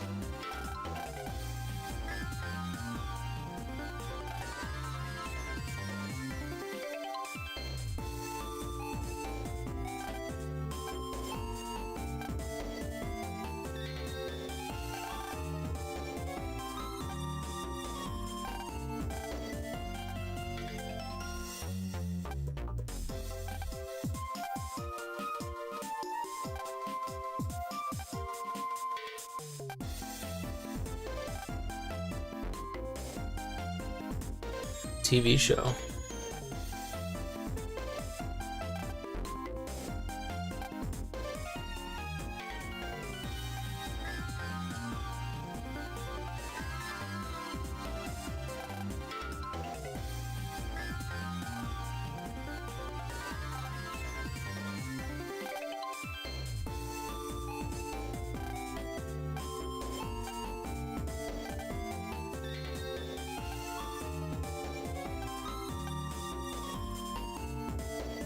You could just modify him, yeah. I don't know how simple that is, though. I actually don't... I'm sure they're gonna explain why certain wizards can wave change and others can't. I'm assuming that because Mega and Lyra are you know, AMians or FMians, like they're aliens in that way, and they just kind of function as wizards. They're the only ones that can wave change with people. And I'm assuming that Acid is the same way, probably. Although he probably fights on his own as well. I don't know, we'll see.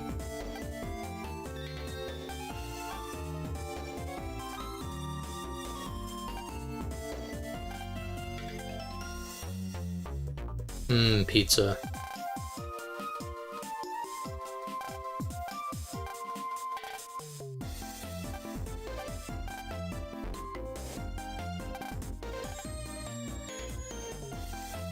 That's fair, yeah. I mean, I'm sure Zach could figure it out if he really wanted to. Again, it would be nice to see Zach be able to wave change, because we know Bud and Luna have the potential to.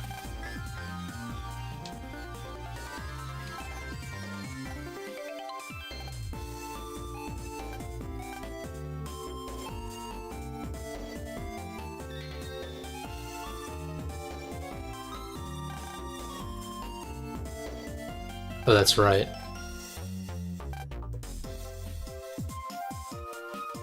That's pretty convenient that she has that power, though, to be able to avoid, like, the paparazzi and whatnot.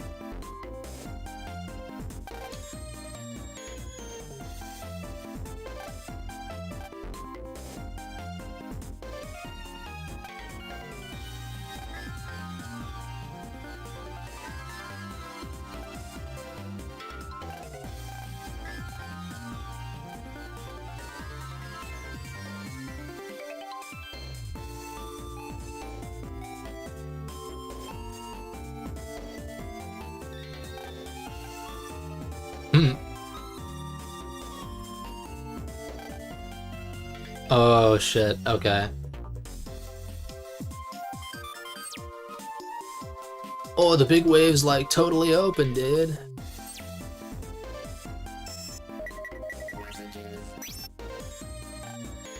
Did he literally... Big wave is like totally reopened, dude. Didn't I just literally say that?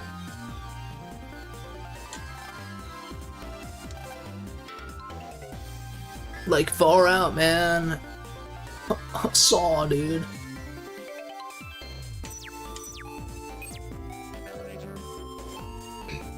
I used to be really good at doing the, I don't know if I can still do it. You know that fish who's like, the fish from SpongeBob who's like, oh, oh, like he kind of has that like, oh, saw, dude. Far out, dude. I can like kind of do it, but not so much anymore. When I was a younger man. I could. Oh, saw, dude! Saw, dude! I can't do it. I can't do it as good as I used to.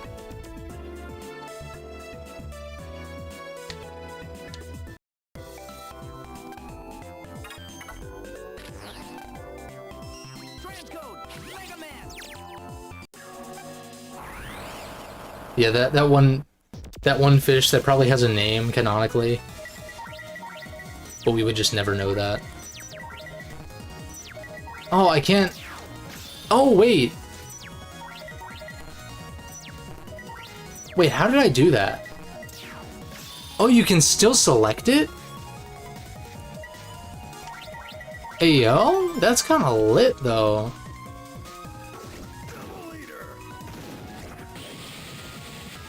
Clean as fuck. 700. Oops. I'm so used to clicking out. My name's Hang Ten. I'm a wizard, the faithful compadre of Ken Souther. Probably doesn't sound like that, but you know. Any cipher codes? Surfing the Great EM Ocean across Monster Noise Wave. Okay. Cipher codes. Why do I keep doing that?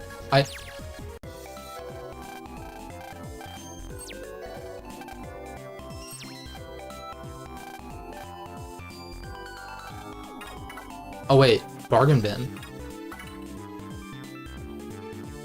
As long as the cards are tapped in order, that's kind of badass though. His name's Scooter? Okay, I'll keep that in mind.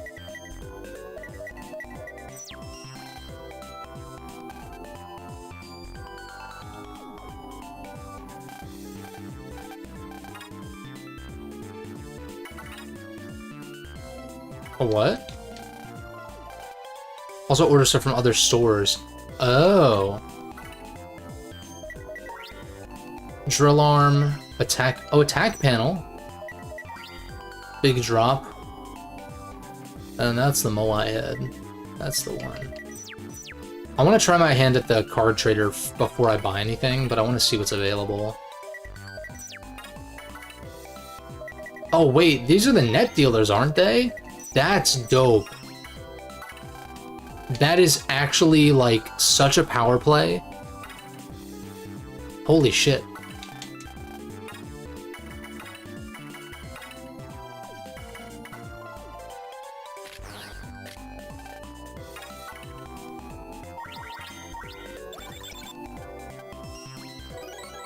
Ice stage, at least it's something new. Recover 30. Air spread 2, that's a good pull.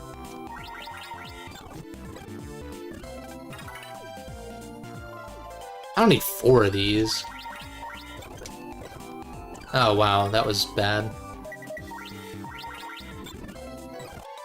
Another beast slap is good. I feel like air spread 1 is probably outclassed. I've already established that attack 10 is just not really that good.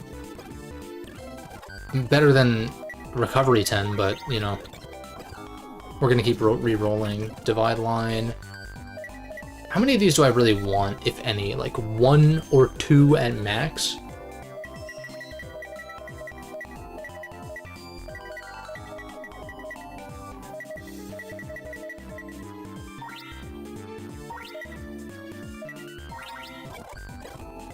Another wide sword is decent, actually. Because I am relying on that third wide sword for, with the white cards. Oh, in fact, you know what? Let me check what the white cards are over here again. Mad Vulcan, wide sword, cannon, mini bomb. Well, then I can run 1 less mini bomb, actually, and 1 less cannon, and 1 less long sword, rather. That's actually better than what I currently have, I think.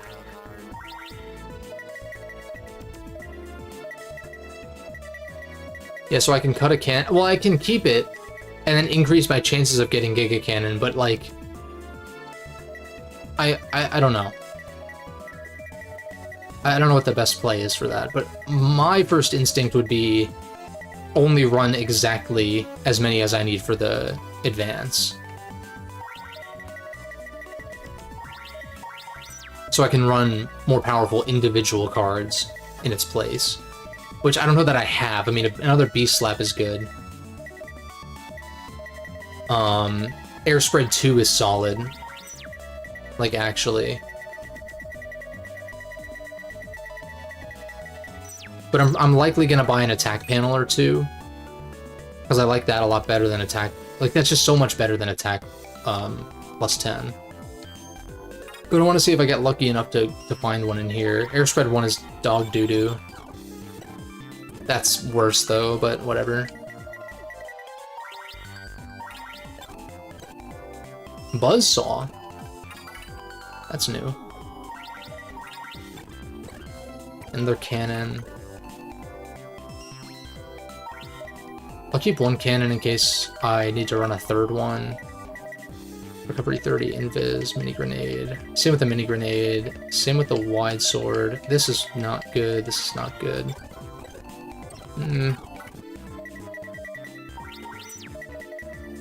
How many more of these can I do? This. Gravity Plus is bad. That's bad though too, but...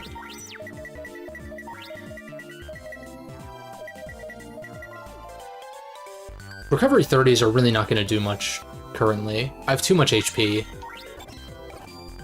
Another air spread 2, that's badass. Okay. What do I cut? What do I cut?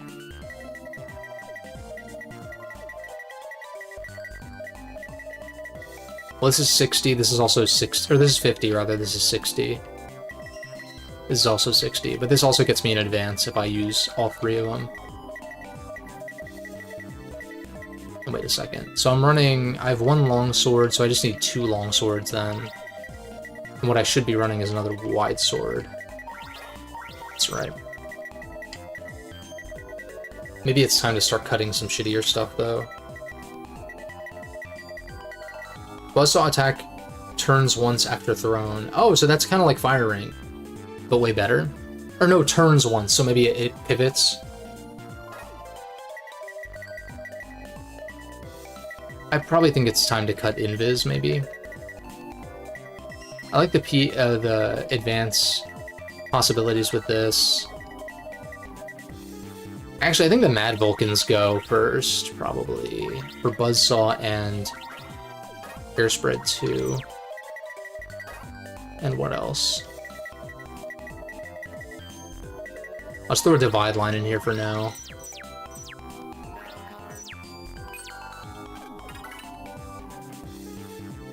I can get these super easily if I really want one. Another Plasma Gun is solid.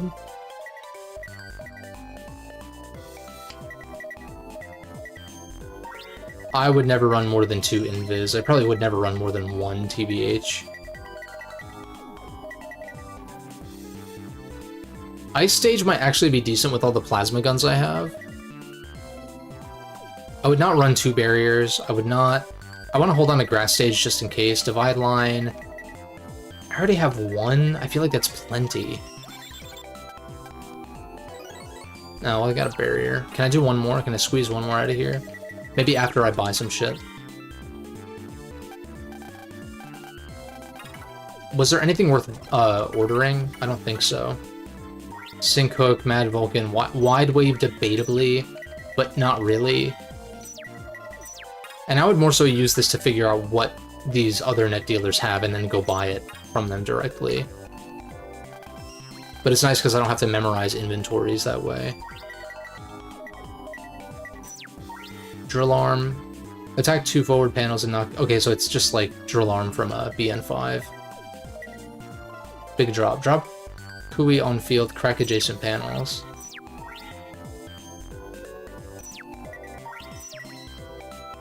I think an attack panel...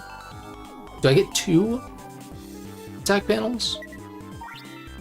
I do like Drill Arm. There was an advance with Drill Arm in it. Let me pull that page up again real quick. Galaxy Advance, that's right.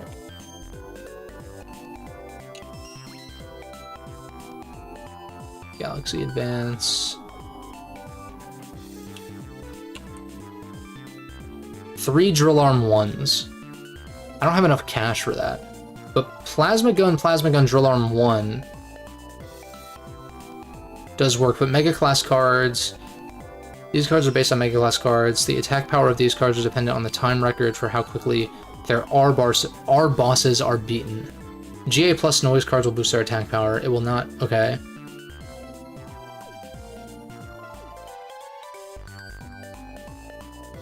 I think 1 Drill Arm would be good then, in that case. Oh, it does work. Oh, they changed how attack panels work. It lasts like 8 seconds, but the panels are not consumed while it's up. Oh, that... I'm not sure how to feel about that, but I think running 1 of them is still probably fine.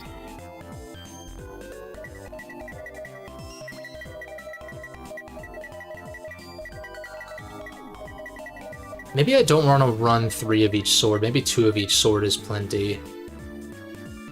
Ah, but... Again, the Giga Axe is like too fucking OP, though. But then again, I'm gonna have more powerful individual cards. I'd probably cut this.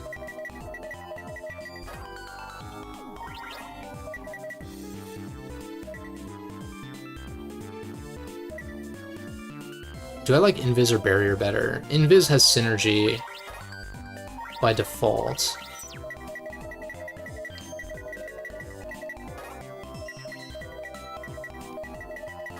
I'm gonna need to get more strict with what I'm cutting, though. And that's why I'm wondering, like... I think the Giga Cannon makes sense. Like, anything that's based off of these, probably. Oh, the Mad Vulcan is so bad, though. Hold up. What are the white cards at the school?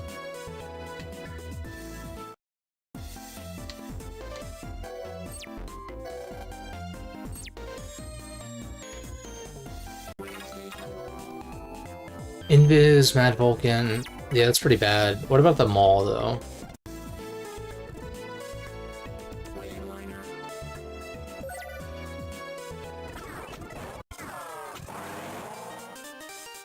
I don't remember if I checked this or not.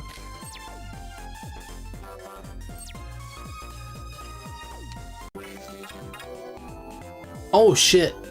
Wait, this one's actually, like, kind of cracked, though. And so...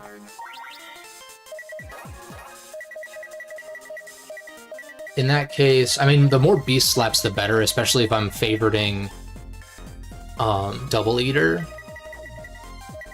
Air Spread 1 is fine. I mean, attack plus 10, like, it has synergy and stuff. It's not the greatest, but I mean, Double Beast Slap is insane. I think I'm running too many Beast Slaps, maybe. But again, the guaranteed Double Eater means that these will always land, though. At least until the Eater runs out, so maybe this is overkill.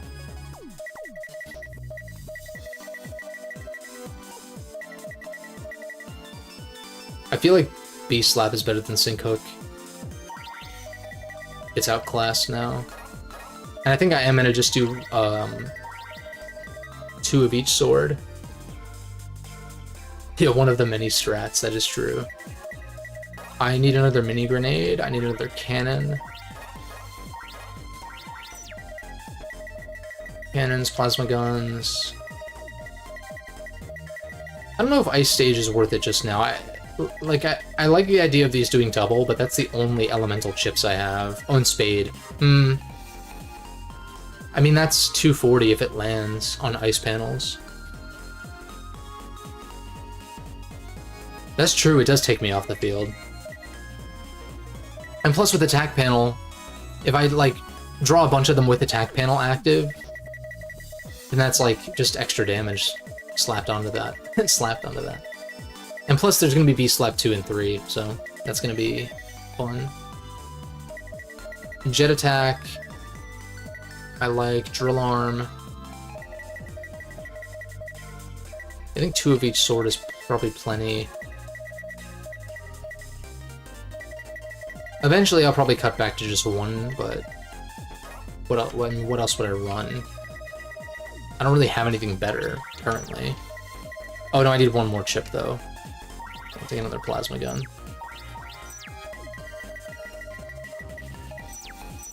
That seems pretty good to me.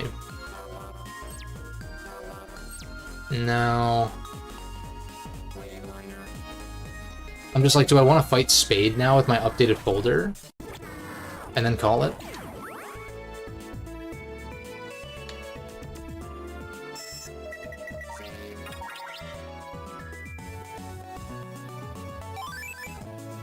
I'm kind of down to... I kind of want to attempt Spade EX and just see. I don't know if I'm going to do like a full... like, let's fight him over and over until I S-rank him, but I just want to see how I do.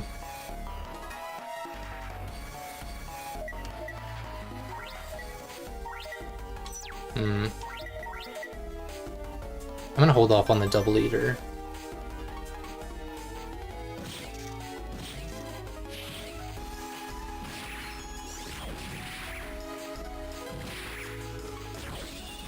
Oh, I guess I can guard against these, right?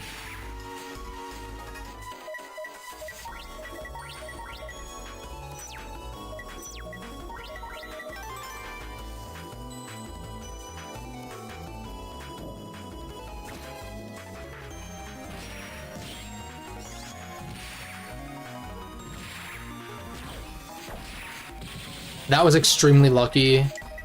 I'm not gonna call that anything more than luck.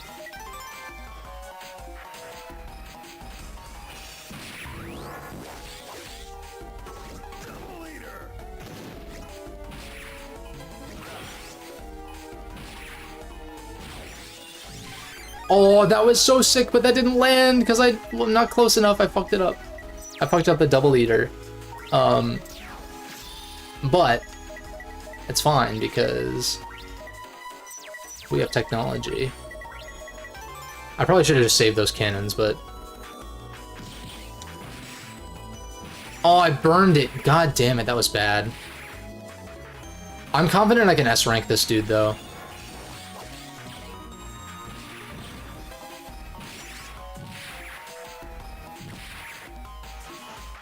Oh, he seems to want to stay in the back rows, which makes sense, but...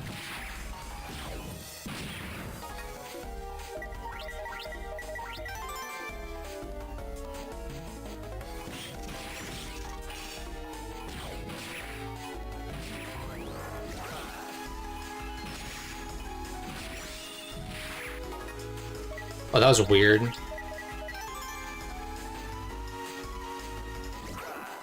Damn. I need to guard these. I'm gonna reattempt this. I think I can actually do it. I'm gonna save closer to him, too. If I draw well, and, like, actually guard against those missiles like I wasn't doing, I think I can do it.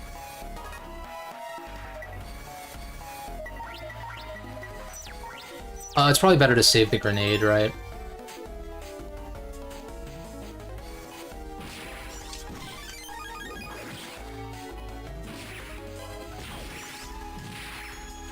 I need to interrupt that attack more, too. You bitch!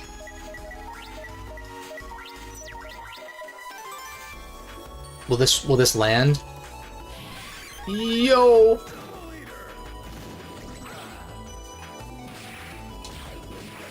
You're a bitch!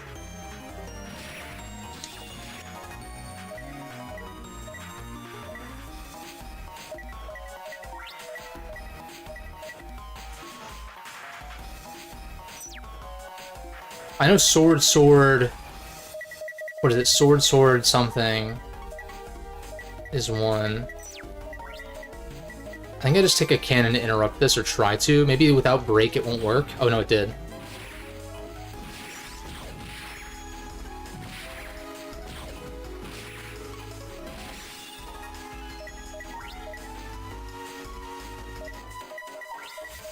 I'm just gonna use the regular sword, but I'm gonna do this first to try to land, hopefully. Damn you.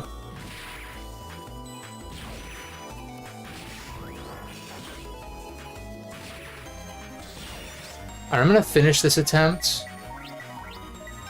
even though it's not an S rank.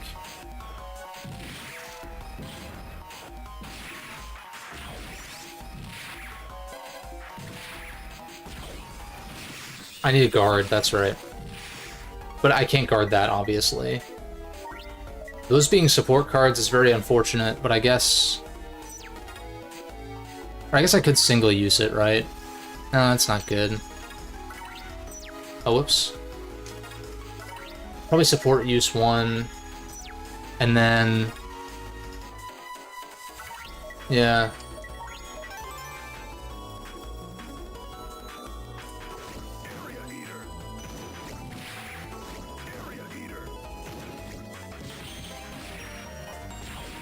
Oh, I need a guard, that's right.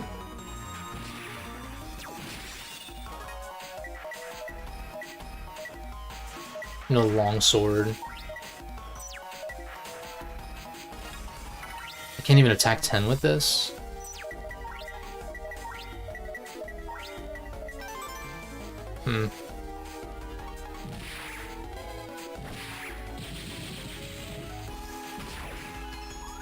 Ah, fuck you. I overpredicted.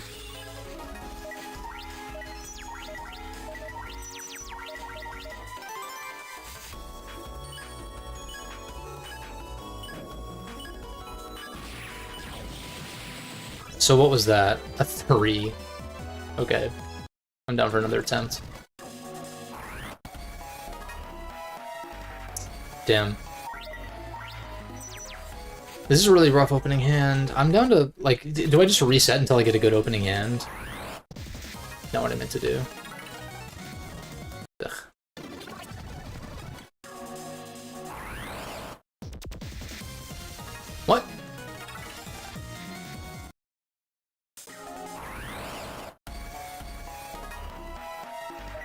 Okay, we got the spade off rip.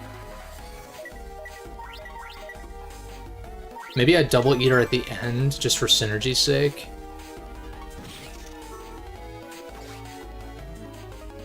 Hoisted by your own petard.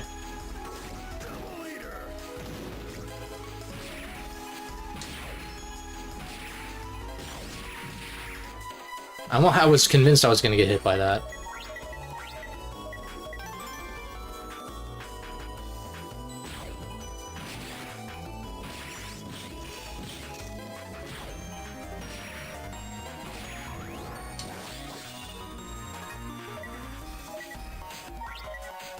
Oh wait, I have the PA. It's actually lit.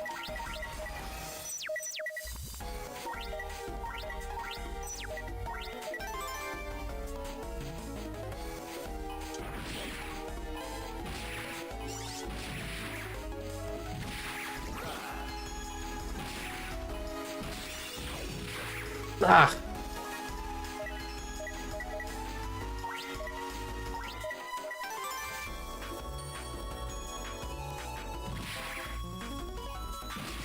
Ah, fuck you. Alright, I got hit, so that's not an S, right? It's a 9. Ah, fuck, dude. That was so close. I was a little slow, too. God damn it. If I had landed that wide sword, it might have been actually it, though. Oh! A little synergy here going on. This game's kind of lit. I'm not gonna lie.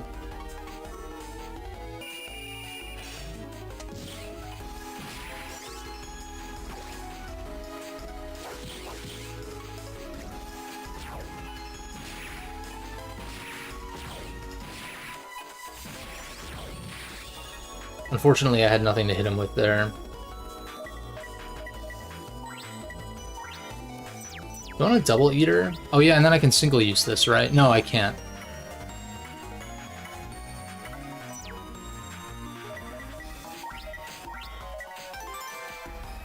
I'm still a little bit annoyed about how support cards work.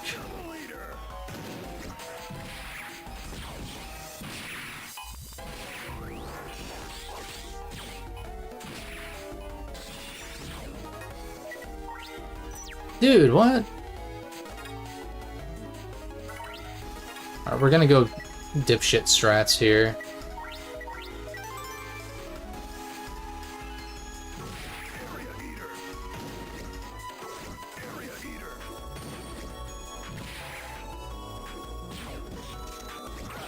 Wait a second, does he not spawn in the— he doesn't spawn in the rockets if you're this close.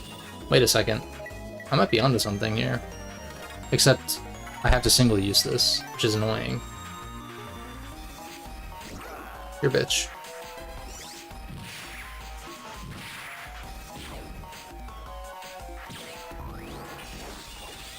Obviously this is gonna run out, but...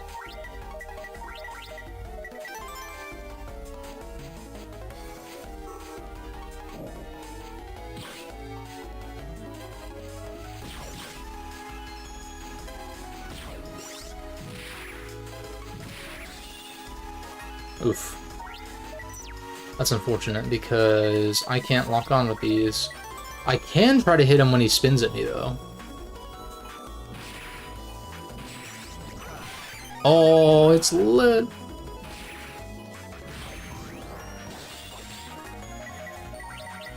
This is not going to be an S, I don't think, though. Well, maybe. Maybe.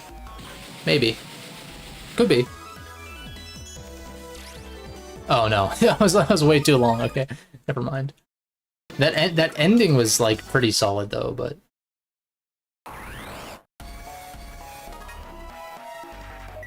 Why with the support cards? I still don't understand. I guess that's the same effect as Double Eater, but, like...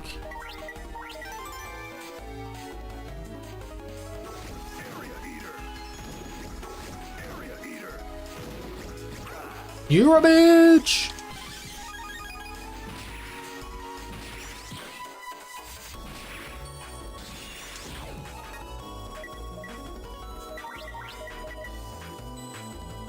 Do I save this?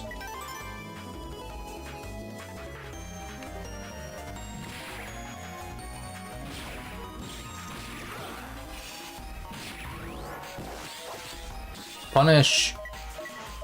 I don't have a good punish. Well, I guess... Eh.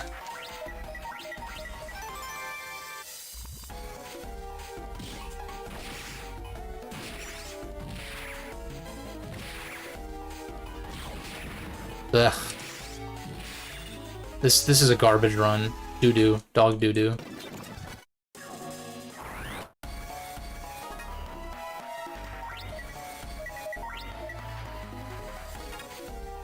Oh yeah, I can't do that.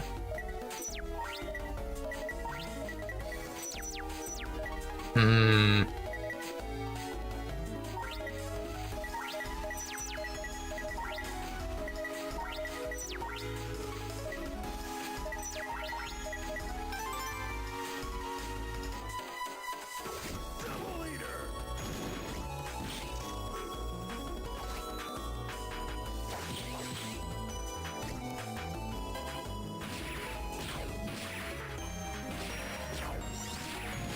Why did I guard that? What the fuck is wrong with me?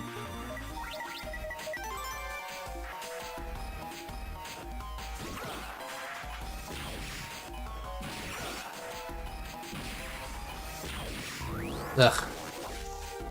Now this is a garbage run just because I keep getting hit.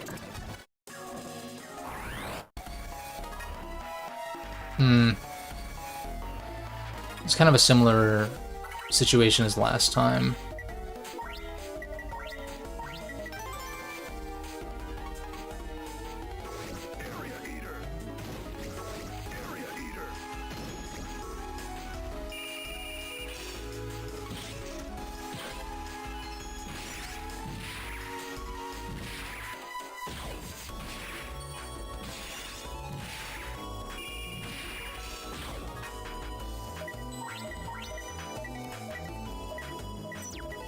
Problem is this doesn't stun lock though, which is kind of annoying. Or I guess it does hit the rockets though, that's true. Ah, fuck.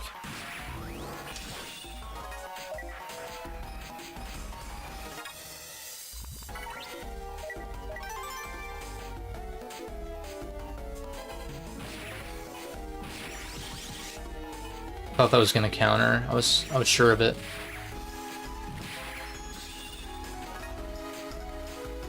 Oh.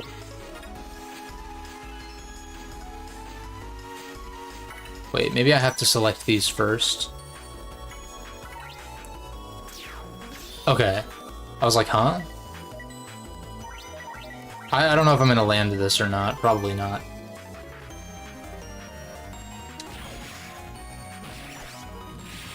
Oh, that actually fucking landed. Holy god.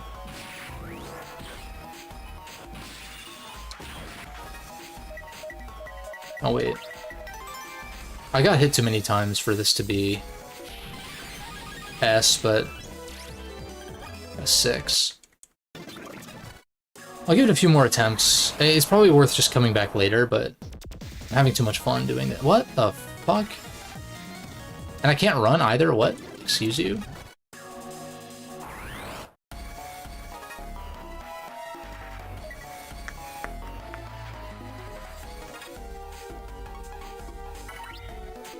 I don't think that's worth it. I mean, I probably want to support use, and then...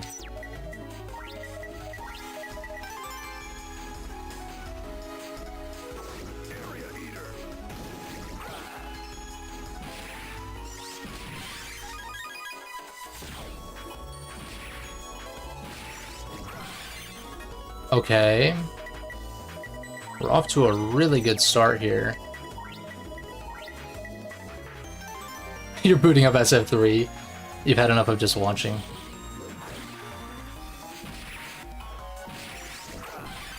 Oh, dude, it's lit! I figured out his fucking weakness, dude. I'm tapped in right now.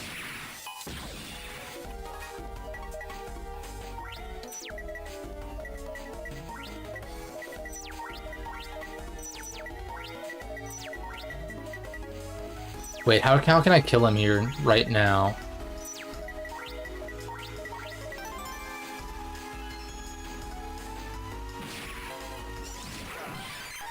It's lit! That has to be an S rank. There is no fucking way. Yes! Let's fucking go, dude. It's lit. Holy shit. This game rocks. Holy fuck. I've not felt... Dude, the last time I felt this exhilarated by a boss fight in these games was Rogue. When I was fighting Rogue EX or whatever in SF2, that was hype, but also a little frustrating, because mechanically it's a little slow. That was lit, though. Holy shit. Fuck yes. That could be a fun thing to do if I'm gonna take my time with this, like, try to go over the S rank on each V2 boss as I approach them. Maybe that'll get more unrealistic as we go, but... God damn. Now, what do I cut for my folder for this? The Beast Slap strat worked wonders. Invis can be useful, but maybe that's the one to cut. Pretty much everything here put in work, too. I'm not convinced by my ability to land this, but if I have a plasma gun, then it's fine.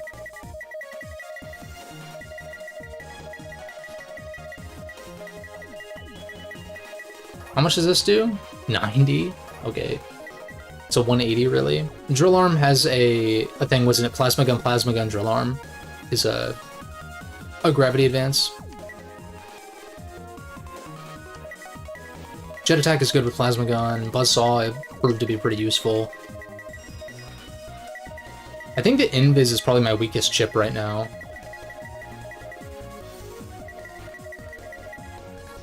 As a standalone. Maybe the cannons are not worth keeping.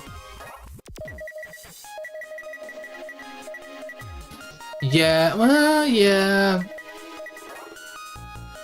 I mean, like, if I get all three of them, but individually they're so bad.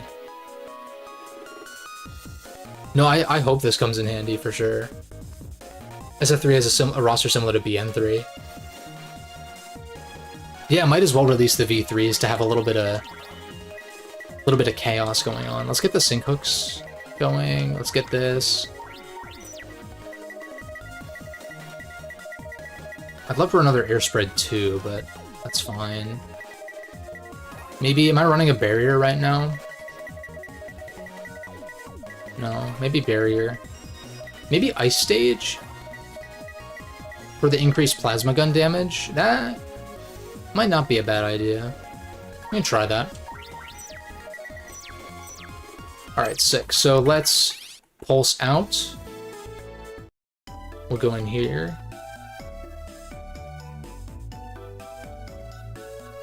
And next time, we will do whatever the fuck happens next time, because I have no idea, which is a first for a while. Am I gonna play off stream? I don't know. Maybe eventually. I'm not planning to play between now and next time, but there may be points kind of similar to when I was streaming Battle Network where I'm like, okay, let's do some grinding, let's do some side stuff. We'll see about that. So we'll see. If I feel the itch to do it, I'll do it. Which means that maybe oh, whoops. Shit. Did I save after S ranking him? I'm not gonna soft okay, fuck. Damn it. I don't remember if I saved, so I'm not gonna soft reset because I'm not doing that again. I was thinking, okay, let me back out and save not going to bed, but oh well.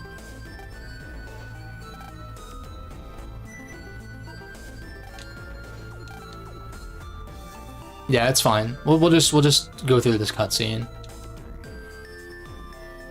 It'll give me an inkling as to what'll happen next time.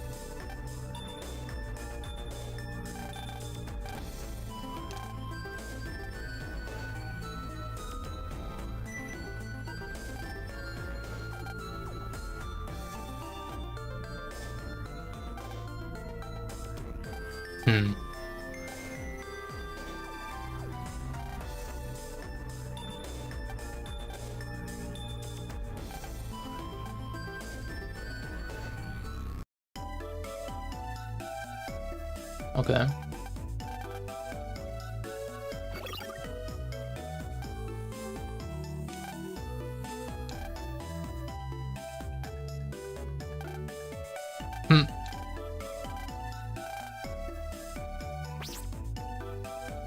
Lit. Cool, so now I'll actually call it. Let me check this mail, though, real quick. Helping people is the mission of Team Forprez, Luna Forprez.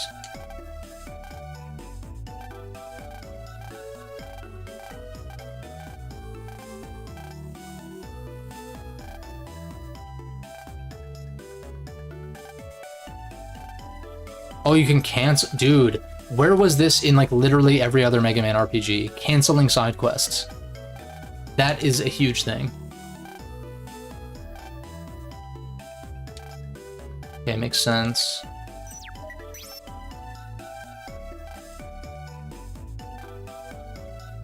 A hack panel. Hack panels are panels that emit...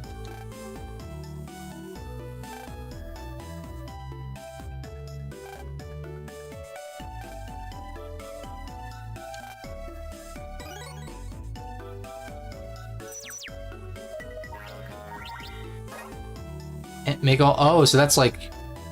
Okay, that's like repair.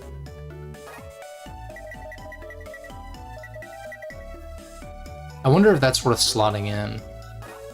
Or I guess Ice Stage is just as good anyway. For that. But yeah, cool. We'll call it. I'll actually make a save now. Good shit.